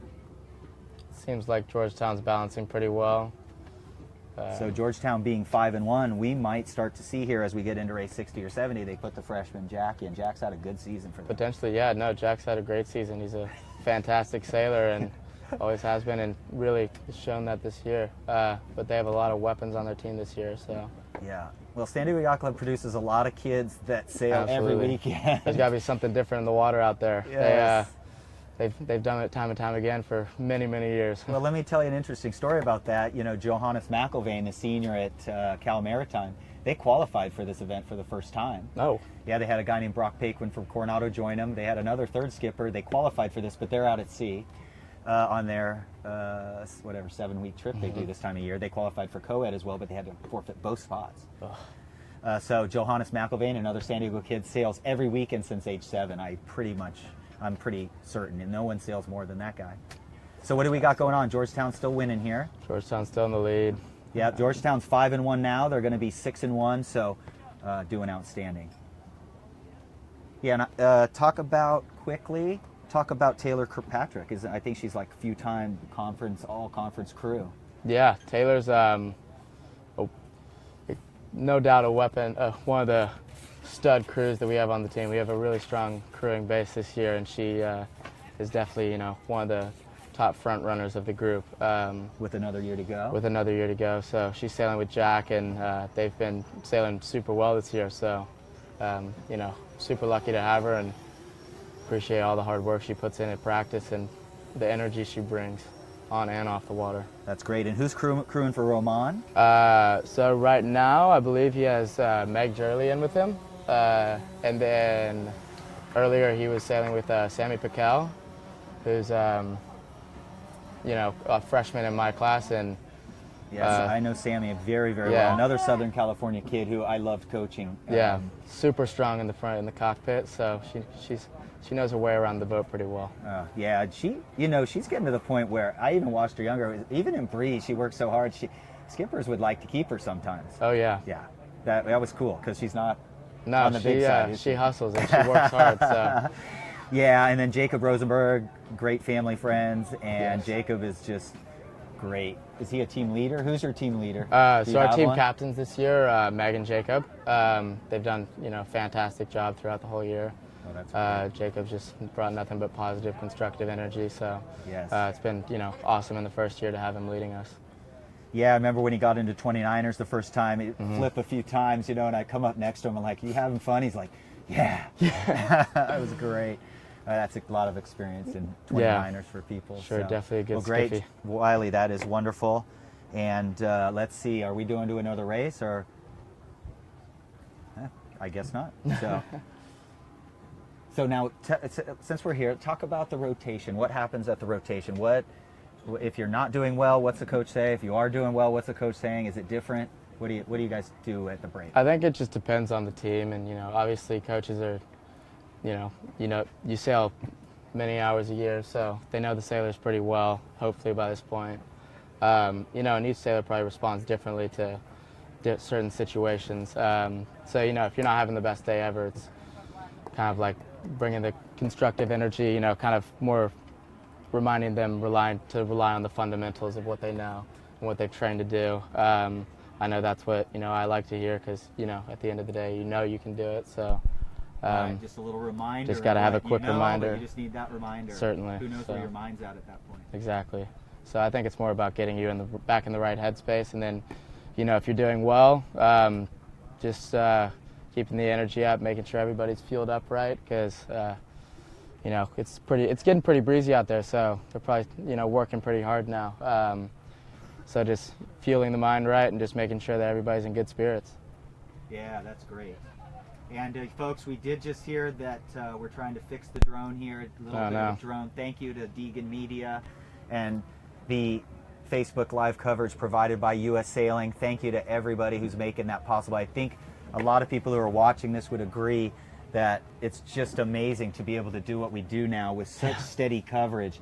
And now these teams can take this coverage and go back to the College Sailing Facebook page and watch these videos for years to come. And they can put it up on a big screen TV and they'll learn from it. So all you junior programs out there, go to the Facebook page. All you junior sailors, go to the College Sailing Facebook page. Click on videos. Go back to the 2015 College Sailing Nationals. Go back to the 2016 Nationals and you'll be able to watch all this great footage that the drones provide. And just outstanding to be in Newport in a generally mild Newport day. You've sailed here quite a bit? Yeah, a couple times. Did you guys come here to practice at all? We came here once this year to do a couple days of practice. And, it was earlier in the fall, super nice. Now, I don't think the wind or the current really affects the races, does it? Tell me what you think about that. Does the wind or current affect anything? It can. The current, for sure, depending on how the current's coming down the course or what it's doing, it can change the course dynamic of, obviously what you're trying to execute and where you're trying to actually drive your opponent if you're in the lead or trying to get to if you're chasing. So, it can definitely shift a couple things around, but for the most part, I think a lot of these sailors try to lock on people from the beginning. So it's. And do you account for that at the start? Like, do you account for the current? For sure. You got to know if it's driving you back, your time and distance to the line is probably going to be a little bit longer, and if it's pushing you up, you have to make sure that you're not over the line. So. Yeah. And with the breeze increasing, you're definitely seeing some of the better boat handlers on the course come out and show their skills and show how important boat handling is to team racing. Yeah. So. Yeah, maybe we'll throw the weather up here in a little bit, and I can look at that. We can see what we got. I think it's probably 11 knots. The current's ebbing from the right side of the course to the left, and we get a good view here of Those are the C420s right there. Those are not the full colored sails. The full colored sails that you see out there, folks, are going to be the FJs. You're looking at Z420s right in front of you. They're very different boats. Yes. The teams rotate every race. Maybe we go into that just a little. We've talked about it quite a bit, but what would you say, maybe what's the biggest difference between the FJ and 420, and what's the coolest thing about the Z420? Biggest difference probably between the FJ and the Z420 is how much narrower the holes are in the FJ, and then the blades of the foils, which you're actually driving with. The FJ has a much smaller centerboard, so managing the boat when you're down speed at the start is definitely a skill that needs to be mastered. Is something displayed by really good FJ sailors. And then the 420 is just. The 420 is great because once the breeze picks up, especially here when it's flatter water, the boats begin to plane a little bit earlier, and you see it makes the racing a little bit more interesting from time to time just because the speed differences when you're in and out of the pressure variations is much higher, so wow, interesting. Allows for better the flow over the sometimes. centerboard's hard, and that's fascinating. So we're back in here. What race do you think we're in right here? Red and I wish I could see the pennies. Hint, hint.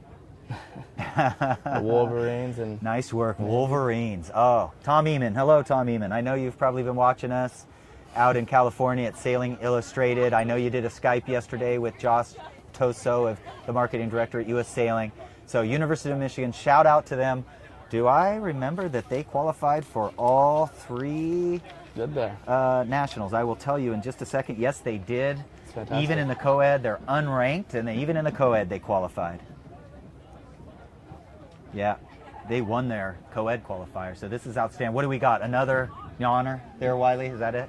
What's that? Another yawn race here with Naval Academy taking down the Wolverines. Navy seems to be taking the 1-2 comfortably again, so. Yeah, so we got Jenna Probst sailing, a great skipper, just really sailing. They're 2 and 3. Yeah, that is just awesome. Oh, University of Michigan here. Yeah, we got Connor Goulet, sophomore. Harrison George, the other skipper, a freshman. Jenna Probst, a freshman. So they got 2 freshmen and sophomore skippers. They got Sarah Silvestri, a senior crew, probably one of the leaders of the team. Kristen Picard, Margaret Carroll, crewing for them. The two seems to be making pretty good gauge out here, so. Yeah, Michigan has volunteer coaches. Nathan Stevens, a Yale graduate, and Max Cavallero, a Coast Guard graduate, are their volunteer coaches. So a shout out to all the Michigan fans. Yeah. I do know Jim Harbaugh, the football coach. He lived in Coronado when he coached USD, and he turned USD into an amazing program. And then he went on to coach a bunch of other stuff. And so a shout out to James Harbaugh, his son, and I think he's out here at GW or something in college, and not sailing, but so some friends of mine from back there. Fantastic. It's super fun to see some of the the Midwest teams that are scraping ice off stuff for a lot longer than everybody else, and still coming to these and qualifying and getting the chance to see the bar and get going there. Okay, we're moving on. What do we got there?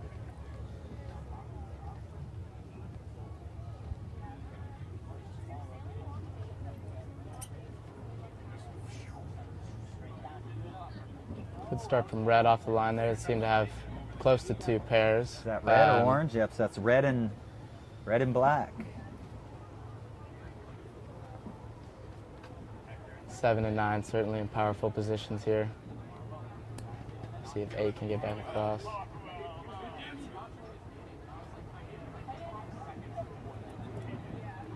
Is this orange and black? 7, 8, 9. Yeah, orange and black. Charleston and Gauchos. Okay, well, Charleston looks like the fire was lit there, Wiley. Looks like the fire was lit. They've come out smoking in both the last 2 races. Oh, we have. Yep. Is that going to be a 720 over there? Oh. It's weird to see somebody sail for like 30 seconds and then only do a 360, right? Yeah. Because usually that means they didn't do it when they were clear. Look how we've got some fleets mixed up, don't we? Especially, it looked like they only did a jibe there. They were probably picking up their Baylor or something. I don't know. Maybe. Let's hope so. So what happens when we get mixed up, right? The other fleets you go by the rules, right? Yep. As painful as it can be sometimes, it's it's just another thing that you have to account for, especially when it's super tight. So you just have to look out forward and just be conscious of everything around you, whether not just in your own race. So Charleston looks like they potentially have a 1-3 here and could be close to doing a pass back on 12 there. So they're going to probably try to push 12 behind 7. Is that what you're saying? Yeah, so maybe when they come and tack over, kind of planting back on them, tacking directly on them, giving them dirty air, freeing up 7 and giving him the 2 potentially. Yeah, so.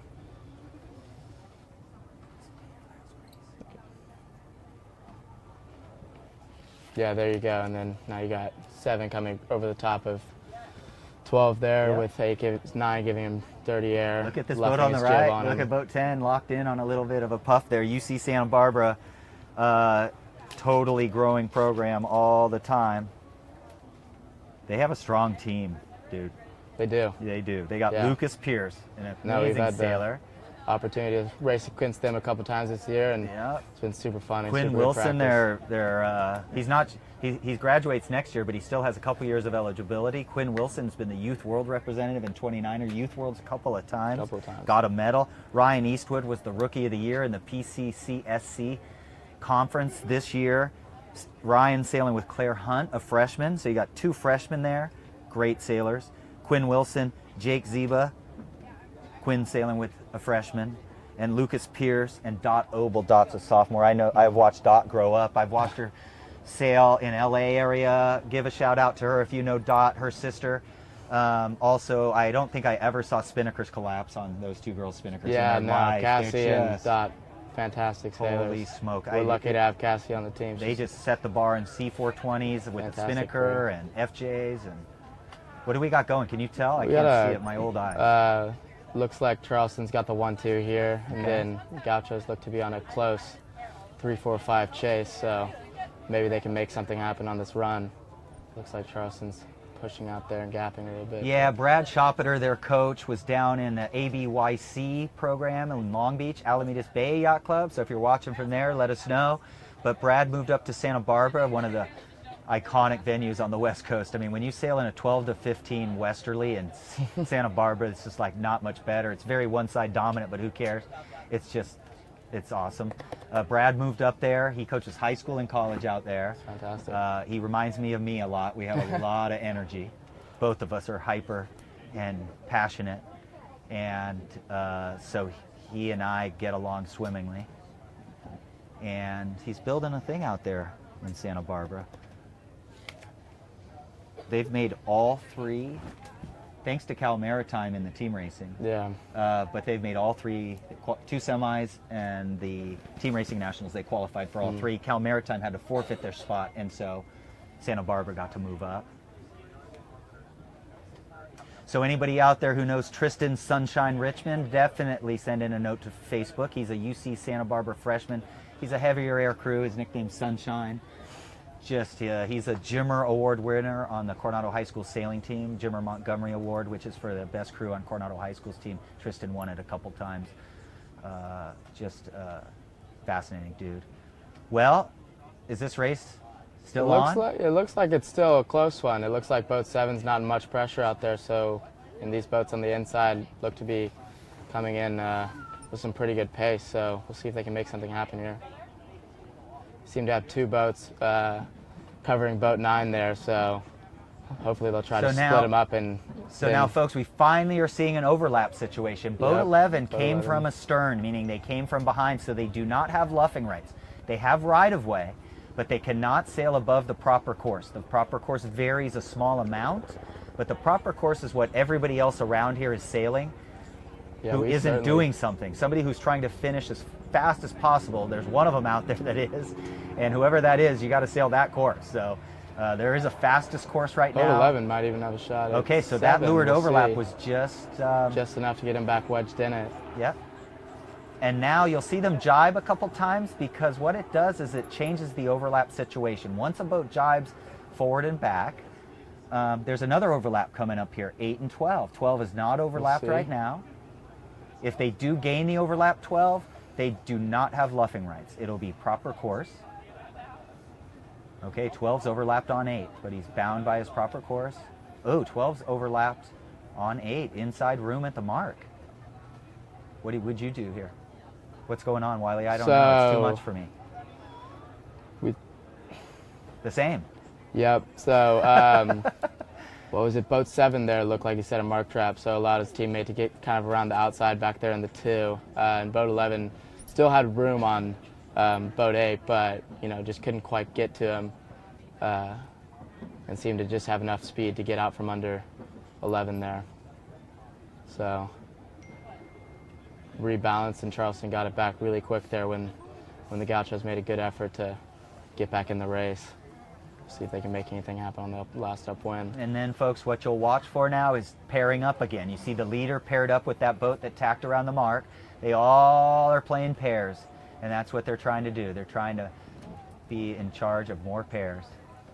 Well, I think, Wiley, we're going to let you go. Wiley Alrighty. just might sail. I really hope you get a chance to sail. Yeah, no, thank I'm you. really It looks excited. fantastic out there. I'm excited to see that if you do get out this weekend. I'm excited for your future throughout the next 4 years, and I'm really excited if you can set your mind to an Olympic campaign again sometime if you find the right team, and because you're just so good. And I know U.S. Sailing will be in touch with you all the time, as they have been since you were a little younger. And just keep it up. I'm really proud of you. Thanks so much. All right, thanks for having me on. Yeah, that's great. Good luck. All right, so that was very nice for me, being able to meet up with kids. I can see in Wiley's face, his dad's face. It's just so neat that people that I've sailed with, Wiley's dad was a good friend of my former boss, Larry Klein, at J World San Diego. Larry Klein, a world-class world champion, who sadly passed away in San Francisco Bay. The Larry Klein law in San Francisco Bay is for everybody to race life jackets. So if anything else came out of good of that, is that the Larry Klein law means that anytime you race on San Francisco Bay at all, you have to wear a life jacket. You are disqualified if you do anything else. So yeah, owner of J World San Diego out in San Diego, amazing sailor, and yeah. Amazing program here. So it looks like Charleston is going to beat Santa Barbara here. Charleston has a fire lit under them. They are coming on. I'm still sitting here wondering which top 8 team, there's about 10 teams here that are going to be fighting it out for that type 8, and who is going to be the ranked team that maybe finishes out of the top 8. If you have opinions on that, send it in. Who do we think? Do we think any teams are on the bubble there? What's a prediction? Because I have a feeling one of our top teams is gonna just miss out. The depth of team racing continually gets better. There's women's team racing now with the Brown Invitational. Teams are training for that. And so now you got a bunch of women's teams that are coming out, especially Brown. I think they have 4 separate team racing women's team, 4 complete groups. And they're going to go to Italy for the LaserPerformance Challenge Cup. They qualified for that here this summer. So team racing is so deep, and I wonder which team is struggling, who is a ranked team. Here we come to the finish, folks. The finish is between the orange flag on the back of the committee boat there and that tiny buoy. Great footage here. College of Charleston sailing back to the dock. Congratulations.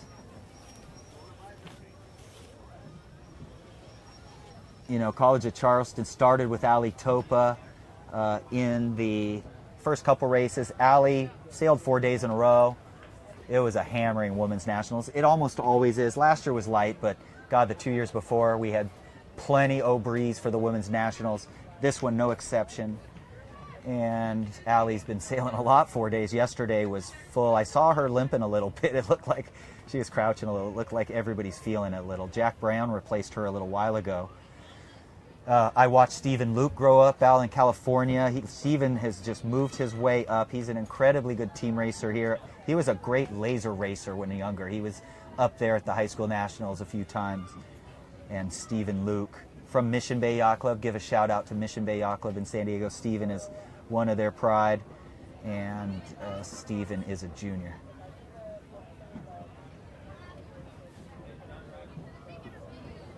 So I think the newest crew that came in was Oliver Parsons. We've mentioned the other crew there on the College of Charleston. So Oliver Parsons, a sophomore, came in, must be sailing with Jack.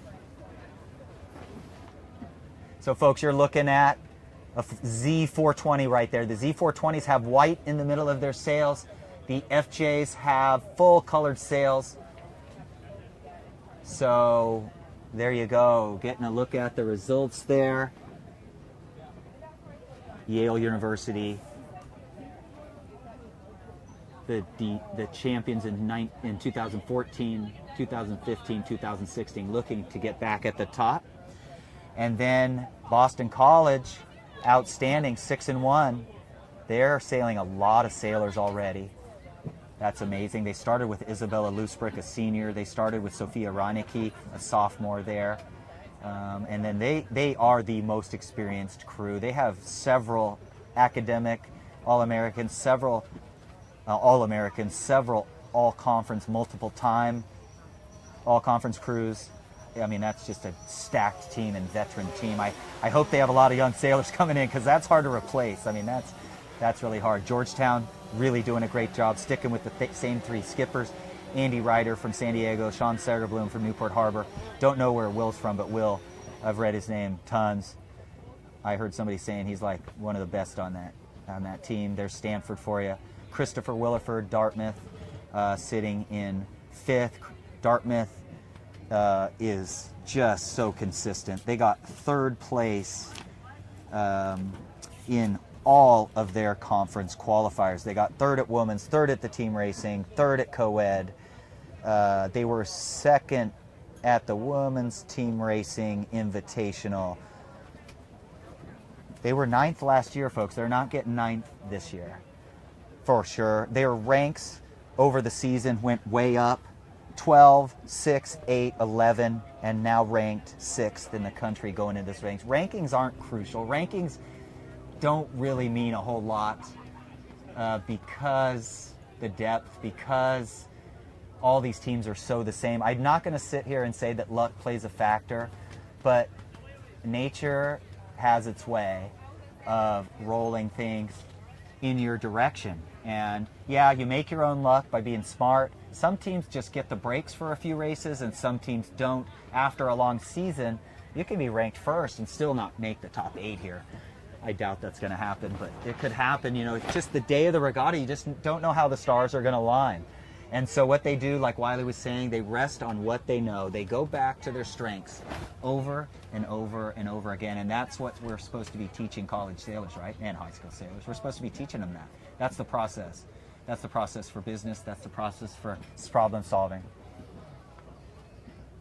Yep, so we're going to go to race 55, Dartmouth and Texas A&M at Galveston.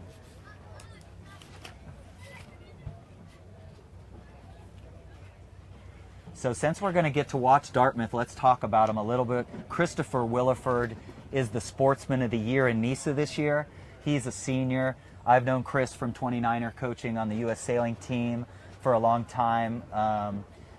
It's so interesting how different he sails a 29er than his brother Duncan. Duncan's a on-the-wind, unbelievable guy in a 29er, and Chris is a bowed down, rip it when he needs to, and then he changes modes a lot more. Duncan just sticks it in the skiff. So this is exciting for me to watch him.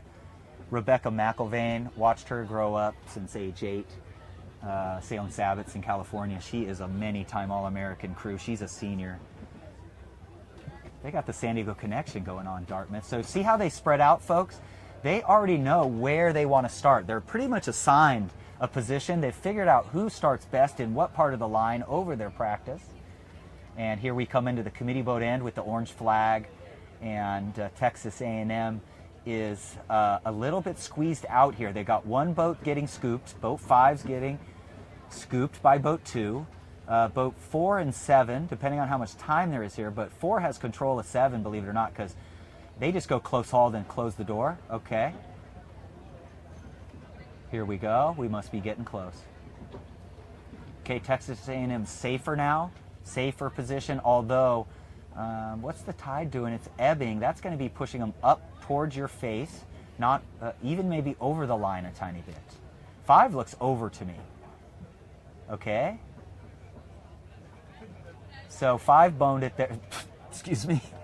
5 dropped down too much. It's not at speed, folks. It's position. See how 2 is right underneath 6?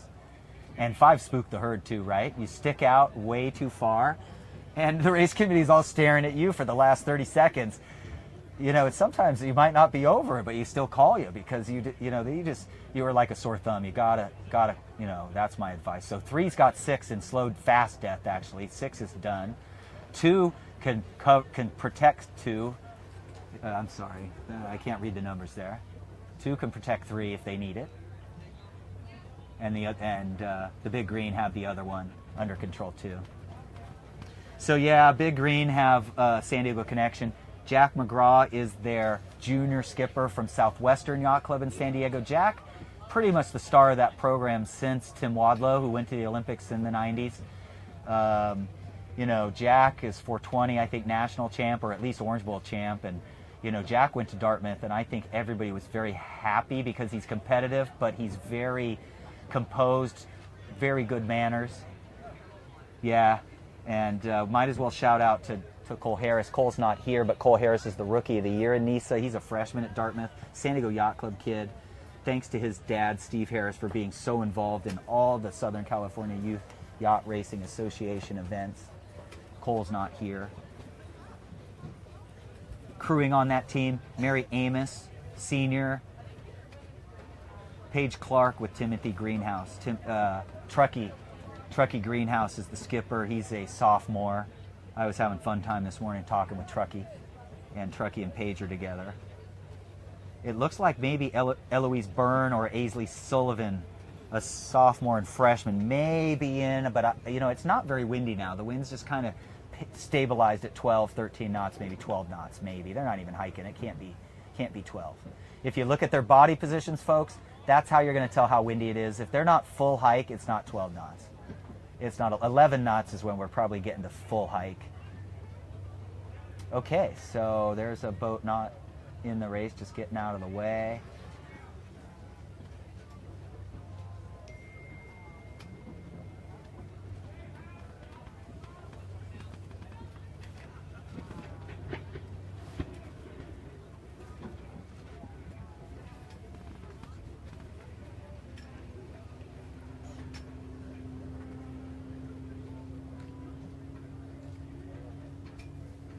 Now, yeah, Texas A&M does have one win. I heard that Texas A&M came back against Santa Barbara. Santa Barbara had a 1-2 on them, and Texas A&M came back on them. And so that's great. They won a race. They're getting to see the bar this weekend, you know. They're getting to see the bar, and that's really important. That's why Mitch Brindley, being like the ambassador with all the people that help him, go after the 36 boats for the semis for the women, and then 36 boats for the co-ed. Can you imagine? 72 teams come out here for the right to race at women's and co-eds, and then 16 teams. That means we got to get in 161 races or something to get it all done by Monday. Okay, so you know, if we were in practice right now, we just call uncle and go back to the starting line here. But Alex Schwinn, a senior, John Hanna, a senior, Jonathan Sager, a junior from the Texas A&M Aggies. Crewing for them, Lena Sateri. Lena is a sophomore. Ava Cares, junior. Connor Sager, junior. So great job, guys. Great job qualifying again for this event. I believe I remember you last year. And I remember you in San Diego. It's just outstanding. The CISA conference, SEISA. You know, smaller conference, but you know, you got Texas in there, and you know, a few other teams where they get this experience to come out and do nationals, and they sail and breeze down there, that's for sure. So I don't know what the weather's going to do tomorrow, but if we still got racing to go tomorrow for the first round, then maybe if it's smoking a 15 to 18 Newport day, maybe. I don't see the cumulus out north of us anymore, so I don't know what's going to happen tomorrow. Everybody, we are sitting here at Sail Newport in Newport, Rhode Island. You're looking at Goat Island in the foreground there, looking towards the northwest. Northwest is the direction you're looking. We're on a digital N course here. We are on the second leg. We've rounded the windward mark. We crisscrossed the course, and we won't see any team racing here. But we'll go down to the leeward marks, then back up to the finish. LaserPerformance here, sponsor, longtime sponsor for college sailing, sponsors the team racing nationals and various other things, including today's coverage provided by U.S. Sailing too.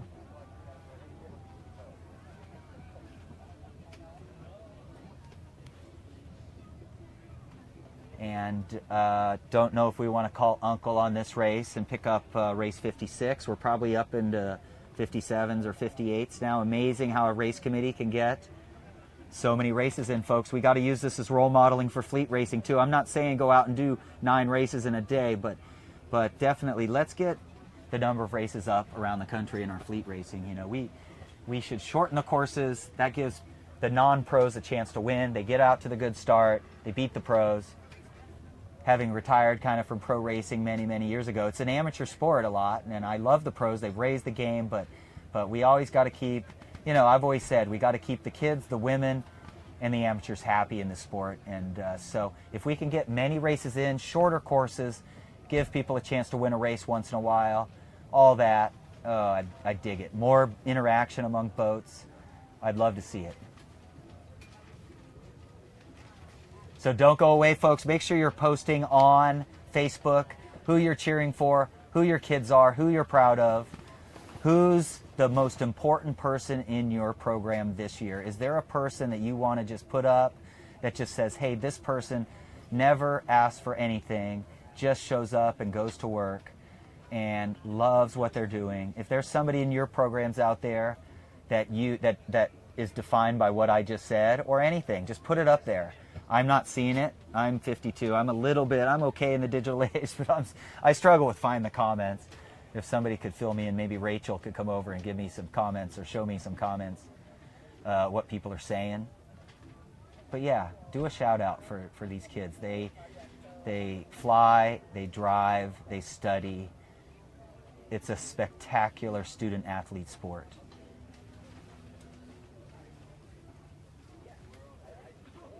Yeah, I can't wait for the academic All-Americans to be announced. It used to be a very limited number. I can't remember what the number was. It was like 30 could be named, but they changed that.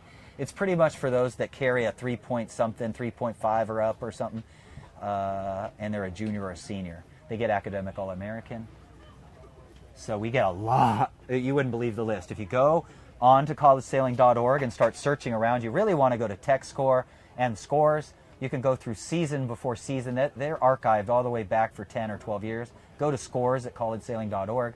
Go to ICSA awards. Go to all of those different tabs, and you can go back and see last year's academic All-Americans. You can see last year's All-Americans, Sailor of the Years.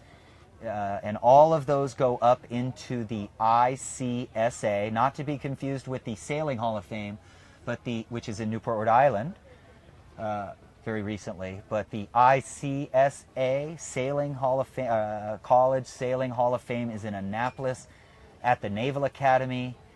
It's the Robert Sailing Facility Center where that's located. All those All-Americans, all those College Sailor of the Years, all those service. At the end of co-eds, as likely we will have 2 service awards that are allowed to be given out annually, no more than 2. We'll get 2 probably going into the ICSA Hall of Fame there in Annapolis. So this race coming to a close, amazing job there. And again, nice to meet with the Texas A&M team. I hope I get to talk to them a little bit more to see what they feel like they're learning here.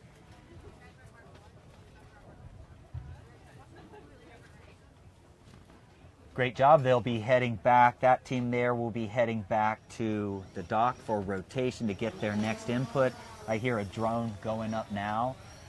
We just keep replacing drones. Degan Media, we've been together now for about 5 years. We've been running college nationals every year, and we get great guest commentators. But the best thing is the locations and the drone footage. So welcome back. It's just been outstanding. We're getting up to race 57 or something. I just can't believe we can get that much sailing in such a short amount of time.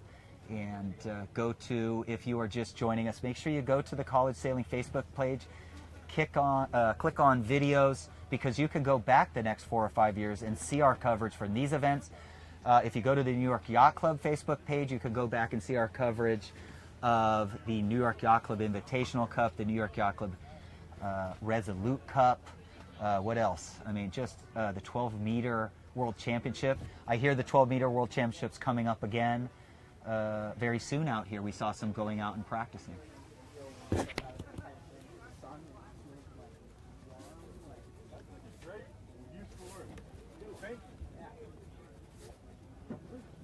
So we're in races in the 50s, everybody. Okay, Dirk is going to come back and join us again. That was outstanding. He and Laura just killed it this morning. So I am going to raise an issue with Dirk when he gets over here, though, because I'm the old guy, right? I'm the 52-year-old, and I was just like him and Laura when I was in my 20s. And I was looking at the judges in Uchin when I was sailing. I can totally say that in my entire life, I've only been flagged 3 times, and 2 of those times I totally disagreed with the judges. So as a teacher, I want to teach the kids out there in high school and colleges, you are in school, and you are supposed to be learning not to watch the umps. You just sail under the rules all the time. But I dig what they brought. Okay, here we go. We are in... Hey, John. How you doing, Dirk? Can you help me figure out what race we're in here? We're somewhere down here with yellow, I think. Like yellow and pink, so, or orange and pink perhaps, so maybe Jacksonville, Stanford, but I'm not sure. There is a 12-meter that will be racing in the 12-meter Worlds in a couple of weeks. Out in the Newport Sound, where, is that what they call that out there in the Newport Sound? I should know. I sailed out there quite a bit. Buzzards Bay. Some of my best days in J24s back in the day when the J24s was a very professional class mixed with amateurs in a very good balance, you know, just like the J70s do now. And we would go out there and blow 12 to 18, and it would be Dave Curtis and Moose McClintock and Ed Adams and Ken Reed and Brad Reed, and it would just be the greatest slog ever, surfing in 12 to 15, 18, 20 knots off Newport. I believe that's Columbia. That's one of my favorites. Really nice lines. American Eagle following her in here. I think these two just do a lot of, professional retreats with, corporate America. I think they tend to, do some fake races and, have some fun with the squad. We don't know. Tours and what have you. Which race are we in? Let's start to figure it out. You can't wear glasses, huh? The glare's too good, too much. He's got to get closer. We can't see colors or numbers. Well, yellow and orange are off the line here. Looks like yellow got the pin. Not sure how bow out he is. And we're going to have names for you shortly here, but if you're following along at home and you can't see. So, is that yellow and pink? Or yellow and red? Or pretty disoriented, to be quite honest. But they're headed into the wall, looks like. Now I'm looking at myself. There we go. Flying the drone, looking at us. Hello, drone. Hi to everybody in California. And U.S. Sailing has done a ton, joining into college sailing in the last few years to support it more after all the other stuff it's done with the new youth development program and all that good stuff. So do you really think that's yellow and orange? I just can't find yellow and orange on the sheet in the 50s. We've been having trouble with red and orange the whole Yeah, day. so it might be Yale Boston College possibly going on in race 58 is my guess. It's pink and yellow, so that is...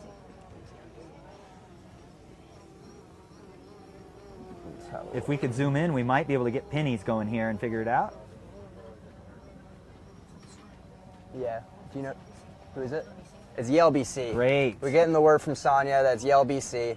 So this is going to be a great race. They're sailing FJs, so laterally it's going to be a different race than you would sail 420s, so we'll see what happens. You can't really put the bow down in the FJs and, you know, cover distance laterally. So placing tacks is super important in FJs as opposed to, you know, 420s where you can kind of make those corrections and, you know, get up a little bit faster in the 420. So I'm looking forward to this. This is going to be a tight one. Already you can see that they're all on the same ladder rung. If you look up the thing, I don't know where the 6 boat is, but you can see these boats are super even. Yes, the ladder rung being a perpendicular line drawn to the wind. If you're on that line, you're all even. It looks like this yellow boat closest to you is down on the next ladder rung down, but that's Sonia, what he's talking about. Do you know there. if you guys are pink or yellow?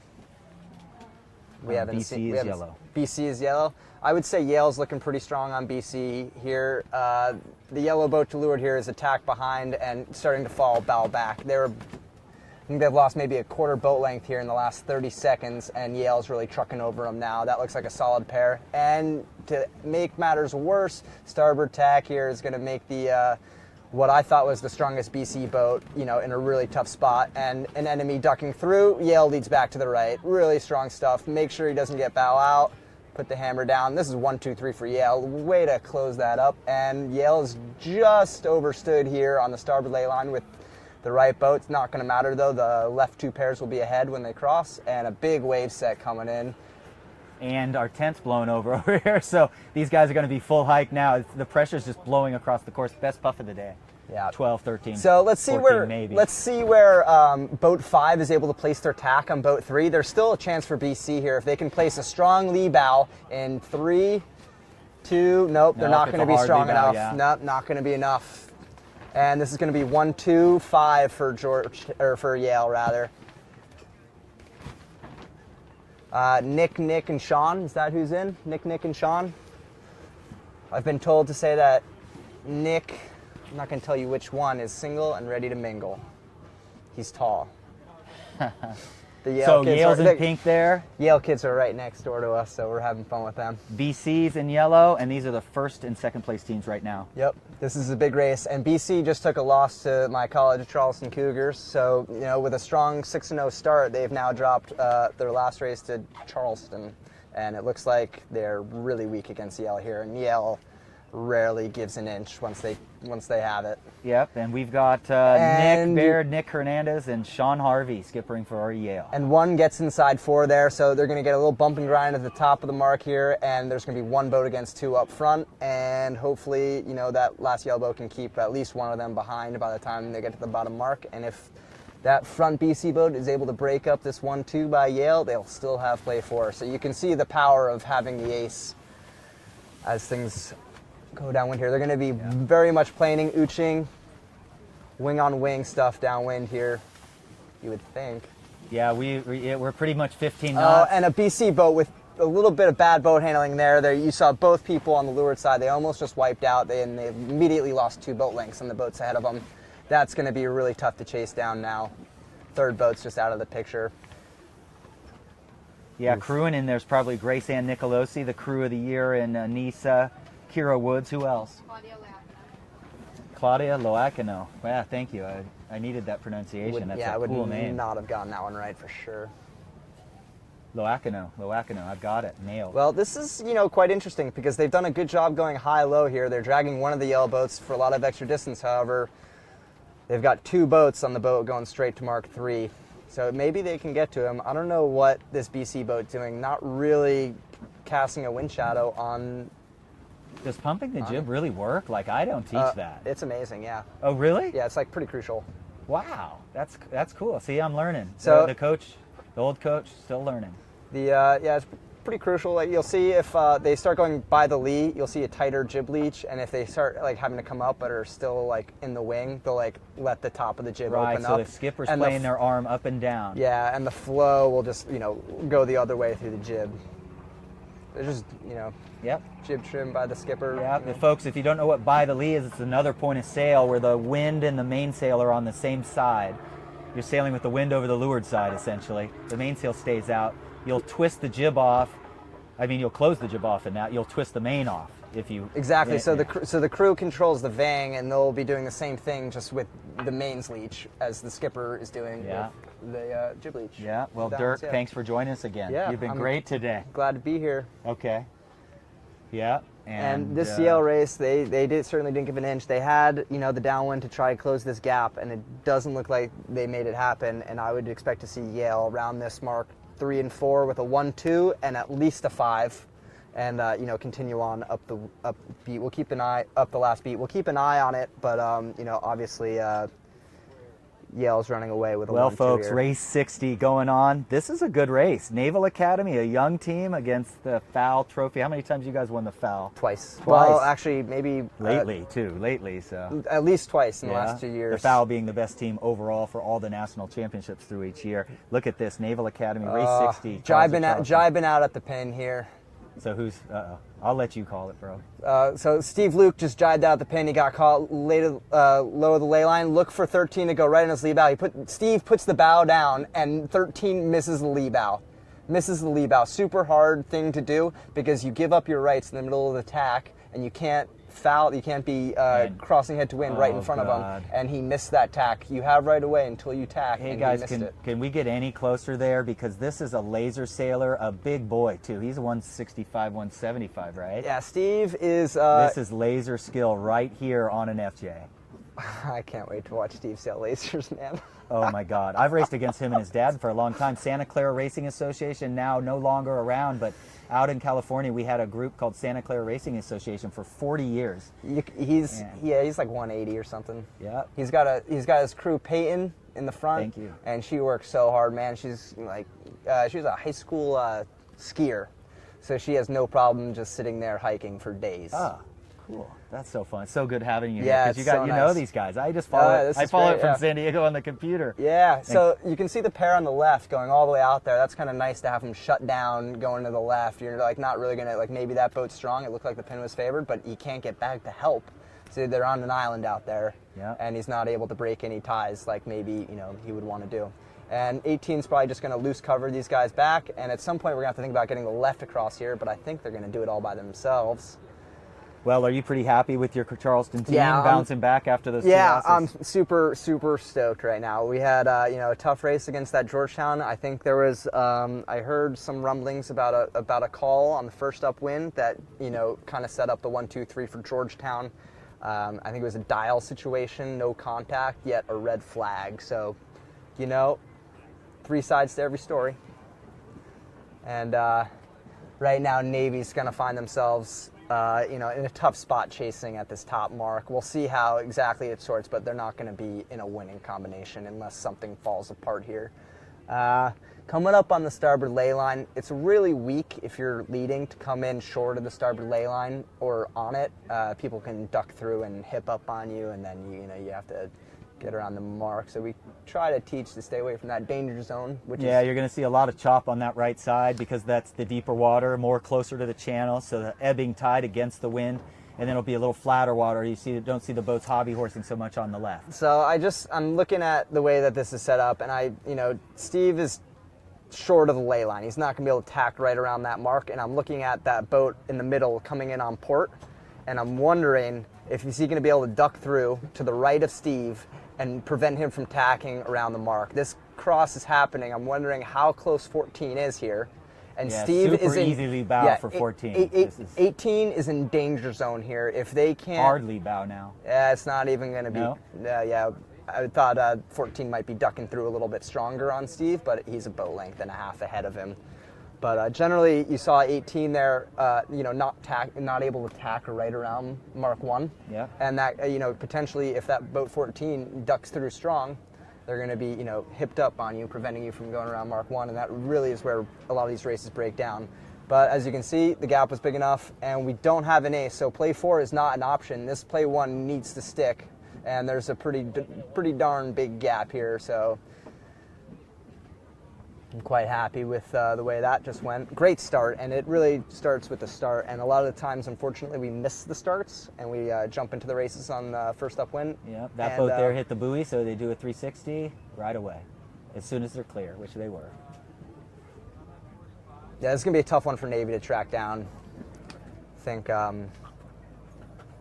don't want to write them off yet, but that's a huge gap, and we don't have a 6. Or we don't have the 5. If we can get the 5, I'll be really happy with the way that this race goes. And it looks like that might be Augie or Jack Brown sailing with, oh man, he stepped up. So there's a heavy, and I guess OP is in. Oliver Parsons from St. George's. He's done a lot of sailing around here too. Ah. Yeah, we got some homers around. That's great. Yeah. It's so great to have you because you just know it. It's so fun. And so this is going to leave, if it all stays the same, this is going to leave College of Charleston at 6-2. And Naval Academy at 3-5. So Naval Academy's hanging in there. They can maybe, hopefully this will wake them up, and they'll come out and win the next start. It is a lot about the start when the wind is not really crazy. I wonder who they're racing against next. Maybe we can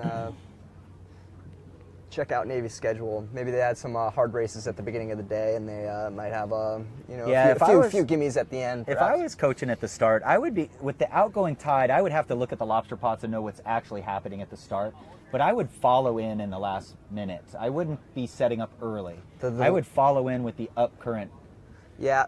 Pushing up current, because that would be the change I would make for a lot of these guys, because we saw a little while ago one team set up and the race committee's staring at them, and then they actually, I thought, got below the line, but they still got called over early at the start because they just put a big bullseye on themselves in a 40 seconds. Yeah. In the upwind tide, so if the tide's moving up the course and you're trying to kill time pre-start, so you're generally you can kill more time leading in uphill current than you can downhill current. So the opposite of what I was saying. Well, it's tricky because you can mess it up and be over early, and then the pushing. But you earlier on, before they're on their final approach, or they can head down. You can just head downwind. Yeah. And know that you're still going to be able to lay it because the current's just the right amount. So you can kind of hold position right there and just use a line sight and just dip it. Exactly. You can defend lower than you might otherwise be able to. That's I got that. Who did I learn that from? That was a Christoph Killian. He's a national champion. He was. And a match racing champion and whatever. Yeah, he's good. Yes. I've read his name many times. Just finished 9th at the Wilson. They missed out on the quarterfinals by 1 spot. What was the Wilson? Wilson is the British national for team racing. Okay. Actually, the Yale coach, the Yale assistant coach Martine, who's in the pastel pants right over there, just won British nationals, which is considered probably the most competitive team race, if not the second most competitive team race in the world. Is it Martine Anderson? Martine, yeah, he's right over there. Yeah, he just graduated, last year, right? He graduated last year. They finished 2nd at College Nationals. You got 3rd at Hinman, which is arguably the most competitive team race. Yeah. So he's at the top of the game right now. Is he coaching for Yale now? Yeah, he's coaching Yale right now. He normally he picked up Greiner from Hobart, who was runner-up College Player of the Year last year. And they went over to England and they crushed it, man. Yeah, I like Greiner a lot. I really had connection with him the last couple years at Nationals, and just a kid with manners again, you know. Yeah, he's super nice, super competitive. I got tears in my eyes. I know I'm super teary easy, and I saw him and Greiner and Stefano and Greiner hugging after Stefano got the award. I think they were good buds. Yeah, they certainly were battling it out for like the 2 years prior to that. Absolutely. There was a lot of respect there. I think the Nationals in Charleston, it was like they were within 2 points going into the last race, for the win. So well, maybe we gotta talk Martine if he's not too stressed tomorrow or the next day to come over and do a little co-commentary too. Yeah, he can replace me. Might get him in a postponement, and we can. See, he's busy guy. I can tell. He's eating a sandwich. Okay. This is coming to the finish. And right now it's a 1:26 gapped out. You can tell this race is, pretty much well in hand for the Cougs. Love to see it. And that was just boat speed off the line, wouldn't you say, John? Yep. Yeah, did you see, so one boat out for Charleston ducking through, and then just the Navy boat not placing that really difficult lee bow. It's really hard once the breeze gets above 12, and this is FJs, but especially in 420s, that lee bow becomes really difficult because as the boat, 420s are planing, they duck you faster, and then that lee bow, is just that much more tight, and you can usually end up fouling there if you're not careful. Maybe they can get zoomed in, and I can talk about sailing a little bit, talking about bodies and stuff. Strong lee bow by the Cougars, leading back to the finish line, and that's just, Yeah, good so form. Good what kinetics. beautiful shots here. It's 3/4 hike conditions. They're out in the chop. That chop, the ebbing tide is going straight up the screen, straight out to the ocean there. And the wind is coming straight back towards us, so that's what creates the chop. Not to mention we've got so many amazing boats flowing through, big boats and power boats and all kinds of cool stuff.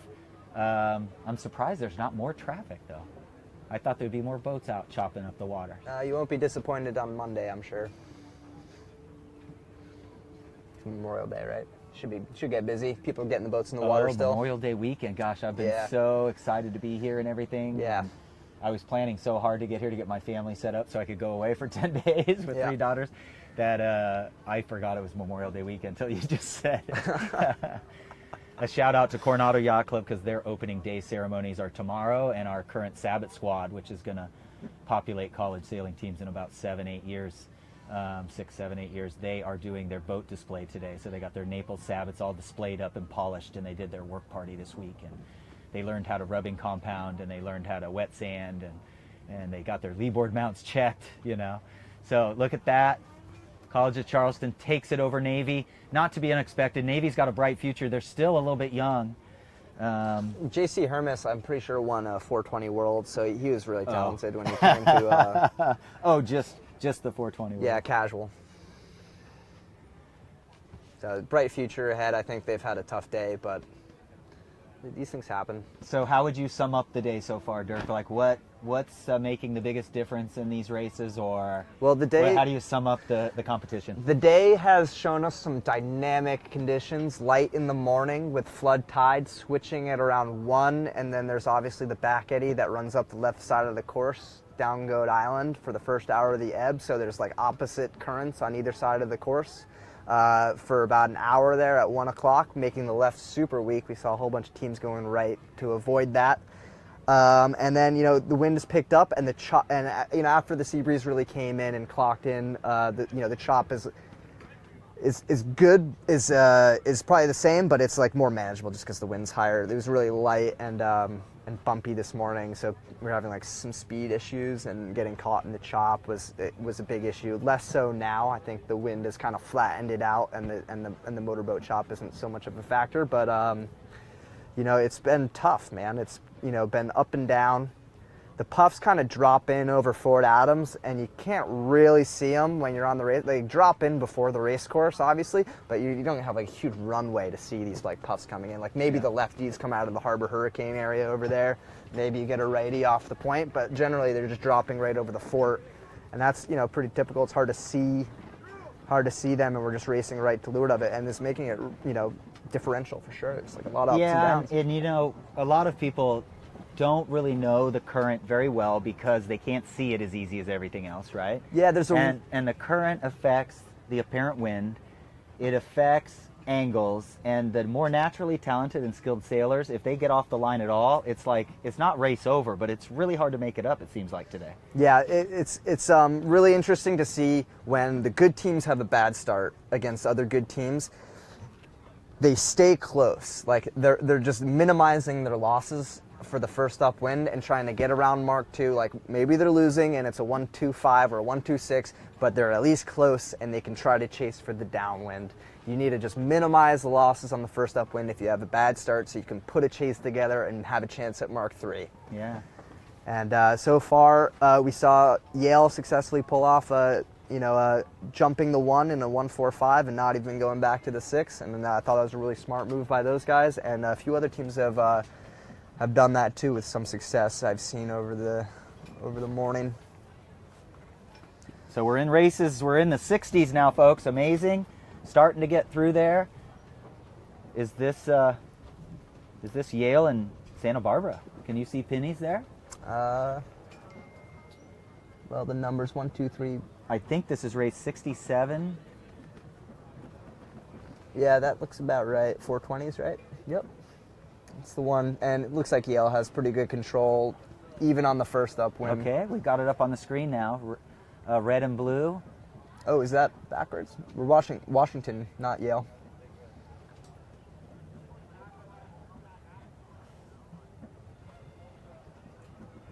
Oh, right here. UC Santa Barbara, University of Washington. Race 61. I was just talking to two of the crews on the Washington team. They said they just got their first college team race win against the University of Michigan at Nationals. Their first win came at Nationals, so they're on top of the moon. It's been, I think a tough event for them otherwise, but they seemed, up spirits, and they were saying they're quite busy because they have exams going on.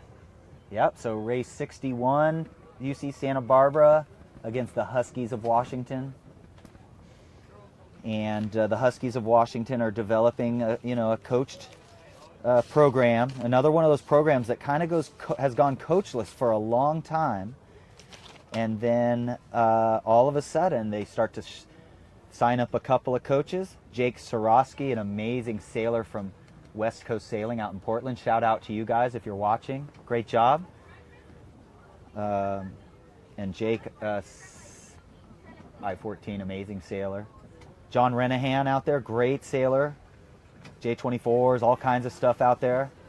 And then a friend, Mark Laura, works for North U, the North Sales University Sailing Program, which I work for as well. Mark and I have taught all over the world together.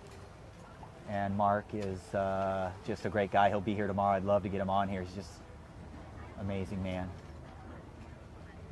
So what do we got going on? Is this race a race there? Not really. But yeah, Santa Barbara's kind of running away with this one, huh?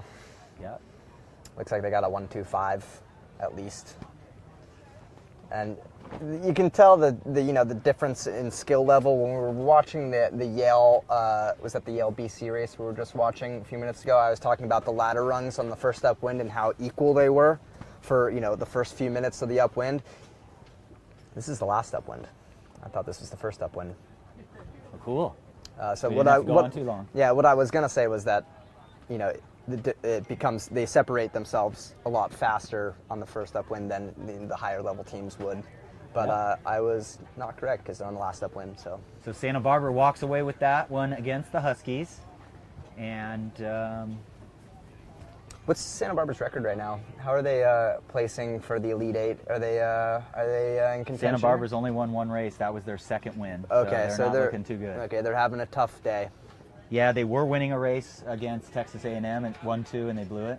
Wow. Yeah, they were. That's crushing. The coach Brad, though, he's still always taking the positive side of stuff. He just said, they just got confused. Their teamwork wasn't there, and they made a couple bad moves, but. Yep, and that's that's practice, recognition, and just being familiar with the plays. Flashcards. You can really see the puffs dropping in on that, can you? Kind of. Maybe that's a glare. But it looks like the puffs are dropping in off the fort, and it's not super easy to see them. So pink and orange, race 62. What we got? Stanford and Dartmouth. This is a good one, but it looks like Dartmouth's got the 1-2, questionably 3 here. Wow, this isn't going to be good for Stanford. Like I was saying earlier about them, they were third in their team race qualifier, third in their women's conference qualifier, third in their co-ed qualifier. So they're just a very consistent team. They've been up the ranks as the season's gone on. Stanford had such a consistent regular season where they're just at the top level. Like, they won a few regattas. They did really well at the Bob. They won St. Mary's. They did, I'm not super familiar with the rest of their schedule, but they were just always doing really good. And fortunately, they've taken a few losses so far today. I know they lost, I think, to Yale, and they're not looking so hot against Dartmouth right now. And their overall record was, I don't have it in front of me. Do you have the Yale-Dartmouth record? I can bring that up very easily. I love the website. Thank you, Jared from San Diego area that manages all of these.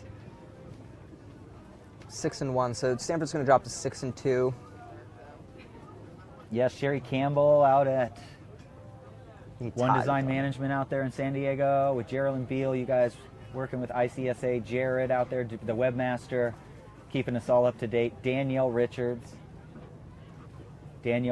turned away a Norwegian cruise ship yesterday. It was coming in, and he called her on the radio, and she thought it was just a boat. She didn't know what it was, and when she turned around, she realized it was a cruise ship sitting with about 2 football fields of her, asking her why we were in the area that we was going to anchor. So our master organizer, Danielle Richards, got that ship to go out around Black Island and back.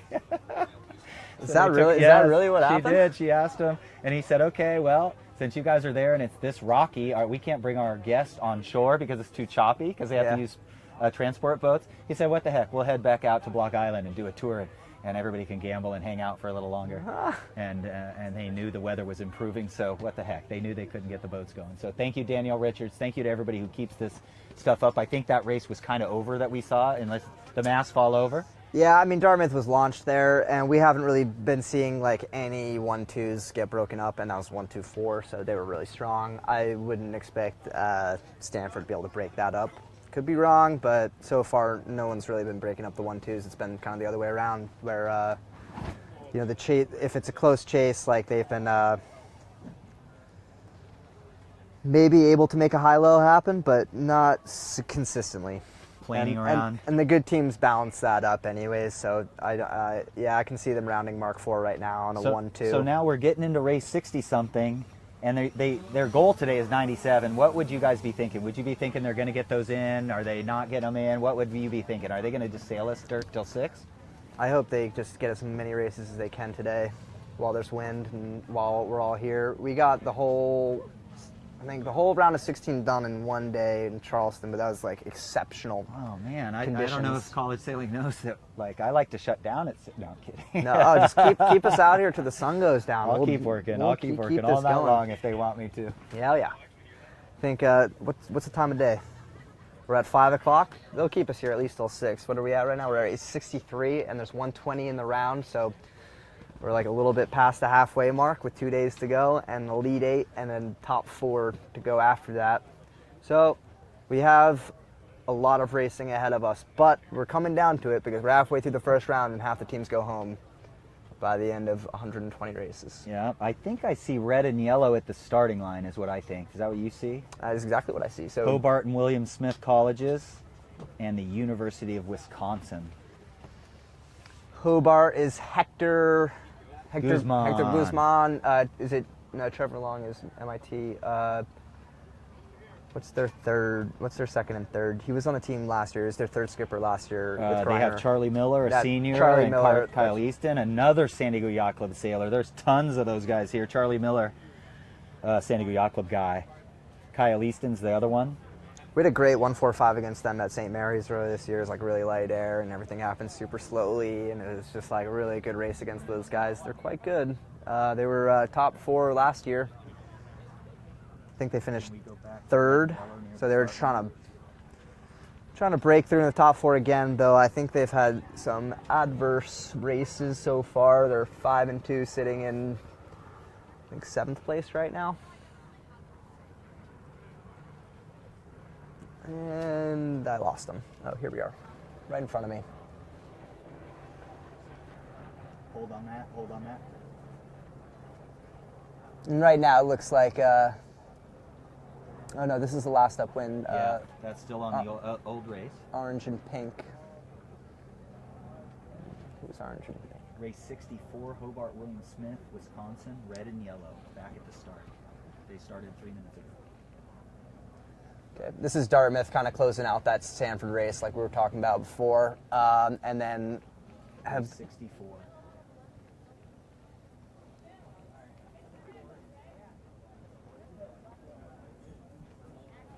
Has Hobart started yet? They have. I think the red and yellows have started, I believe. Yep. Coming upwind. I can barely see him in the distance. Once the camera gets over there, we'll have more for you. Trust me, they're on their way. We're on a green and yellow race here. Yeah, this green and yellow is race 63. Green and yellow is Texas A&M, Galveston, and Bowdoin. Bowdoin with a 1-2. They should be able to close this out, but you can see the gap is considerably less than the race ahead of them, which is Dartmouth. They were much more spread out. On green and yellow, that is race 63, Texas A&M, Galveston, and Bowdoin. All right, let's see if they set up this coverage accurately. Look for that lead yellow boat all the way to the right of your screen. Attack is pretty shortly, hopefully. You got to cover the left at some point, and that guy's not going to get through your teammate. Good job, Corey. Or they're just going to send it right because... Is this a race? Is this still a race? Yeah, they just rounded Mark 4. They're heading upwind, and is it still a race, or is no it over? coverage by Bowdoin to think of. I mean, I guess it's a really long port tack, so that's not the worst thing in the world, and they're still strong. So, no biggie. It looks like it's like, I don't know, what does that look like to you? Looks like a 60% port. 60% port, 40% starboard. That's definitely a crew big deal, especially in fleet racing. Well, that's a big deal. The crew's always on that. What part of the course are we on? It affects everything. I mean, just like kind of you want to do the pass back. Like, there's no pass back that needs to be done here, but you want to do the pass back on the long tack as opposed to the short tack, or if you want to force somebody onto the short tack to like do their pass back while you're doing competing pass backs, like. Your advantage is to be on the long tack, and you can see that they stuck on the long tack there well after Mark 4, as opposed to maybe a square course where that lead boat would go out left a little bit sooner. Yep, and Bowdoin's hanging in there in the regatta. This is going to put Bowdoin at 6-3. That's unexpected. That is unexpected. They're playing spoiler. Their last ranking was 14th, and they were going down from 6th at that point. So they were on the downswing. Maybe that was their wake-up call because they've come in 6-3s. I mean, they're right on the bubble. Yeah, they're gonna play spoiler here. I'm wondering who's ahead of them in the schedule. Like which teams they have to go here. We can. If somebody wants to look that up for me, you can surmise. I can jump on the. How about you do that? On the old. So iPhone. Sailing for Bowdoin, the senior captain Matt Kaplan, an all-conference first team NISA skipper. And their senior crew captain, Louisa Lindgren, second team all-conference. Their coach I've kind of befriended today, Corey Radke. She seems like she's got a little fire and a little discipline in her. So I think they're in good stead there with their assistant coach there, Frank Pizzo, the coach of the year in NISA. He's been there for a while. Pretty cool. Bowdoin has a tough schedule ahead of them. They have the College of Charleston. They have Georgetown, and they have UCSB, and then they have BC. So 3 perennial powerhouses, I would say, for sure. UCSB, who's a young, good team, coming off a few wins today. 2 wins, I guess. And then they have BC, who's not going to be easy to beat. So Bowdoin's got to step up here in the next 3 races, coming off this win against Texas A&M. And hopefully we'll see them in the next round. Hopefully we'll see them in the next round. They're so fighting for that A spot. And Marie they've got Bergsund, Emily Gonzalez, Julia Adams, John Sider, all seat eater, all sailing for Bowdoin. Great job. Give a shout out to your kids, your grandkids, your nieces or nephews, people you're rooting for. Definitely go there and make some comments at Facebook. If I butcher the names, it's okay to tell me. Hopefully you can clear them up for me and help clear them up. And sorry, we're here looking for the next race. I believe I see a blue and orange coming upwind. Black and orange possibly. Yes, black and orange is at the windward marks.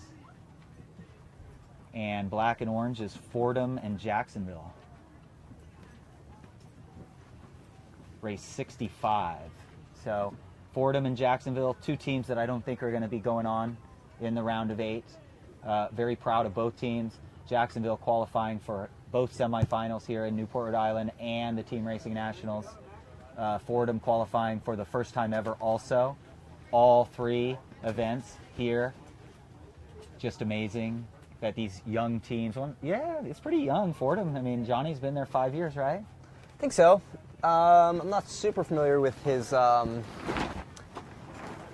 history, but he's certainly been there for a little bit. I know he's done a good job with them, and he's quite a good team racer himself. All right, we've got Hobart and William Smith colleges here and the University of Wisconsin. I need a time to talk about Wisconsin because they're one of the more entertaining teams. I was in tears this morning talking with this team.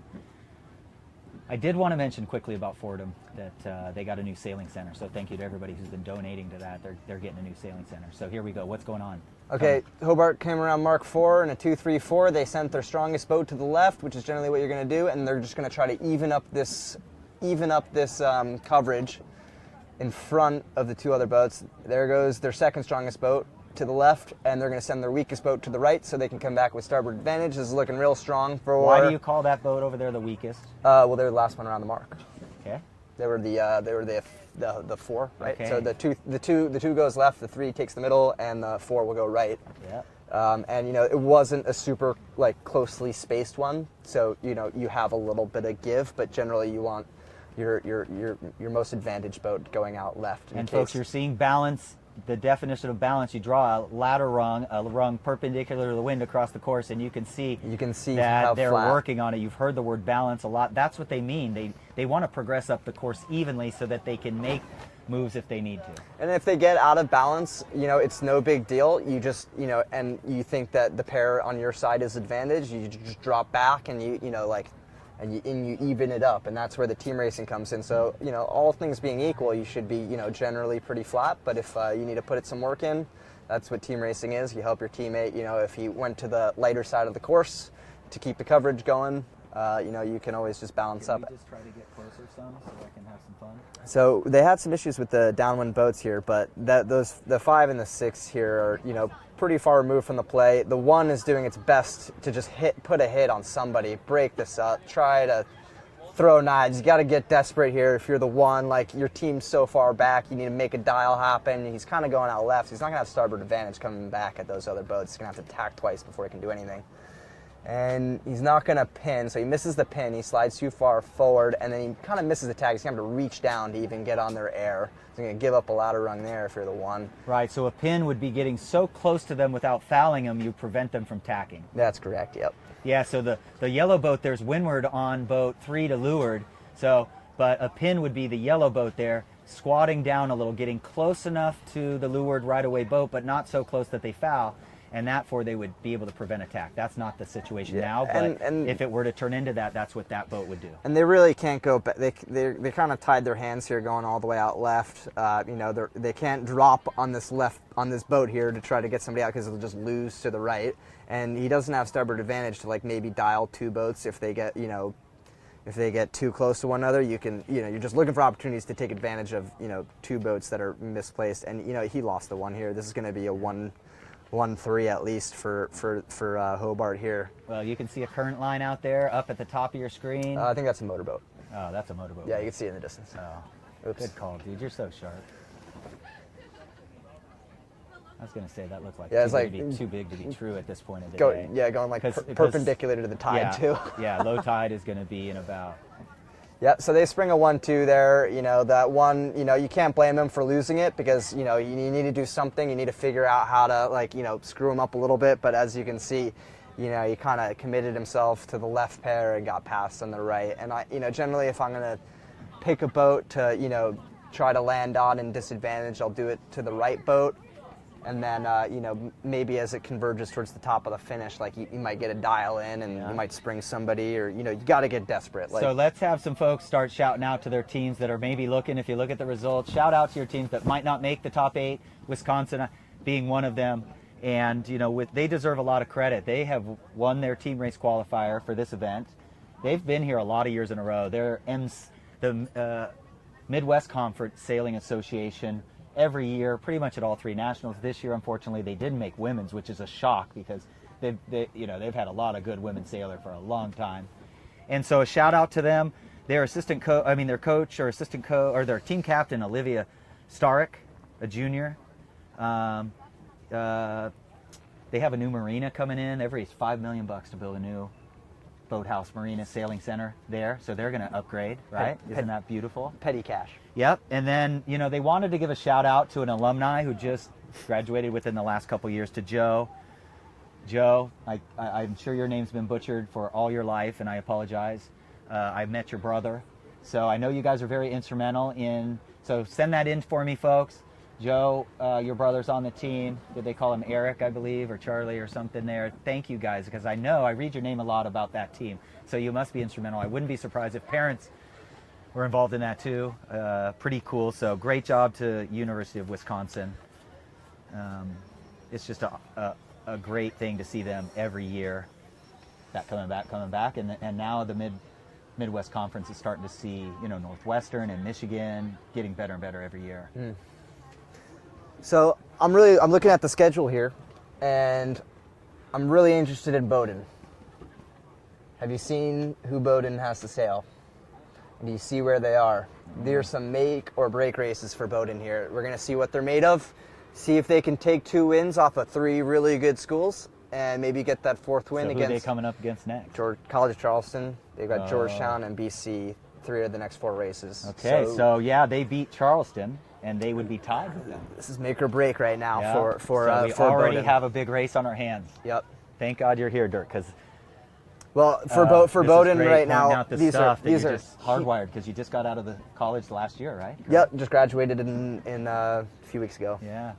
Oh, just a few weeks ago. Yeah. Oh, yeah. I thought it was a year a few weeks ago. No, just a few weeks. So no, just a few weeks yeah, ago. this is all fresh in your mind. Yeah. Okay, so we are just bobbing up here with red and black.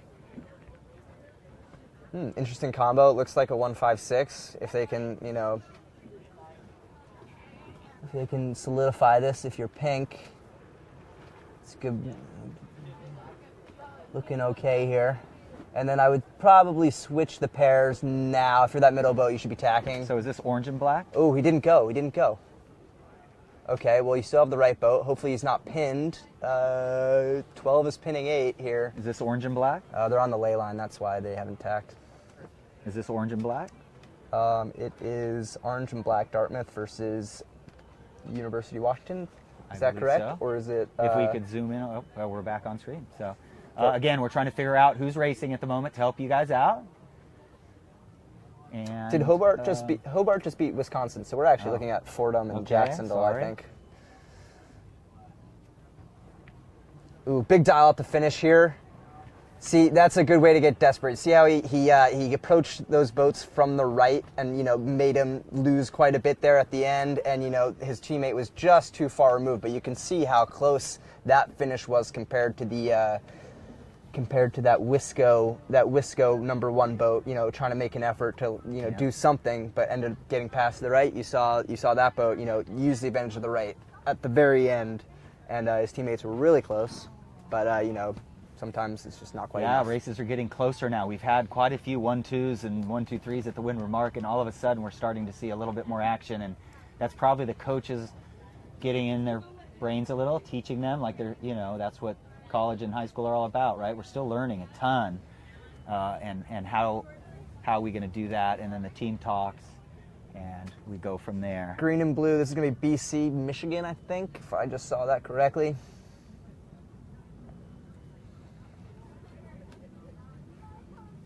No. Is that right? No, I don't know. Blue and green. Fordham and Jacksonville. Did I get that totally wrong? Man. That is not correct. What you have up is not correct.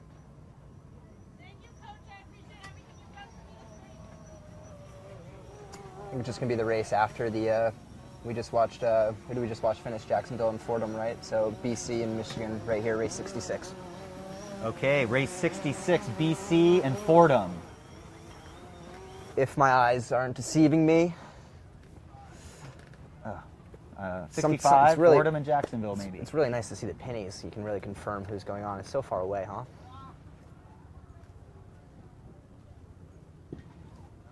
Once we get over it, we'll have a little bit better coverage for you, but I can see them coming up the first up win, and I'm not sure on the crosses, but it looked like blue was strong.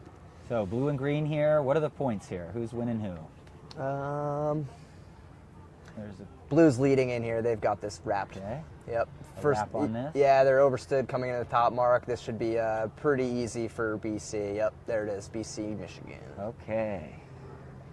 BC, Michigan, race 66. So BC, what is it? Wade Waddell, Sophia Reinecke, and let me check out their third skipper. I think it's either Isabella. Yeah, that's right. Loosbrick or who else?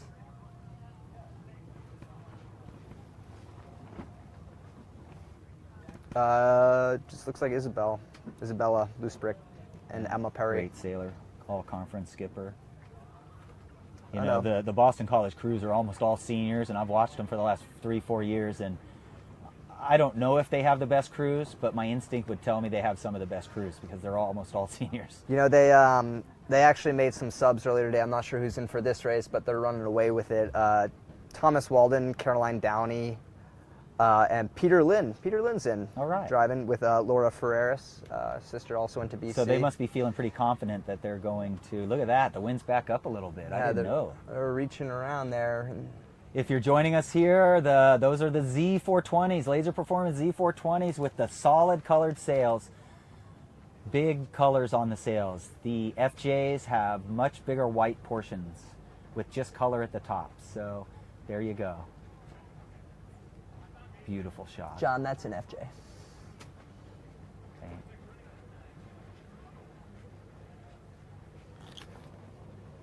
This is FJ right there. Okay. I apologize. They're going super fast. The solid colored sails are the FJs. Really, they really got those FJs going. Yeah, I was like, I had to do a double. Like usually FJs aren't, you know. They're called flying juniors. They don't no usually. Excuses, they were looking like they were going really fast, so I did assume, but that's no excuse. They usually do not fly, but BC here running away with it, making it look easy. Yeah, there was a junior program down in Miami for a while. I'm not sure if Leandro Espina ran it, but somebody ran it. It was called No Excuses, and it was a good program. Hold on a second. What's that green boat ahead of the... No, there they are. Okay, sorry. There's just a boat sailing downwind. I was confused there. You can see all three green boats chasing that 1-2 from BC. All right. So what do you say? We got a few teams on the bubble. We got some teams that know they're going home. Yeah, there are some teams. We've got a couple teams that are already putting in crew to rest and get ready for tomorrow and give some experience to the other teams, so they're ready for tomorrow, right? I'm super excited to see how Bowdoin handles the tough schedule they have for tomorrow. It's going to be a make or break for them. They've got 4 races, and I would imagine they need to win 3 of them. So I think they can take a loss to either the College of Charleston, Georgetown, or BC, I think is who they're racing tomorrow. Yeah. I don't think they can lose 2 and make it into the finals. The tide, if you look at the boat sailing out, the tide switched. It's twitching on the inside here already. Yeah. And they could gululi them, right? You know what that is, right?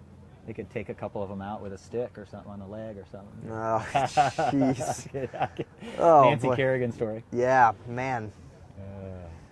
I never watched that that whole story. It's amazing because she skated the thing of her life. Did she at skate the after- Olympics? she skated She after got that? back in. She got reinstated.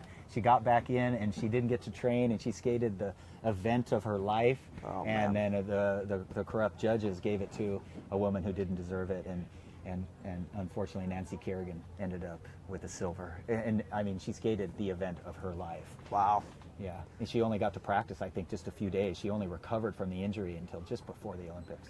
So UCSB and Yale here. Yale and... Oh, this There we is... go. I don't think that's correct. Looks like Georgetown. Georgetown in pink, and I'm making out the penny here. And Georgetown goes for late hook.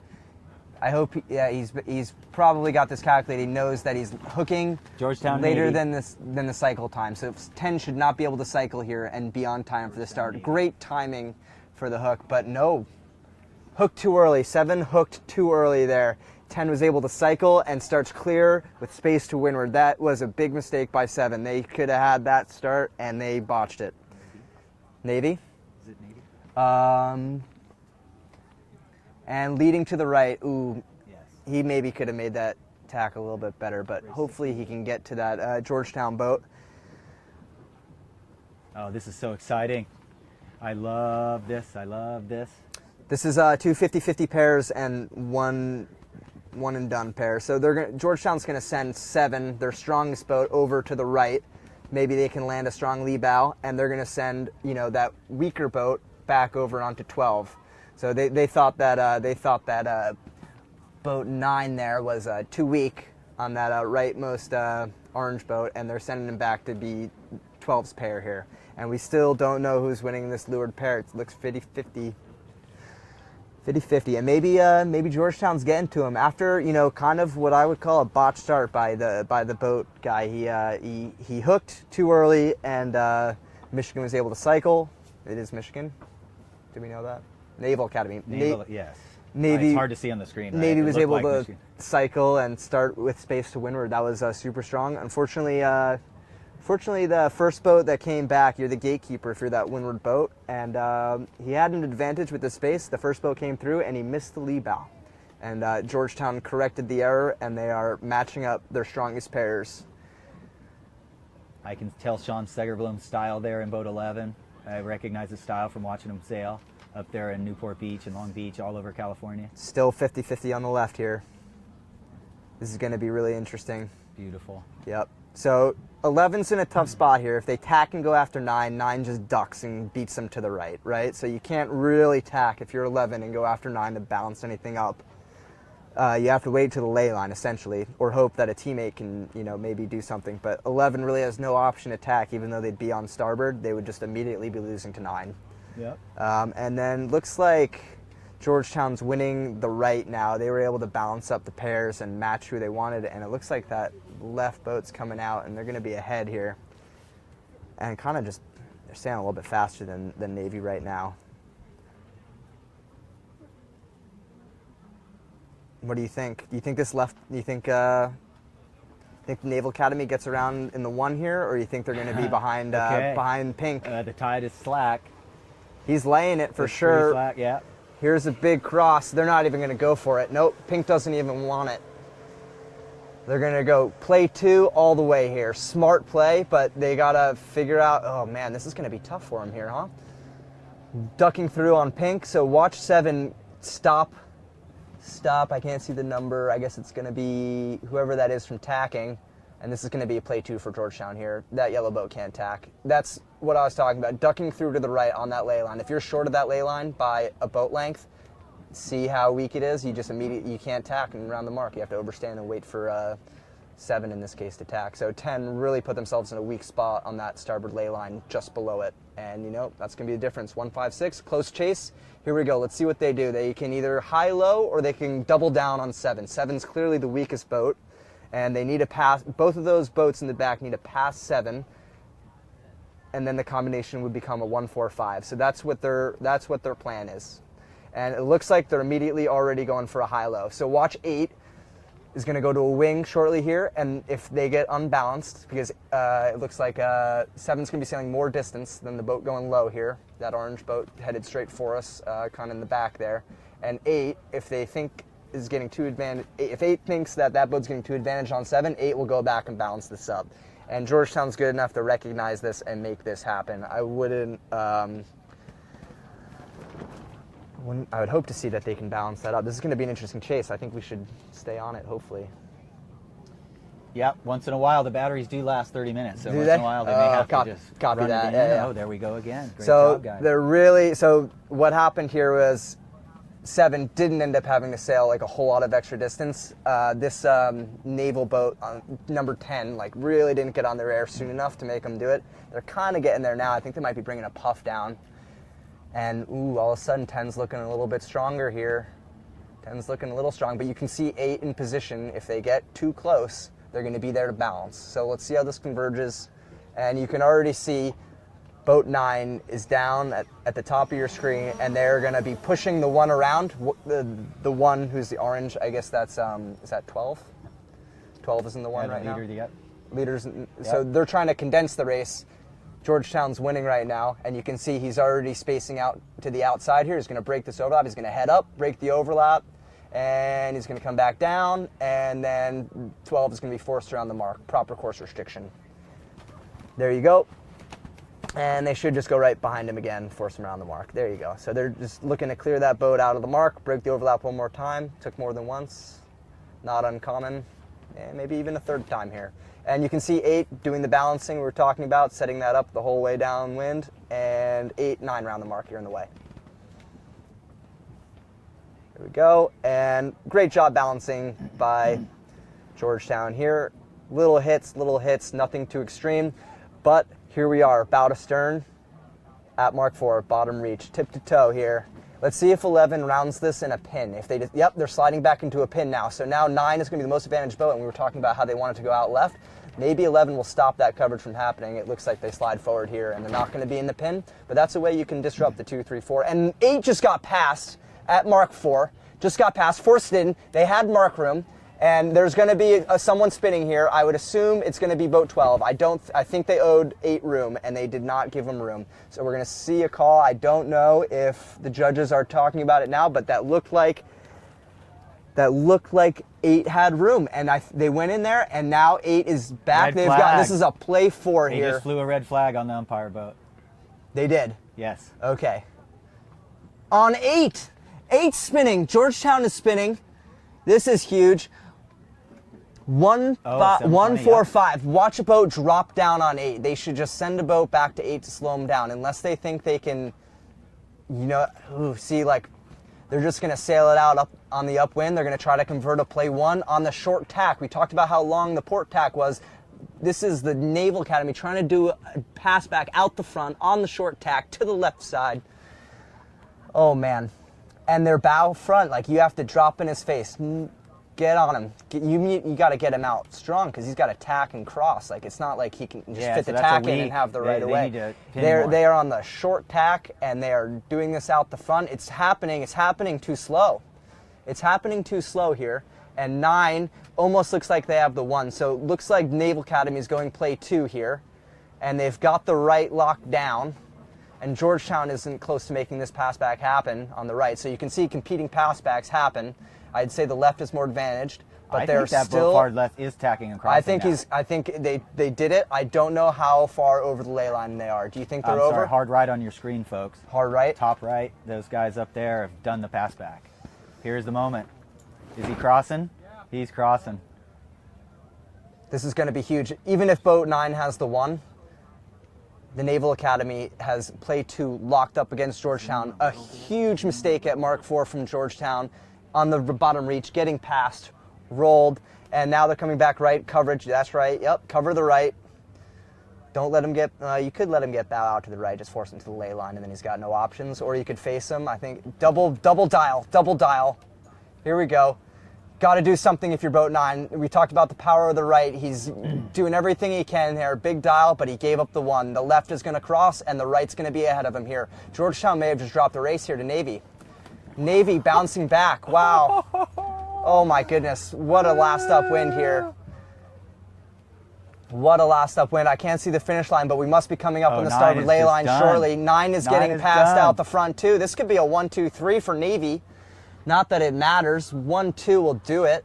And there's the pin coming into the picture now. Navy looks like they're going to take this one. Wow. Uncharacteristic from Georgetown. I had them in a lock for my Final 4, and they just dropped that race. That is uncharacteristic of Georgetown. And they're going to get 1, 2, 3 by Navy. That race really fell through their fingers. I'll tell you what, they did a great job on the downwind and the bottom reach. They got passed. They got flagged. Got to keep the umpires out of the equation. It's going to be a 1, 3 for Navy. Looks like boat 7 got in there. 1, 3 for Navy. That's going to do it. Wins a win. Amazing. Wow, what a last up win. What a last up win for Navy. They've been having a tough day, and they really bounced back there. Wow, really impressive stuff from Navy. Wow, so that was exciting. Yeah, what could have Georgetown done again there? Well, they were solid play 2 around Mark 3. It looked like they had it consolidated. They all were jibed on the port, and it didn't look like anybody had luffing right. So I just assumed that they were like they did earlier in the day. They seemed so solid in the play 2, and then that middle boat got rolled right as they were going into the mark room at Mark 4, and I thought by my eye that boat 12 didn't have room there, and they owed boat 8 room, and they didn't give it. I was fully expecting to see boat 12 get flagged, and so they said that boat 8 took room when they weren't entitled. That's exactly what they said. Yeah, that's the thing you have to understand about team racing is that once we get to 2 boat lengths, you can't go in there even if there's space, and unless they can't close the door on you, which happens sometimes, like when Curran or something. But really, these guys, they know how to close the door late. Really, the safe play is to, it's kind of windy to do it now, and you'll see it more in big boats. But the safe play is to be like, protest, he doesn't have room, I'm giving him the room anyways. Like, you have to be like looking at the umpire. The umpires have to be in position for like that to work. But sometimes the safe play is to give him room, even if he doesn't have it. Extend yourself out to the right, like you'll be strong to the right most likely, and then you put up your hand. There's no contact, so there's very little chance of you getting flagged. And the onus is on the umpires to make the right call. Okay, so Hobart and William Smith. Is that BC right there? I'm looking at the pennies. It's difficult to see. Texas A&M, I can tell it's a Texas A&M. Texas A&M. So this is Hobart running away with the W here. Yeah, this is pretty solid stuff from Hobart. This Hobart team spends a lot of time practicing. They're no joke. They're no joke. Finishing 3rd last year at the Nationals, they were tied for 2nd. Yeah. Going in, I think 3 teams ended up tied for 2nd, and they had to sail a tiebreaker. Big shoes to fill when you replace the finalist for Greiner, man, and he just skipper of the year, Greiner Hobbs. You have to replace him. You got to replace. You can't really replace him. You can try and do the best you can with who you have, and just hope that the underclassmen fill the shoes that the upperclassmen leave behind. Greiner was also at the Wilson. He was sailing with that American team who just got the win. Yeah. So that is great. So it is 5:35, folks. Can you believe we've been racing since 11ish this morning? We've seen it. We've seen 2 tide changes. It's so amazing. If you have been watching all day long, if you could send us in some stuff on the Facebook page, where you were watching from. If you watch, just send it in whether you're watching all day or not. But we'd like to hear if you were watching all day long, because that would be impressive if somebody sat here the whole time and watched all of it. It's amazing footage. So there's really nothing like it except in the America's Cup and some of the other major events in the world. I just think it's the most entertaining sailing game to watch. There's so much happening. You just saw that last upwind. You've got 3 boats to keep track of and all the rules that you can think of, and these kids are studying it and doing it as best they can. Yep. And, I was more boosting Degan media, but yes, team racing is spectacular, right? Oh yeah. You want to go out and race right now? I bet you'd be out there in about 3 seconds. I'd love to be out there. I think something would have to go wrong for me to go out there. I think we got it pretty locked down with our top 4. Someone just took a fall on the foil board over there. I wonder who that is. I know Nick Ewanson was out, former URI, former College of Charleston assistant coach, was out there on the foil board earlier today, but that doesn't look like him. Different kite. And Texas A&M is good defense there. 3 trying to throw a knife. That's always dangerous move. They didn't get it in, and Texas A&M left them there on port, just out of the picture. That guy's ripping. I wonder who it is.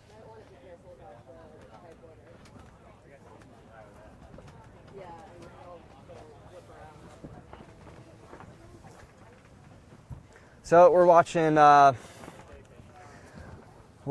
and William Smith sail away with a 1, 2, 3 now. Looks like Texas is doing a spin, so this should, this is just going to be what it is, a win for Hobart. And we'll take a look at their schedule moving forward. I think they have, Hobart had not the easiest schedule moving forward either. I know Bowdoin had the really challenging one, but looks like Hobart is going to sail against Boston College in race 76. They are no joke. That's going to be a good one to watch. And they are also in the 5th and 6th. They're in the results. They're going to be trying to fight for that Elite 8. So this is going to be really exciting between Bowdoin, College of Charleston, BC. Georgetown just took an L. I'm not sure exactly where that puts them, but the scores are tight. And we have Hobart has Dartmouth as well. So they have BC and Dartmouth coming up in race 76 and 86. So Hobart's schedule is not the easiest either. And I've been talking about the Bowdoin schedule, and they're just on the outside looking in at the top 8 right now. I think It's going to be an exciting morning tomorrow. Laura's putting on her microphone, but I'm sure she agrees. I concur. Yeah.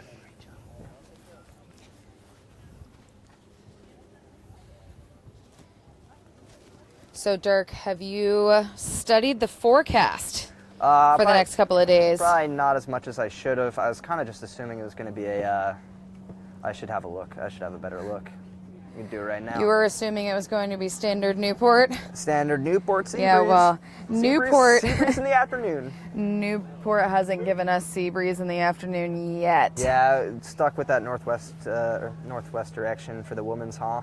Yes, we had 4 different sets of conditions, and it has been pretty atypical, honestly. And so, having checked the forecast just now for the next few days, it looks like we are probably going to sail as long as possible today. Looking forward a few days. We've got about 11, it's a little bit less tomorrow, around 11 knots. It doesn't look like a full sea breeze, although it does look like a stable afternoon. But unfortunately, Monday morning until about 2 o'clock looks pretty unpleasant. Not in a gnarly way, in like a, man, I can't wait to hit the water, I'm sick of sitting around on shore way. You know what I mean? I'm looking at sail flow. Looks like we're going to have a solid, 10 to 13, 14 sea breeze direction tomorrow. Yeah. It's supposed to be, looks like some rain and some fronts tonight, 15 to 30 all night long. And then it looks like it's going to quiet out, switch around, and come out of a good direction tomorrow. So maybe we'll get a lot of good racing in tomorrow as well.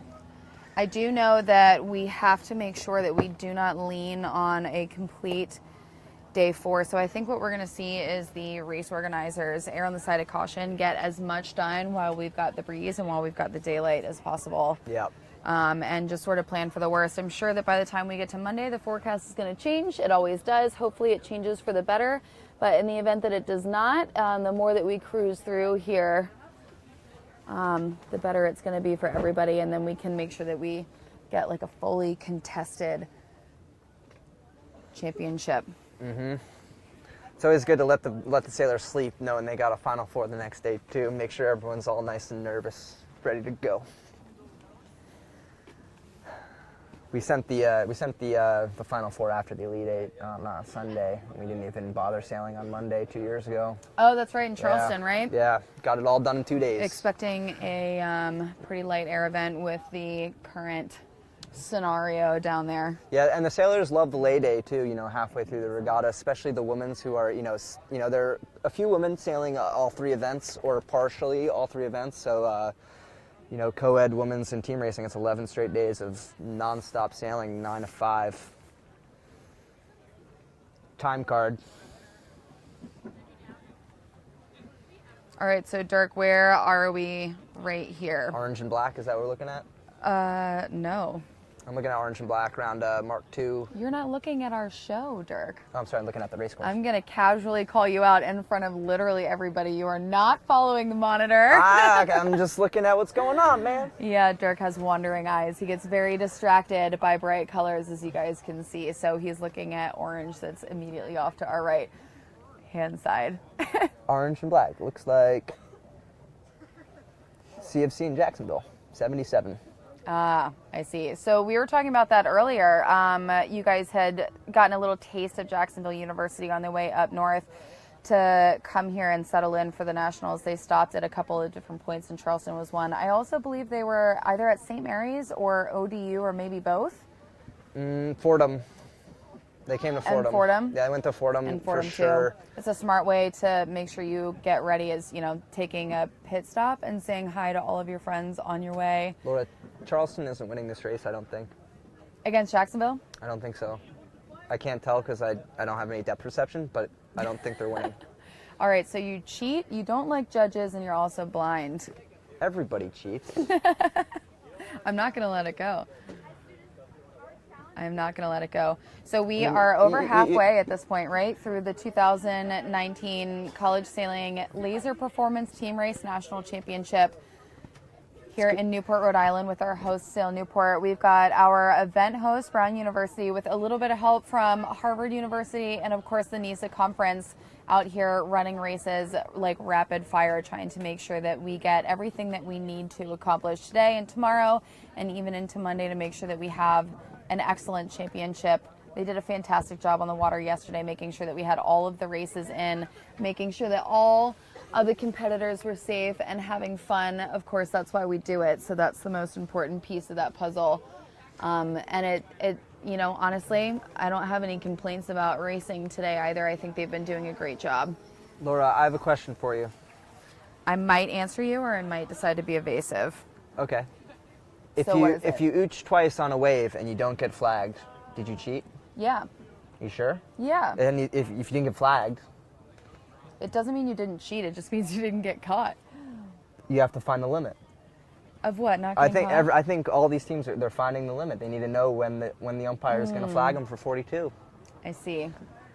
So explain to me how you're going to try to tell your insurance company that a tree in the middle of the woods fell on your cabin house, but no one saw it, but you need the insurance money anyway because it really happened. Charleston's losing this race in a 1-2-3. We're ignoring it. We're not ignoring it. This is not good. We're tabling that discussion for later, I see.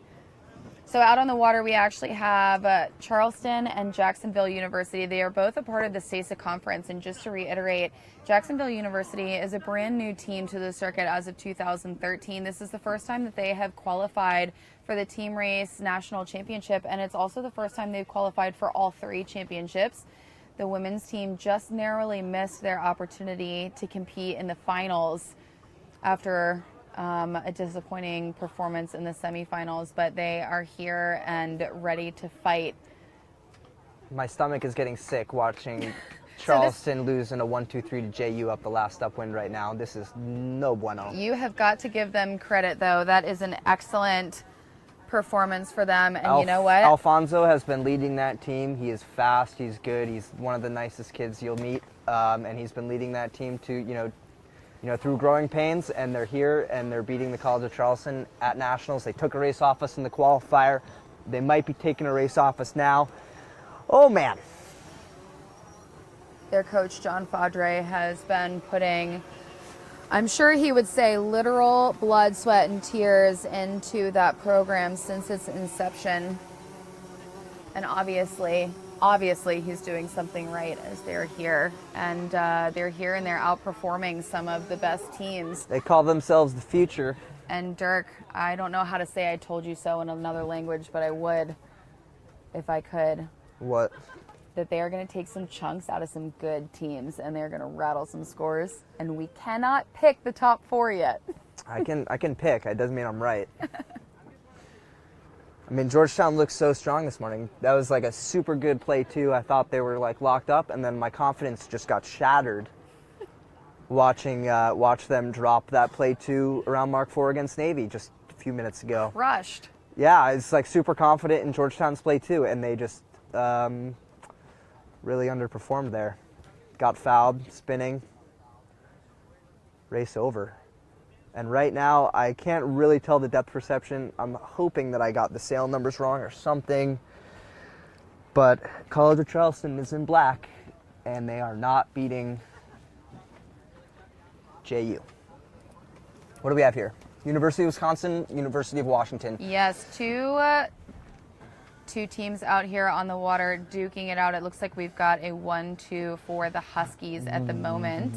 Washington looking like they're going to win. Oh, they're 1-2 here, and you know, I'm not super confident in, you know, the 1-2 of some teams as maybe I would be in others, but they're 1-2 right now, looking for their second win ever at the College of Charleston, or second team race win ever at nationals. Good for them.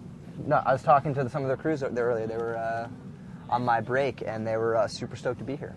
And honestly, if you're going to start winning races, this is the place to do it. Yeah, you're here. Taking races off of Wisco, man. It seems like the pressure is down a little bit. They must be in the same conference, right? Wisco and Washington? Are they in the same conference, or are they... Did you ever study a geographic map of the United States? I really don't. Do you know, yes, do you know where Wisconsin is? I know where Wisconsin is. I know where Washington is. Yeah, Washington is evidently on the Great Lakes, according to Dirk Johnson. It's on the East Coast. It's on the West Coast. I just don't. Okay. Which Great Lake is it in? Does it border? Can you name all the Great Lakes? No, but I know that Washington doesn't border one of them. Obviously, we have spent a little too much time under this tent and talking about sailing. Otherwise, we would have remembered said geography lessons. Well, I don't know what conference they're in. Like Hobart and William Smith is like in northern New York, and they're in Mesa, so it's like not exactly the most like. Yeah, I'm gonna pull it up right now. There is a list online of all of the teams within each conference. Did you know that there are over 230 active college sailing teams in this country? I didn't know that. Yeah, fun fact. That's a whole lot of college sailing. Wow. Like when I thought that my college sailing world couldn't get any bigger, you know, sailing, being fortunate enough to sail at the College of Charleston, I didn't think it could get any bigger until I started to obviously dig a little bit deeper into the history of college sailing, into who's active today, into the way that it's all run. There are so many universities and colleges that have teams ranging anywhere from like a 6-person club team to obviously teams that, you know, Navy is a huge team. They've got an offshore team as well, as does Charleston and some of the other maritime schools. Yeah. And it's incredible how much college sailing happens across the country. And just how deep some of these teams are. Navy, like you mentioned, they've got, I would assume, over 70 kids in their program. Probably more than that. Yeah, they have a huge offshore team. Posting. I've seen them around Newport on the 52s and on the 40s, coming and competing, over the summertime. So those kids are on the team, and that's the offshore team. Yeah. And not all of them get to come even sail. No. And then there's the dinghy team. Do dinghy stuff, yeah. And there's only 6 of them racing right now, so the teams are so deep.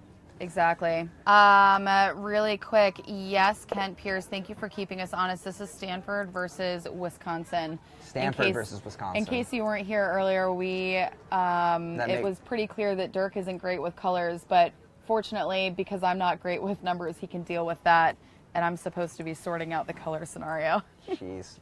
That makes a little bit more sense now. That Stanford was the green boats surrounding that Mark II and 124 was it? I think they're around the bottom mark now, still looking strong. Yeah. And here we go, upwind to the finish. This looks pretty strong for green, huh? We've got a Hail Mary out here, boat number 18. At that point, I don't blame them. Every little bit, what else can you do? If you're going to continue to follow, you will always end up behind, but if you take a chance. What do you think? Race 72, correct? Yep. This is race 72. Race number 72, Stanford versus Wisconsin. Really excited for race 75. Bowdoin has a big challenge ahead of them. Georgetown, who just came off a loss to Navy.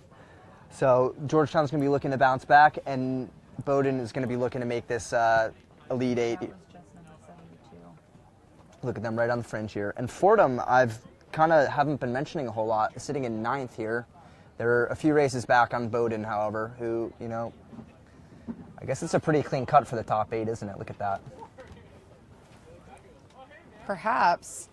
Fordham has to win a few here, and Bowdoin Bowdoin could potentially drop 3 races to really good schools. I know. Well, so we are also on race number 72 that we just viewed, Wisconsin and Stanford, and we have to complete 120 total races before we move on to round 2. So we still have a considerable amount of sailing left. Dirk, I'm actually going to task you with checking out the bracket, who has what races left to sail against some major competitors. So, and in the next sort of, as we progress throughout the day, we can talk about what's left on the table and how crucial it is for each of these teams to win each of the races they have left in the day. Okay, well, I can give you a preview for Bowdoin and Fordham here. Bowdoin has 3 really tough races against Georgetown, BC, College of Charleston coming up. And then they have one sort of gimme race. Hopefully they can close down on one of the weaker teams. And Fordham I was just looking, has the Navy midshipman, who just came off a huge win to Georgetown. So, you know, I'm interested to see how Navy reacts after an overall like iffy day, I would say. And then they had and then 2 gimme races. It looks like against. Hold on, I had it. University of Washington, race 91, and then they also have University of Michigan 73. So Fordham, though they look like they're 2 races back on Bowdoin, that gap could close in the next few races, in the next 15 races, I would say. You definitely want to try for race number 75. White knuckling it in here. So Fordham and Bowdoin. Bowdoin with a really tough schedule, Fordham with an easier schedule, and they're both looking to make that top 8. Right now, Bowdoin in the driver's seat, 2 wins ahead, but they've got 3 tough races, and I wouldn't want that schedule going into the end of the round here. Well, not really the end, I guess.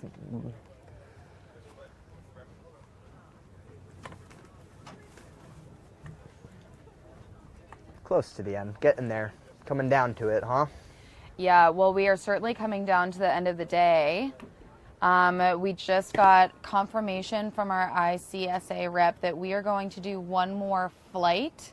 So one more set of 6 races before we finish out today's racing on day number 1 of the 2019 College Sailing LaserPerformance Team Race National Championship. This will be flight 13 out of flight 20. So we have made really good progress so far. Once we get this underway, there's limited racing left in round 1 to do. I think that tomorrow I can confidently say we'll get through the rest of round 1 and on to round 2, which will be the top 8. And that is the key to get there before what looks like we might struggle with breeze on Monday. So this is going to be a really good place to finish. There are some key races coming up in flight number 13 too. And as we narrow down on the number of opportunities left for these teams to make it into that top 8, every set counts. This is Navy in Santa Barbara. Looks like it. Looks like Navy's crossing their 1 out of the left, and Santa Barbara should be, he's not going to fit the lee bow in. He's ducking, okay. He should be losing after that tack. He missed the tack. He went past boat 9, and boat 9 is now bow out to the right. And that's they're gonna pinch off. They really, wow, okay. Did you hear me? It's race number 74. Gaucho's missing a tack there, immediately getting past. And they're gonna have to make a small duck, and all that work they just did to pinch off boat 11 is undone. For those of you watching from home, this is race number 74. The Naval Academy midshipmen in those highlighter pink sails against the University of California at Santa Barbara. Race number 74, there will be 4 more races left. So we are getting to the end of our racing for the day. Derek, are you excited or are you nervous for tomorrow already? I'm nervous for Fordham and I'm nervous for Bowdoin for tomorrow. I'm super excited for those 2 teams, see how it shakes out into this top 8. And even at the top leaderboard, it's still tight scores. No one seems to be running away with it. Looks like Navy is going to be pretty solid 1, 2, 3 here. So much close racing today. I do already have anxiety about tomorrow. Feeling it a little bit for sure. So Navy able to clean up that upwind. Little mistake there by Santa Barbara, misplacing attack early on there, and Navy taking advantage. So we'll see if they can defend this position. It's by no means over. They have a close chase, but the 1, 2, 3 is pretty strong. You should see a little bump and grind here at Mark 4 from boat 7. Don't want to let 11 and 10 be too close on the downwind, so just give him a little bump, slow him down. I didn't do too much, but he's going to probably start coming after him soon here and make sure they can't have a great chase set up here, kind of just disrupting the chase as their buddies sail down into what should become a more solid play 2, hopefully. Yeah, and 7's done a good job here where they've been able to keep the inside. Sometimes you're quick to give up the inside and do a quick bump at Mark 2, but he hasn't done too much too soon. Looks like boat 11's going to skate through to leeward and be the lone chaser, and then 7's going to start slow in 12 and 10 down here. Watch 7 go for a hard luff. 10's probably going to jibe to try to prevent that soon enough. Here comes luffing. Are we luffing, or are we going to get... Well, they're just going to try to, head him up a little bit.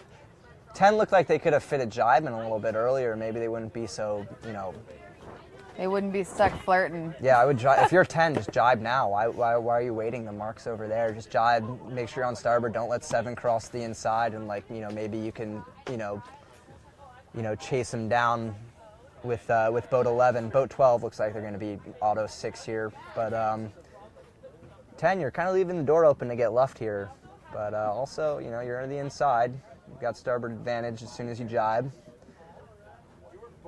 And they are at a wing on wing. They're very, very, they're at their lowest point of sail here, so they absolutely could jibe onto starboard, and all they have to do is hang on to this position relative. So here we go with the jibe onto starboard. There it is. And that judge boat just gave them the wake of their lives. They just rode that judge boat's wake all the way into that strong spot on 7. Sometimes the umpires help. Sometimes. Yes, you know what? Yeah, they're on your side every once in a while. I was hard on them earlier, but it sounds like you've always just been on the bad end of the rule, where you're just wrong and you refuse to admit it, Dirk. I just try not to get them involved. Because there's, 3 sides to each story, and you can only be right 30% of the time, so it's probably how it goes for most people. Well, you can be right up to 60% of the time. Can you? If someone protests you and the judges agree. Or if you protest someone and the judges agree. Here we go, screaming into that mark number 3. And we've got a 1-2 lead here. We've talked about it so many times today. It's one of the most stable winning combinations, especially if there's a little bit of distance between them and the teams behind. So Navy wrapping up their last race of the day here against University of California at Santa Barbara. Big race number 75, Georgetown Bowdoin. Looks like they're in the pre-start or just after the pre-start. I can't tell the combos, but we're looking for that race closely soon. Is that it?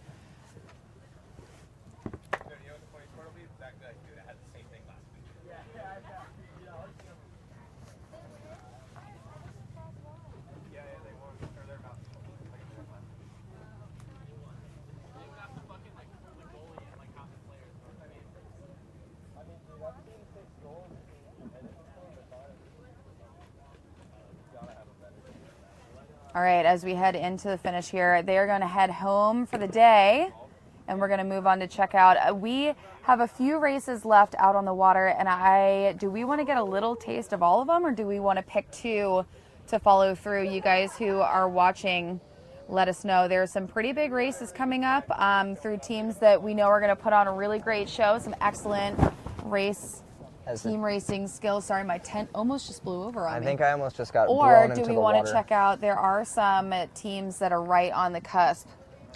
The Hobart race and the Boston College race would be good. The Bowdoin race and the Georgetown race. Hard to pick from, huh? It's a pretty stacked last flight here. Was I just totally wrong earlier about Charleston losing to JU? You did. That was a whole flight around. I was well, you know what? They freaking out on that downwind. Watching.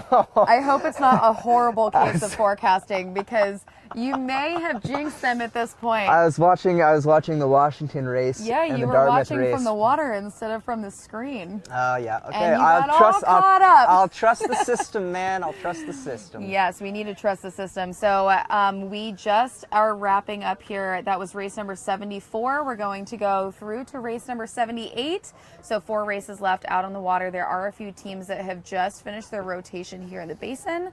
They're going to head back down to the starting line, and we will get those underway and finish at race number 78 for the day. So a couple of really key races coming up.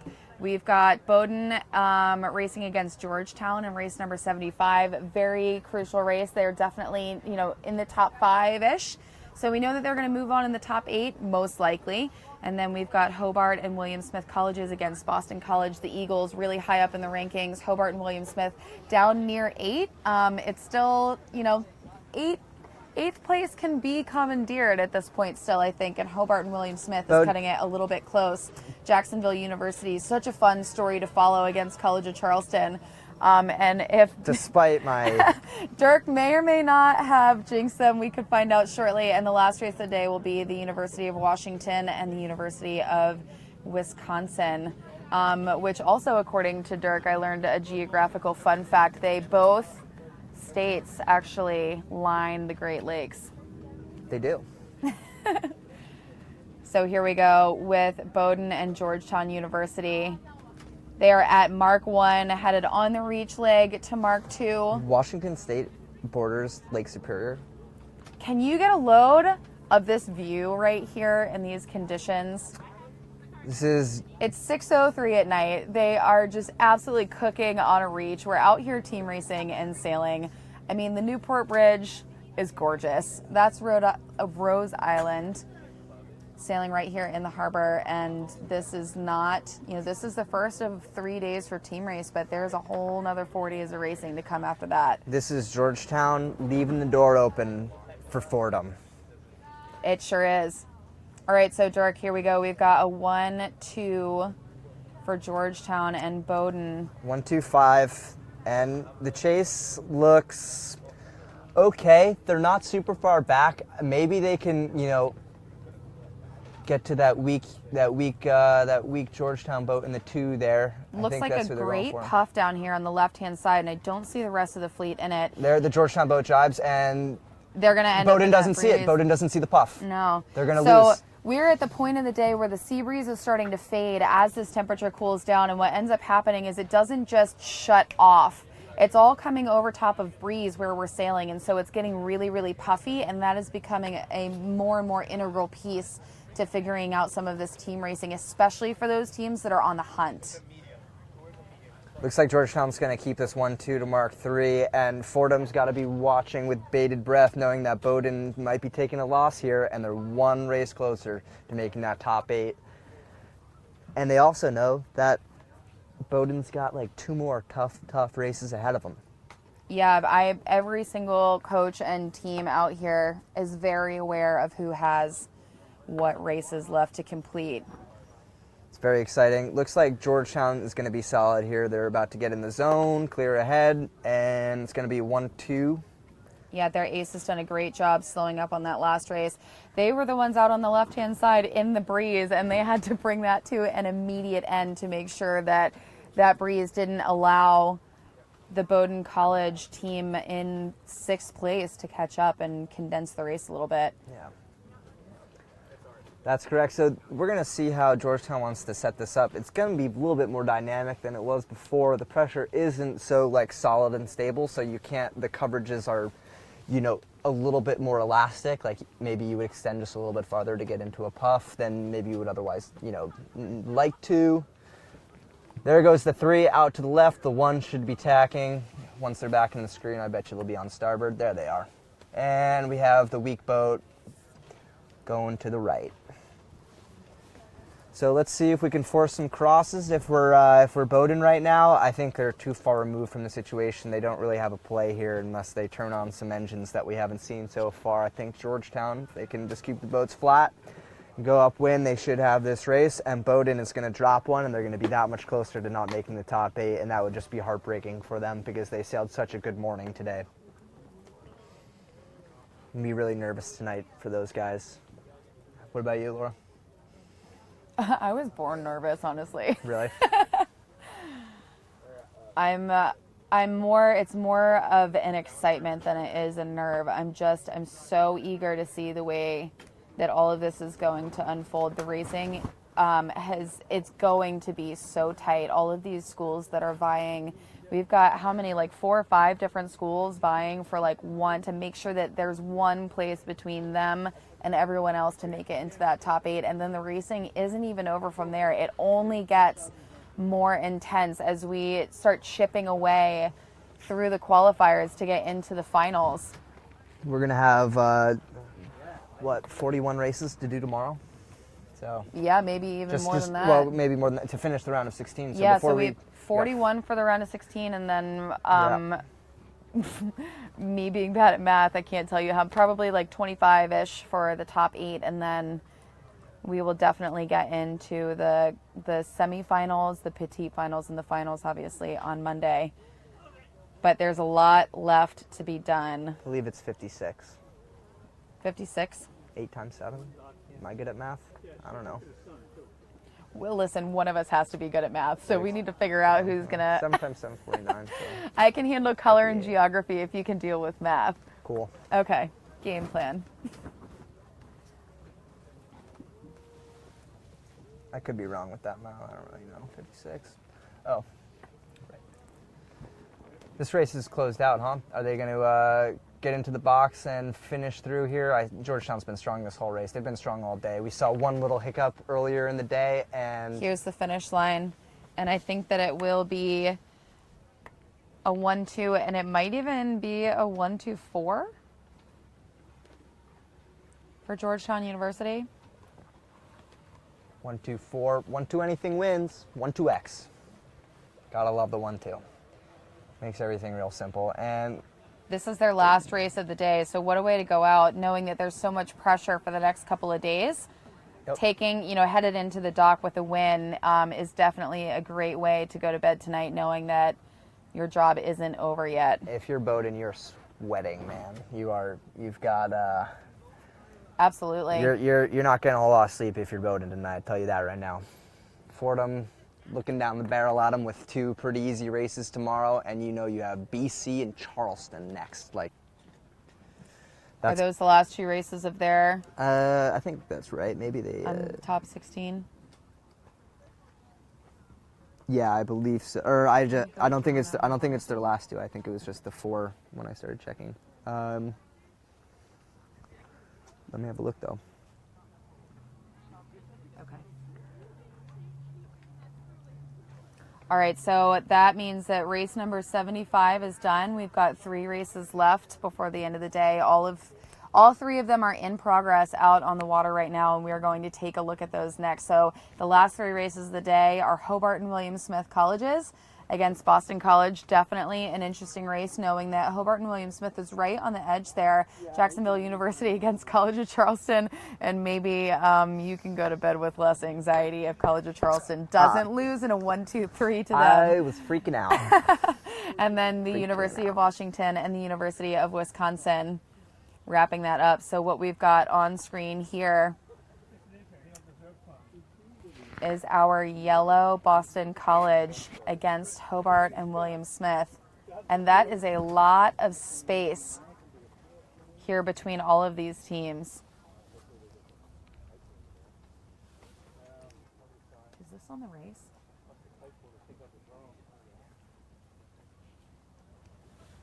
This is race number 76. Hobart and William Smith Statesman in red and Boston College in yellow. And it looks, what do we got here? Hobart's crushing. What we got here is Hobart is crushing. That's huge. That is huge. I don't think the left doesn't look like they're coming in. This is going to be BC taking another L here. I'm trying to figure out how they were able to put that much space between them and the competitors behind them, and the only thing that I can come up with is that somebody was over earlier, spent a lot of time spinning. That is in the safe. First part of this race. Definitely. So crucial race finish here. What we need to see for Hobart and William Smith is a beat against Boston College, and we might get that. Honestly, we're probably going to get that at this point. That is going to be really you hate to difficult. call it, but yeah, this is over. Look how puffy it is out on the water. So that's some of the stuff that these teams are dealing with.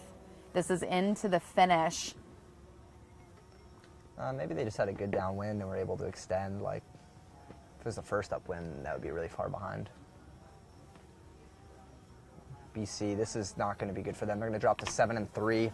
That's going to put them right in fighting in contention tomorrow for that top 4 spot. So after we finish this round of 6, it becomes a huge fight for the top 4, and it becomes the level gets high and the tensions get higher, and it is going to be intense for sure.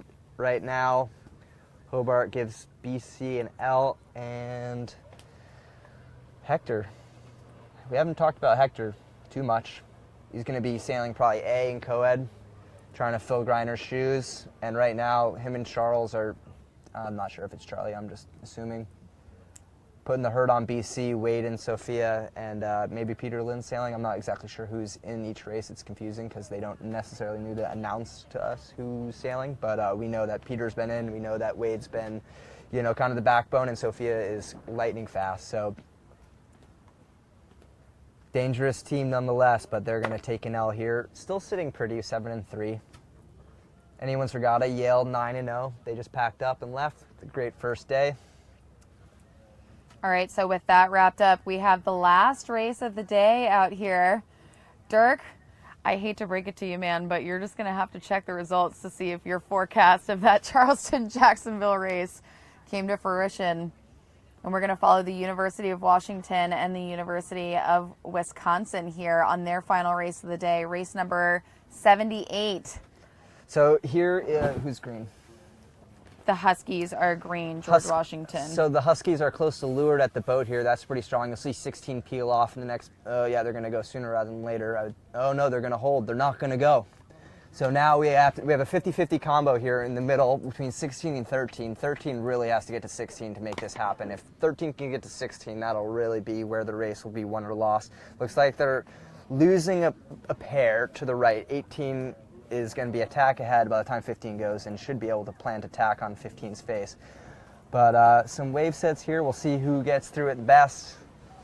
And we got some Charleston Cougars distracting us behind the camera.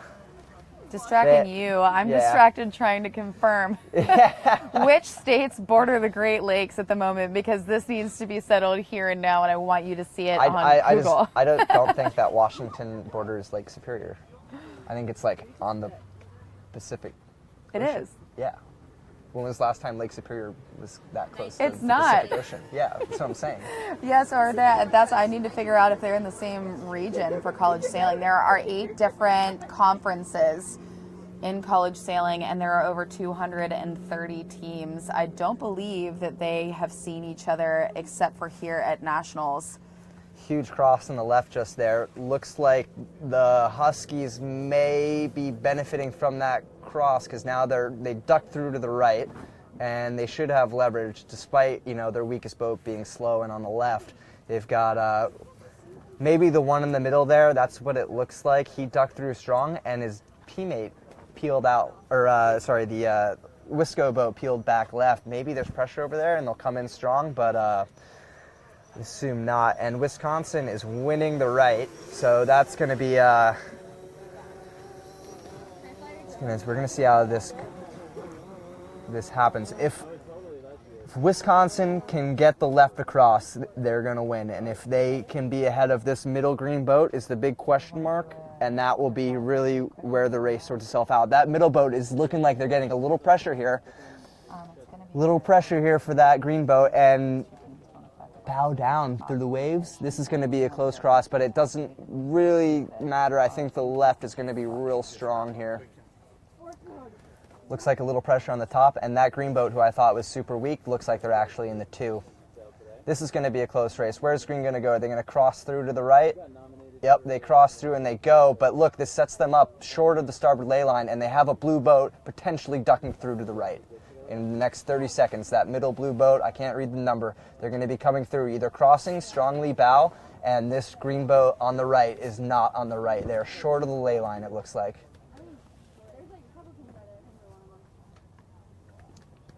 Duck through, let's see. And they're going to stop that green boat from tacking. This is going to be a 1-4-5 at the worst. 1-3-4. Yep, look at this. That green boat is weak. Now they're ducking through. 1-3-4. 1-3-5 for the Husky, or sorry, for Wisconsin.